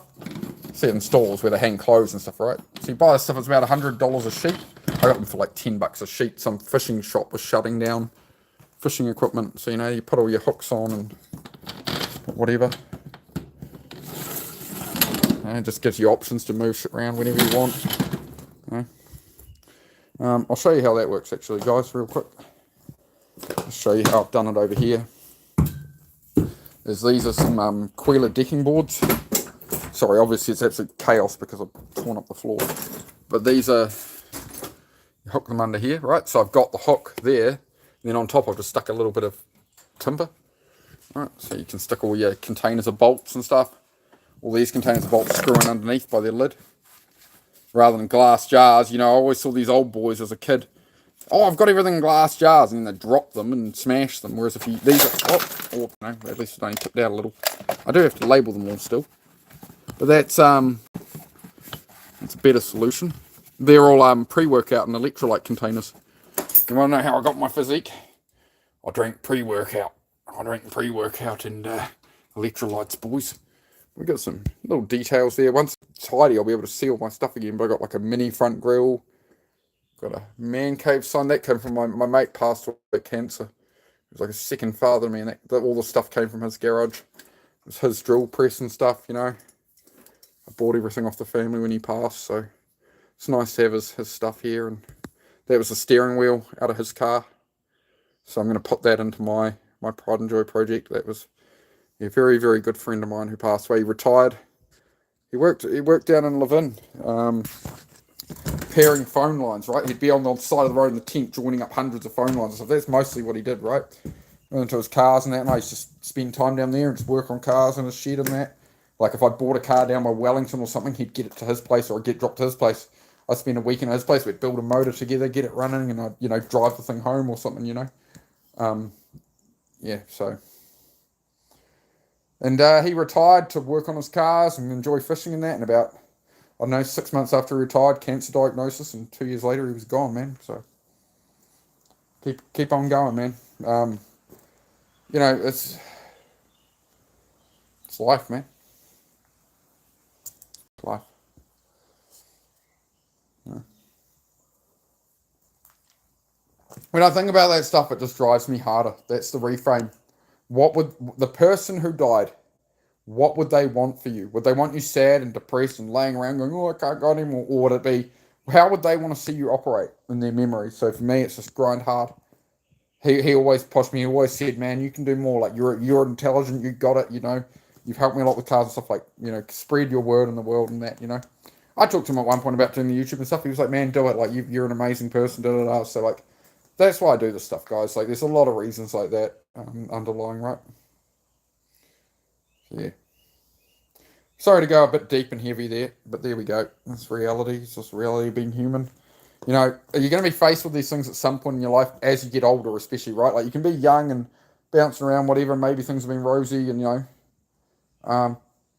know, somebody laughed at me once when I told on here the story of when I lost my motorbike friends and had to bury them all. In 2 years, I buried, like, all my mates in the space, when I was 18, 19, all my mates in the space of 2 years, I put them on the ground. Like, all the guys I rode with all the time and that, right? They're all gone, man. And somebody was mocking about that, and I was like, man, eventually it happens to everyone, right? If you know people and you care about people, at some point in your life, you're going to, you know, you're going to lose people. People are going to lose you eventually too, you know. It's not meant to be macabre, you know. It's meant to frame up, well, what are you going to do with your time here, you know? I tell you what, guys, if I died tomorrow, if I went to a racetrack tomorrow or something, or got hit by a car, whatever, if I died tomorrow, I'm good, man. I made my peace with it, right? I'm spending my time well. This is what I mean. I've got people like Bean here, Vinter, Sean. I got my missus. I got my dogs. You know, you never know when life will be cut short. You know, the NASCAR driver Kyle Busch just died yesterday, 41 years old. May 10th. Oh, I've got a sore sinus while he was on track. I've got a sore sinus. Can I see the medical after the race, right? 10 days later, he's dead from pneumonia or whatever it was. He went to hospital and that's it. Yeah, something going on with his lungs. Some people were saying maybe the sinus infection from the G-forces of being on track traveled into his brain. But yeah, it's Kyle Busch. He's like the NASCAR, like I'm not too into NASCAR, but even like I don't watch NASCAR, but I'd still heard that name through like Instagram and stuff, right? He was like rookie champion 2 times or something. Yeah, 41 years old, man, gone. This is what I mean, guys. Cherish life. You never know. You could get a sinus infection, get sick, and you're gone in 12 days. Like, what are you doing with your life? What are you waiting for to travel to that country, to do that thing, to ask that girl out, to whatever the fuck it is that's holding you back? You never know when your time's up, man. 41-year-old, fit, healthy, NASCAR driver, wife, kids. It's life, dude. And it's not until you witness enough of that tragedy, and you can either be like, man, that sucks, and you either take it as just like a give up, or you take it as, man, I better make the most of what I got, because I'm going to go someday too. As I say, guys, if you scroll onto this channel, it's not like any other YouTube channel you'll find, I tell you that. I'll tell you that. I'll tell you what, boy. I'll tell you what, Bobby. Bobby, I'll tell you what. Propane and propane accessories. Cheers to another beautiful day on this wonderful planet. Guys, just remember, 99% of the people who have ever existed are already dead. You're alive now, you know. All the cavemen are dead, all their ancestors, everyone's gone, man. The majority of humans that have ever lived, you know, most people are gone, man. You know, every tombstone you go past was a person, man. And then you go past the cemetery. You gotta not look at this in a macabre way. You gotta look at this like, shit, man, I better get my shit together. Alright. Guys, I'm just gonna get the lights off. I'll wander up the house in a moment.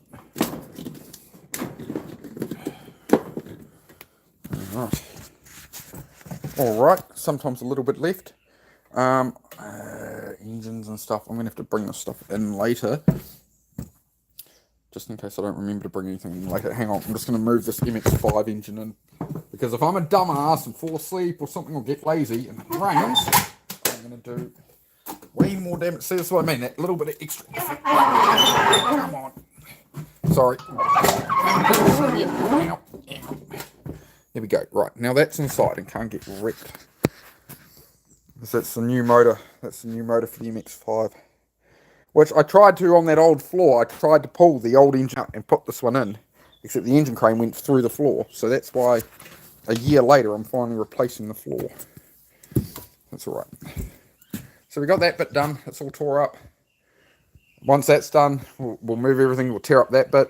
Once that's done, we'll move out the whole workshop, tear up all that. It's going to be a long ass week, boys and girls.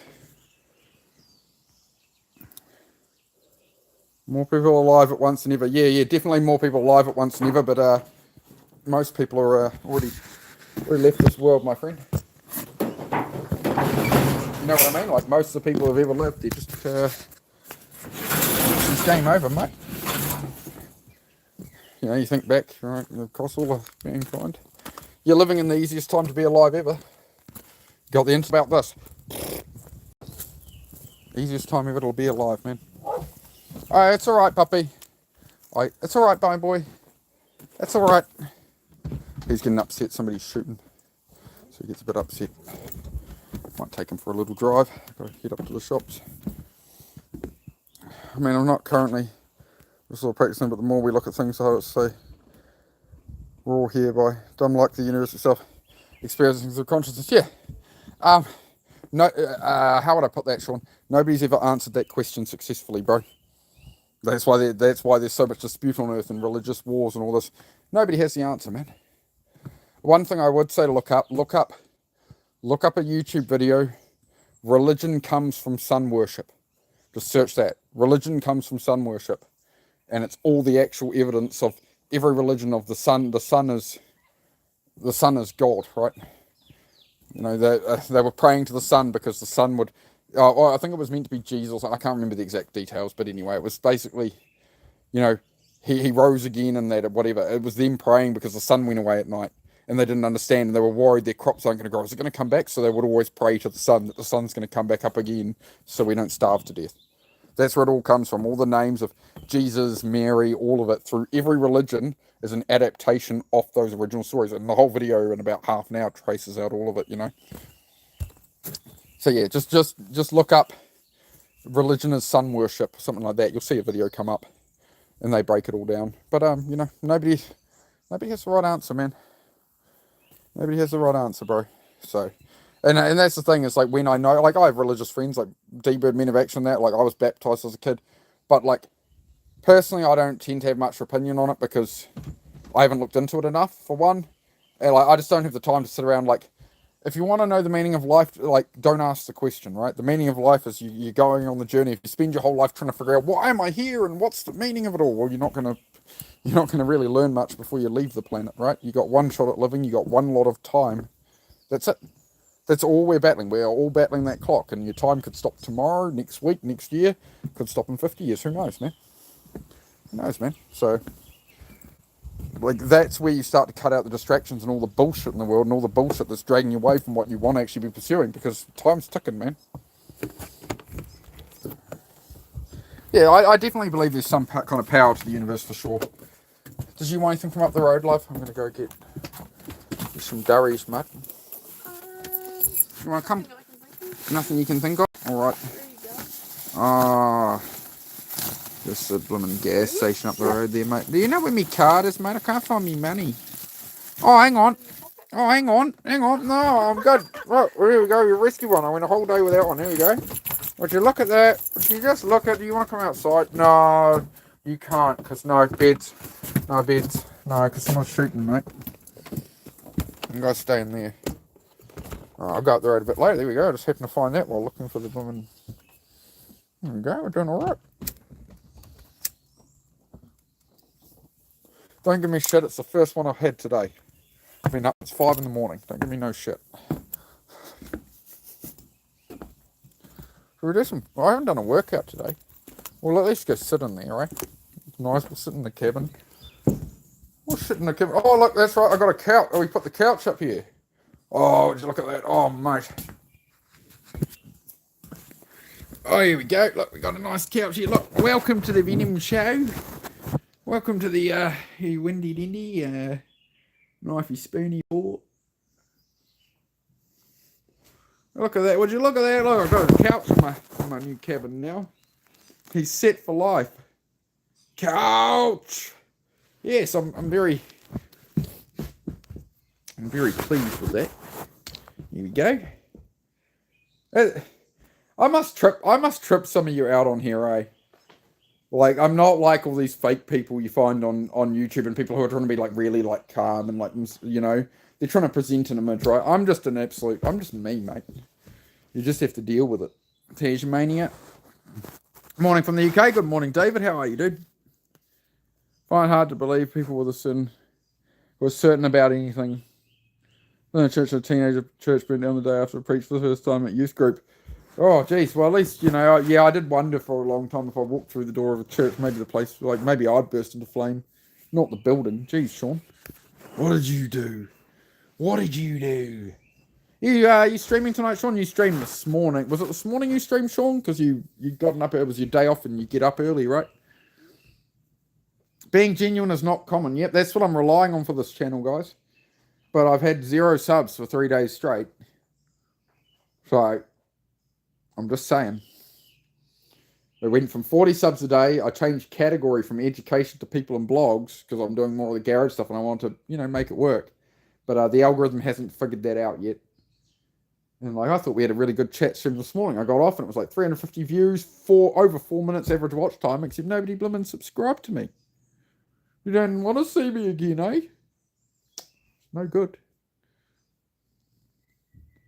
Quality rather than quantity. Yeah, there's that, but it's like sitting around doing the chats, like I'll do it sometimes, but the core of the channel is like I want to show doing the work. So yeah. I mean, I'll always label a stream as what it is, so when it pops up for you guys, you know what I'm doing. You know what I'm doing. And check it out if it's your thing, right? But yeah, it'll definitely be more and more of the body double streams rather than me doing sitting around like this or sitting in the caravan and having a chat for 4 hours, just because like I have so much work to get done. And then by the time I'm done chatting and I read it all and reply and all the mental load, like honestly, I don't feel like doing much in the way of working on cars and stuff, right? So that's why you'll see me just in the garage more and more, working away on stuff in the background and like leaving the chat. But I will do a couple of chats like this a week where we're actually talking about everything, right? You know. You mean in subs? You're an early subscriber. Yes, you are, Chris. You were very early. How many subs was I at when you got here, Chris? It must have been very early on, like 300, 200, something like that. It must be very early on, mate. Got a good amount of subs, but yeah, I don't know about changing categories before, but I know any change can be unpredictable. Yeah, it's going to take time, bro. Everything takes time. So, you know, if you're finding this content now, you shouldn't have been able to it shouldn't have really pushed it at you before. But yeah, it's just the people in blogs becomes more under the vlogging side of it, that it's like people looking who actually want to watch the lifestyle and actually talk to people and stuff. And I can cover a lot of different niches that way. Because as you know, like I can't lock down on just fitness or just mental health help or cars or motorbikes. Like I'm so ADHD with so many different interests. Like if I was going to do individual channels and optimize them all for things, I'd need like 8 or 10 channels. So I'm trying to blend it all into one. So that's where it starts to come under like people and vlogging content. Yeah, very early. Yeah, that's it, Chris.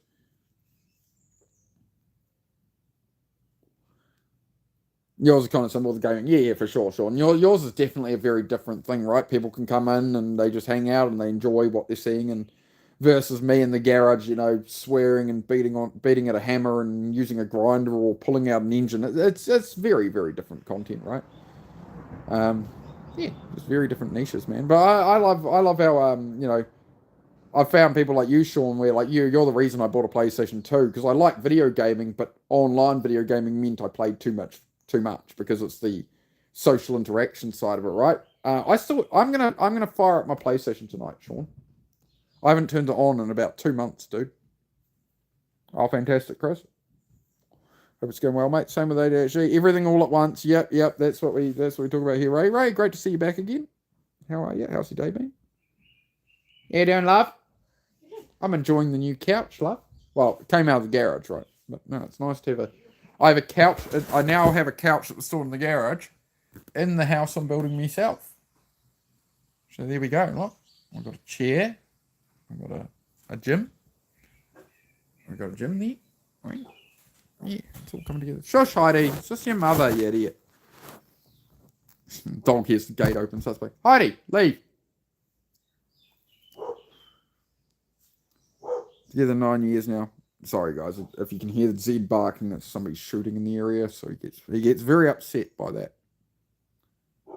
Same with fireworks and stuff. He's always been that way. So it's all right, Zed. She's been keeping him calm inside. As long as he can sit on a bed near you, he's all right. But now he's on his own. He's freaking out. So I might get off here in a moment. This is a cabin, bro. I'm down in the cabin at the moment.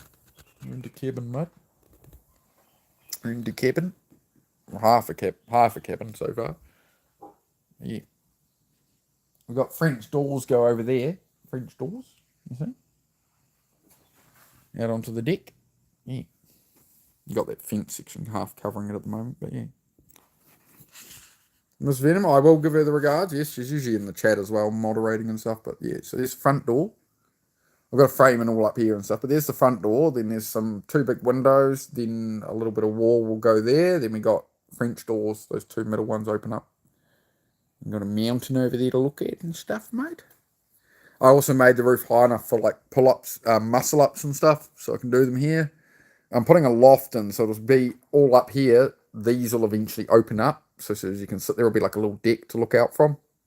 So she can sit up there and have like a little reading nook and stuff. So there'll be a wall here, a little ladder. We're gonna make a room up here, out to about maybe here or here. Be a big platform across the top that you climb up onto. So you can hang out up there. Yeah. Yeah. So that is the general idea. Not bad for a couple of grand. Not bad for a couple of grand. That's yeah, same with the garage. About $2,000 each for the garage and the cabin. Building it myself versus paying somebody $50,000 per unit. You know, I've spent $4,000 instead of $100,000. You know, that people sort of ask, like, oh, how do you sort of survive on so little out here? It's like, well, when you build it all yourself and it costs you pennies, you know. Happy days, mate. Oh no. Keep going, this is hectic. Yeah, always, man, gotta keep going, yep. So I got all the, we got the deck I built. That's, I got all that Quila timber for $1 and a whole heap more of it, so I got another deck. There's all the cladding. The cladding was $1 for all the cedar cladding, but the guy ground the screw heads off, the nail heads off. So these don't go that deep, they don't go through it, but I gotta fill them all. But hey, I can clad the whole house for $1 of cedar, because it was gonna cost them to take it to dump. Alright, lady love. How you going, mate? What's you doing, mate? Oi, how's it going? You going? Alright, mate. So yeah, so the second deck goes down in here. There's all timber for it. We're getting there, mate. Getting there, day by day, bit by bit. That's all you gotta do is a little, just 10 minutes here, put in 10 minutes there, just buzz around all day, chipping time at shit. There we go.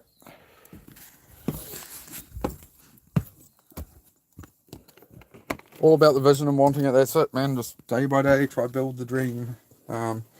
Doesn't happen overnight, right? That's what you always got to remember when you go through a hard time. It's like, it's just a little speed bump, right?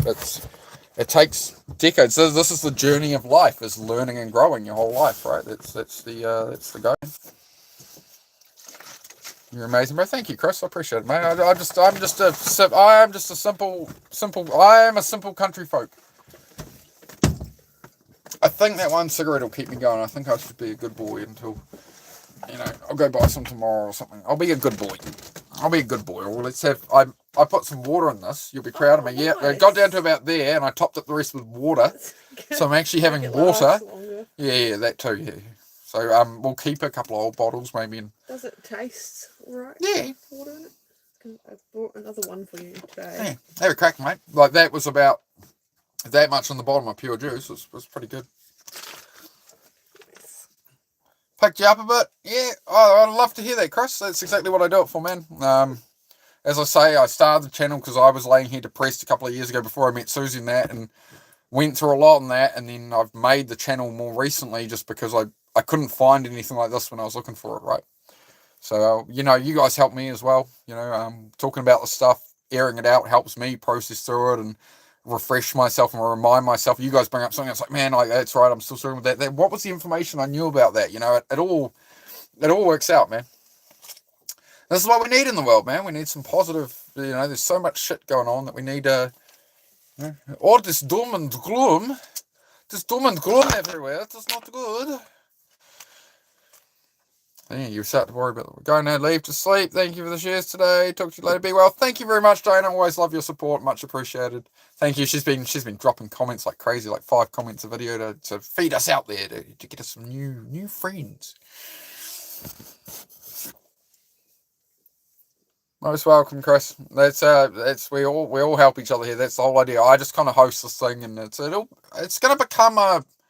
I'm hoping it takes off and just becomes its own monster, you know, and you know everything that I pass on to you guys. If you benefit, well, then you can teach other people and stuff and that, you know. Well, Zed, stop licking your bed, dude. Oi, Dodo. Zed, stop, please. Don't be rude. Your mother asked you. Oi, Dippy-doo, stop it. Damn dog, man. It's alright. I will get off here reasonably soon, guys. We've been on. We just hit 5 hours. Wow. Yeah. Yep. We got another plaid shirt, mate. Like which one's the most matchy?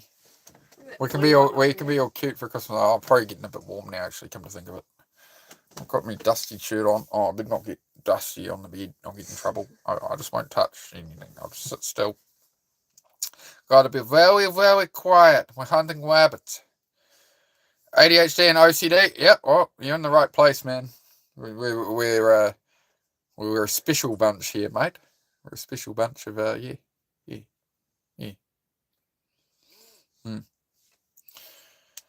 Oh man, what a day! Long couple of days so far, but I'm good. I'm not burning myself out too much. So right now, I feel I'm good. I've got enough done. We've cut up all that floor in that. So all the red. If anybody's just joining who hasn't been in, we've been down the garage, cut up all the red beam, pulled up the floor, cut up all the red beams, cleared it out. We got a whole space cleared out. Tomorrow's stream will probably start with a morning workout because I'm not doing so much lifting and stuff. So probably do a couple 100 push-ups, have a chat, and then we'll be down the garage concreting the steel beams and get the floor in and screw it down and move the bikes. And then probably next day we'll do the next section where we pull out that big old wood floor, that big centre wood old deck piece. Drag that out with the truck, play musical vehicles, and we'll make it work, people. We'll make it work. Zed, stop. It is enough, dude. Oi, enough, bro. Sorry, he's just looking like crazy, looking away at his bed and stuff. He doesn't need to be. Something weird, dude. Hi, Smith Law. Hello, how are you? Good to be here with you in the chat. Very happy to spend time with you. Thank you. Most welcome, Bean Man. I appreciate that you guys appreciate the chats we have and stuff. And yeah, we just, as always, like, it's become exactly what I wanted to create, right? We keep it real on here and we help people. And yeah, it's a world that excludes a lot of people now, man. So it's good to make a place that, you know, I can help people. I'm 17, I have to eat Wellbutrin medicine. I feel sad, but I'll stay strong because my family needs me. Yep, stay strong, brother. That's it, man. That's it, my bro. Family's important, you know, just stay on path, bro. Just keep your head up, man. Things get better eventually, right? Things move forward. You learn, you grow. You know. Yeah, I'm trying to think positive every day. It's just a hurdle, jump, then I'll be okay. Yep, that's what I mean. That's the jump only has to be 10 minutes at something. That's all you have to tell yourself to do. That's it. You stop thinking that you have to jump into the whole task, and it's just, I'm going to put 10 minutes at it today, and I'll put 10 minutes at it tomorrow. Maybe I'll spend a little longer on it, right? Stop making the barrier of entry so big. It's always starting the thing that's difficult. That's where we get caught in overthinking and putting things off and not getting stuff done, right? So if you just go, I'm going to put 10 minutes at it, you're usually pretty Gucci, mate. Usually works out all right. Sipping, make sure I'm getting my water in. Look at me. Look at me. The OGs of the channel know I'm doing well. I'm off the energy drinks. We got a bunch of water in here and pure juice with no sugars, nothing. I'm doing good.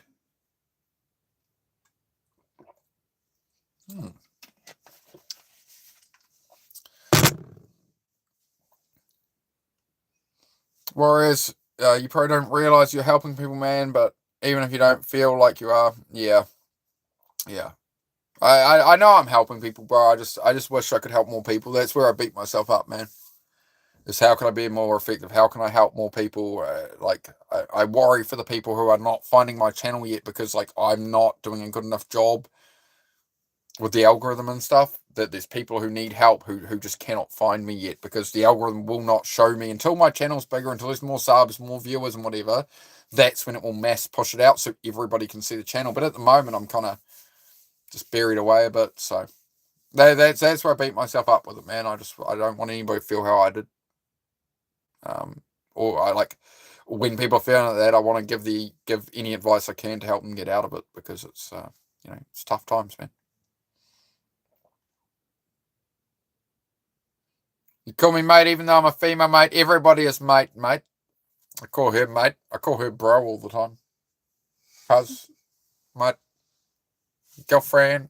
I'll just tickle her there, like just tickle her ribs. See, she starts giggling like a kitten. Like you just see, you just tickle the ribs. Like too easy, man. Too easy. Job done. You right there, mate? What are you cooking me for dinner, love? Get in the kitchen. What are we doing for dinner? You want to go out? You want to have that steak? What do you want to do? You want to... Yeah, we should save some money. You took the steak out? All right, well, yeah, we'll get some steak in, mate. Steak and bake. Not shake and bake. Steak and bake. Yes. Just made you smile. Well, thanks, mate. That's what we try and do. We try and have a good vibe, right? We try and... Me and D-Bird stream, but both you and D-Bird help this man who was lost his soul back then. Most welcome, Ben. That's what we do, bro. We live to serve, man. That's all we want to do is help people. And I hate seeing that happen to D-Bird, man, to Dennis, to the amount of abuse he gets for giving up his time. He does it all for free, right? There's a lot of creators like that, man, that just cop absolute abuse for trying to just help people. So it's really sad to see, man. But that's the world we live in, dude. So make sure, you support the people who, you feel are good streamers and that. Make sure you drop them by and supporting them, Still help you every day. Love it, man. Love it, Ben. You guys help me every day as well. Like me turning up here, it also drives me to get more done and achieve more because like I've got to show, I've got to stay with the brand of like I'm here to do work and show discipline and like lacking motivation, not feeling like doing stuff. I show up and I get the work done in that, right? So, yeah, it definitely keeps me going as well. Because I know when I have those harder days, if I turn up here, that you guys are like if I'm like, oh, for a second, you guys are like, come on, man. I'm like, yeah, all right, keep going. So, it's just a positive thing for everybody involved, right? Winner, chicken dinner. There we go. All right, guys. I'm going to head off. I'm going to go have some dinner and stuff and watch a movie or something, chill out. I've been live for like 9 hours today, so I will be back tomorrow. I'll be on Dennis's stream later, modding and chatting, and usually I can't chat much in there because it's just chaos, but yeah, said hi. Hey, Scooby, good to see you, bro. Scott. There's Scott. I saw you get that floor up earlier. See you busting your ass. Good job, man. Went back to work today for the first time. Oh, fantastic, Scott. Good to get back to a bit of normality, bro? I hope you're doing well, man. I'm sorry, I'm just about to head off in a moment, Scott, but I appreciate that, man. It's good to hear from you, man. I hope you're doing all right. And we always got love for you, Scott. We always got love for you, man. You're always welcome to say whatever you got to talk about, man. We'll talk with you and help you out, man. All right. Have a good one from Warriors, Joseph Soul. Take care, bud. Thank you very much, guys. It's been a pleasure as always. And yeah, tomorrow I'll probably start tomorrow's stream with like a workout and then a couple hundred push-ups or something. I haven't done any for about a week. I've been doing some other stuff and that, lifting. As you see, I'm still lifting stuff. I'm not being too lazy. Getting my steps in. But yeah, I'll be back on tomorrow. We'll get that floor concrete down. We'll get all the boards on it, on that section, get the bikes on there. Start smashing this out. keep on track, keep on going. Yep. Cool. Alright, yep, I'll be in Dennis's stream later on. In the meantime, yeah, squeeze in a movie, have some dinner and hang out. Yeah, I'll pop in there. Alright, thank you very much, guys. And yeah, I will try. I'm not too good at scheduling it, right? If I schedule it, kind of, I feel such an obligation, and then I wake up in the middle of the night like, oh, if I slept in too long to start my stream, I'll be on sometime in the morning. I don't know. Give me another 15 hours. 15 hours from whatever it is. 15 hours or so, right? 8 a.m. New Zealand time. Ballpark. Which movie? Not sure yet. We watched The Truman Show last night, mate. We watched The Truman Show. I'll pick something. It's pretty hard to find something on Disney or Netflix these days that's watchable. Put it that way. Alright, guys. Yep, I will be back tomorrow. Yep, take care. And I really do appreciate you guys all coming by. Matrix next. Alright, yeah, could be. If it's on Disney or Netflix, that's all I have at the moment. I'm on the verge of just cancelling both of them, to be honest, and doing something else. Alright, guys, if you're not subbed, please do, and make sure you got the bell icon on the channel so it notifies you when I'm live. And I hope you all have a good evening. Be kind to yourselves. Don't be too hard on yourselves in your head. Alright? If you're overthinking something, just go and put 5 minutes at it. That's all you got to do. It'll make your life easier. I promise. I promise. That's the Venom guarantee. No money back, no refunds, because I do everything for free. I will see you tomorrow. Goodbye. Bye-bye.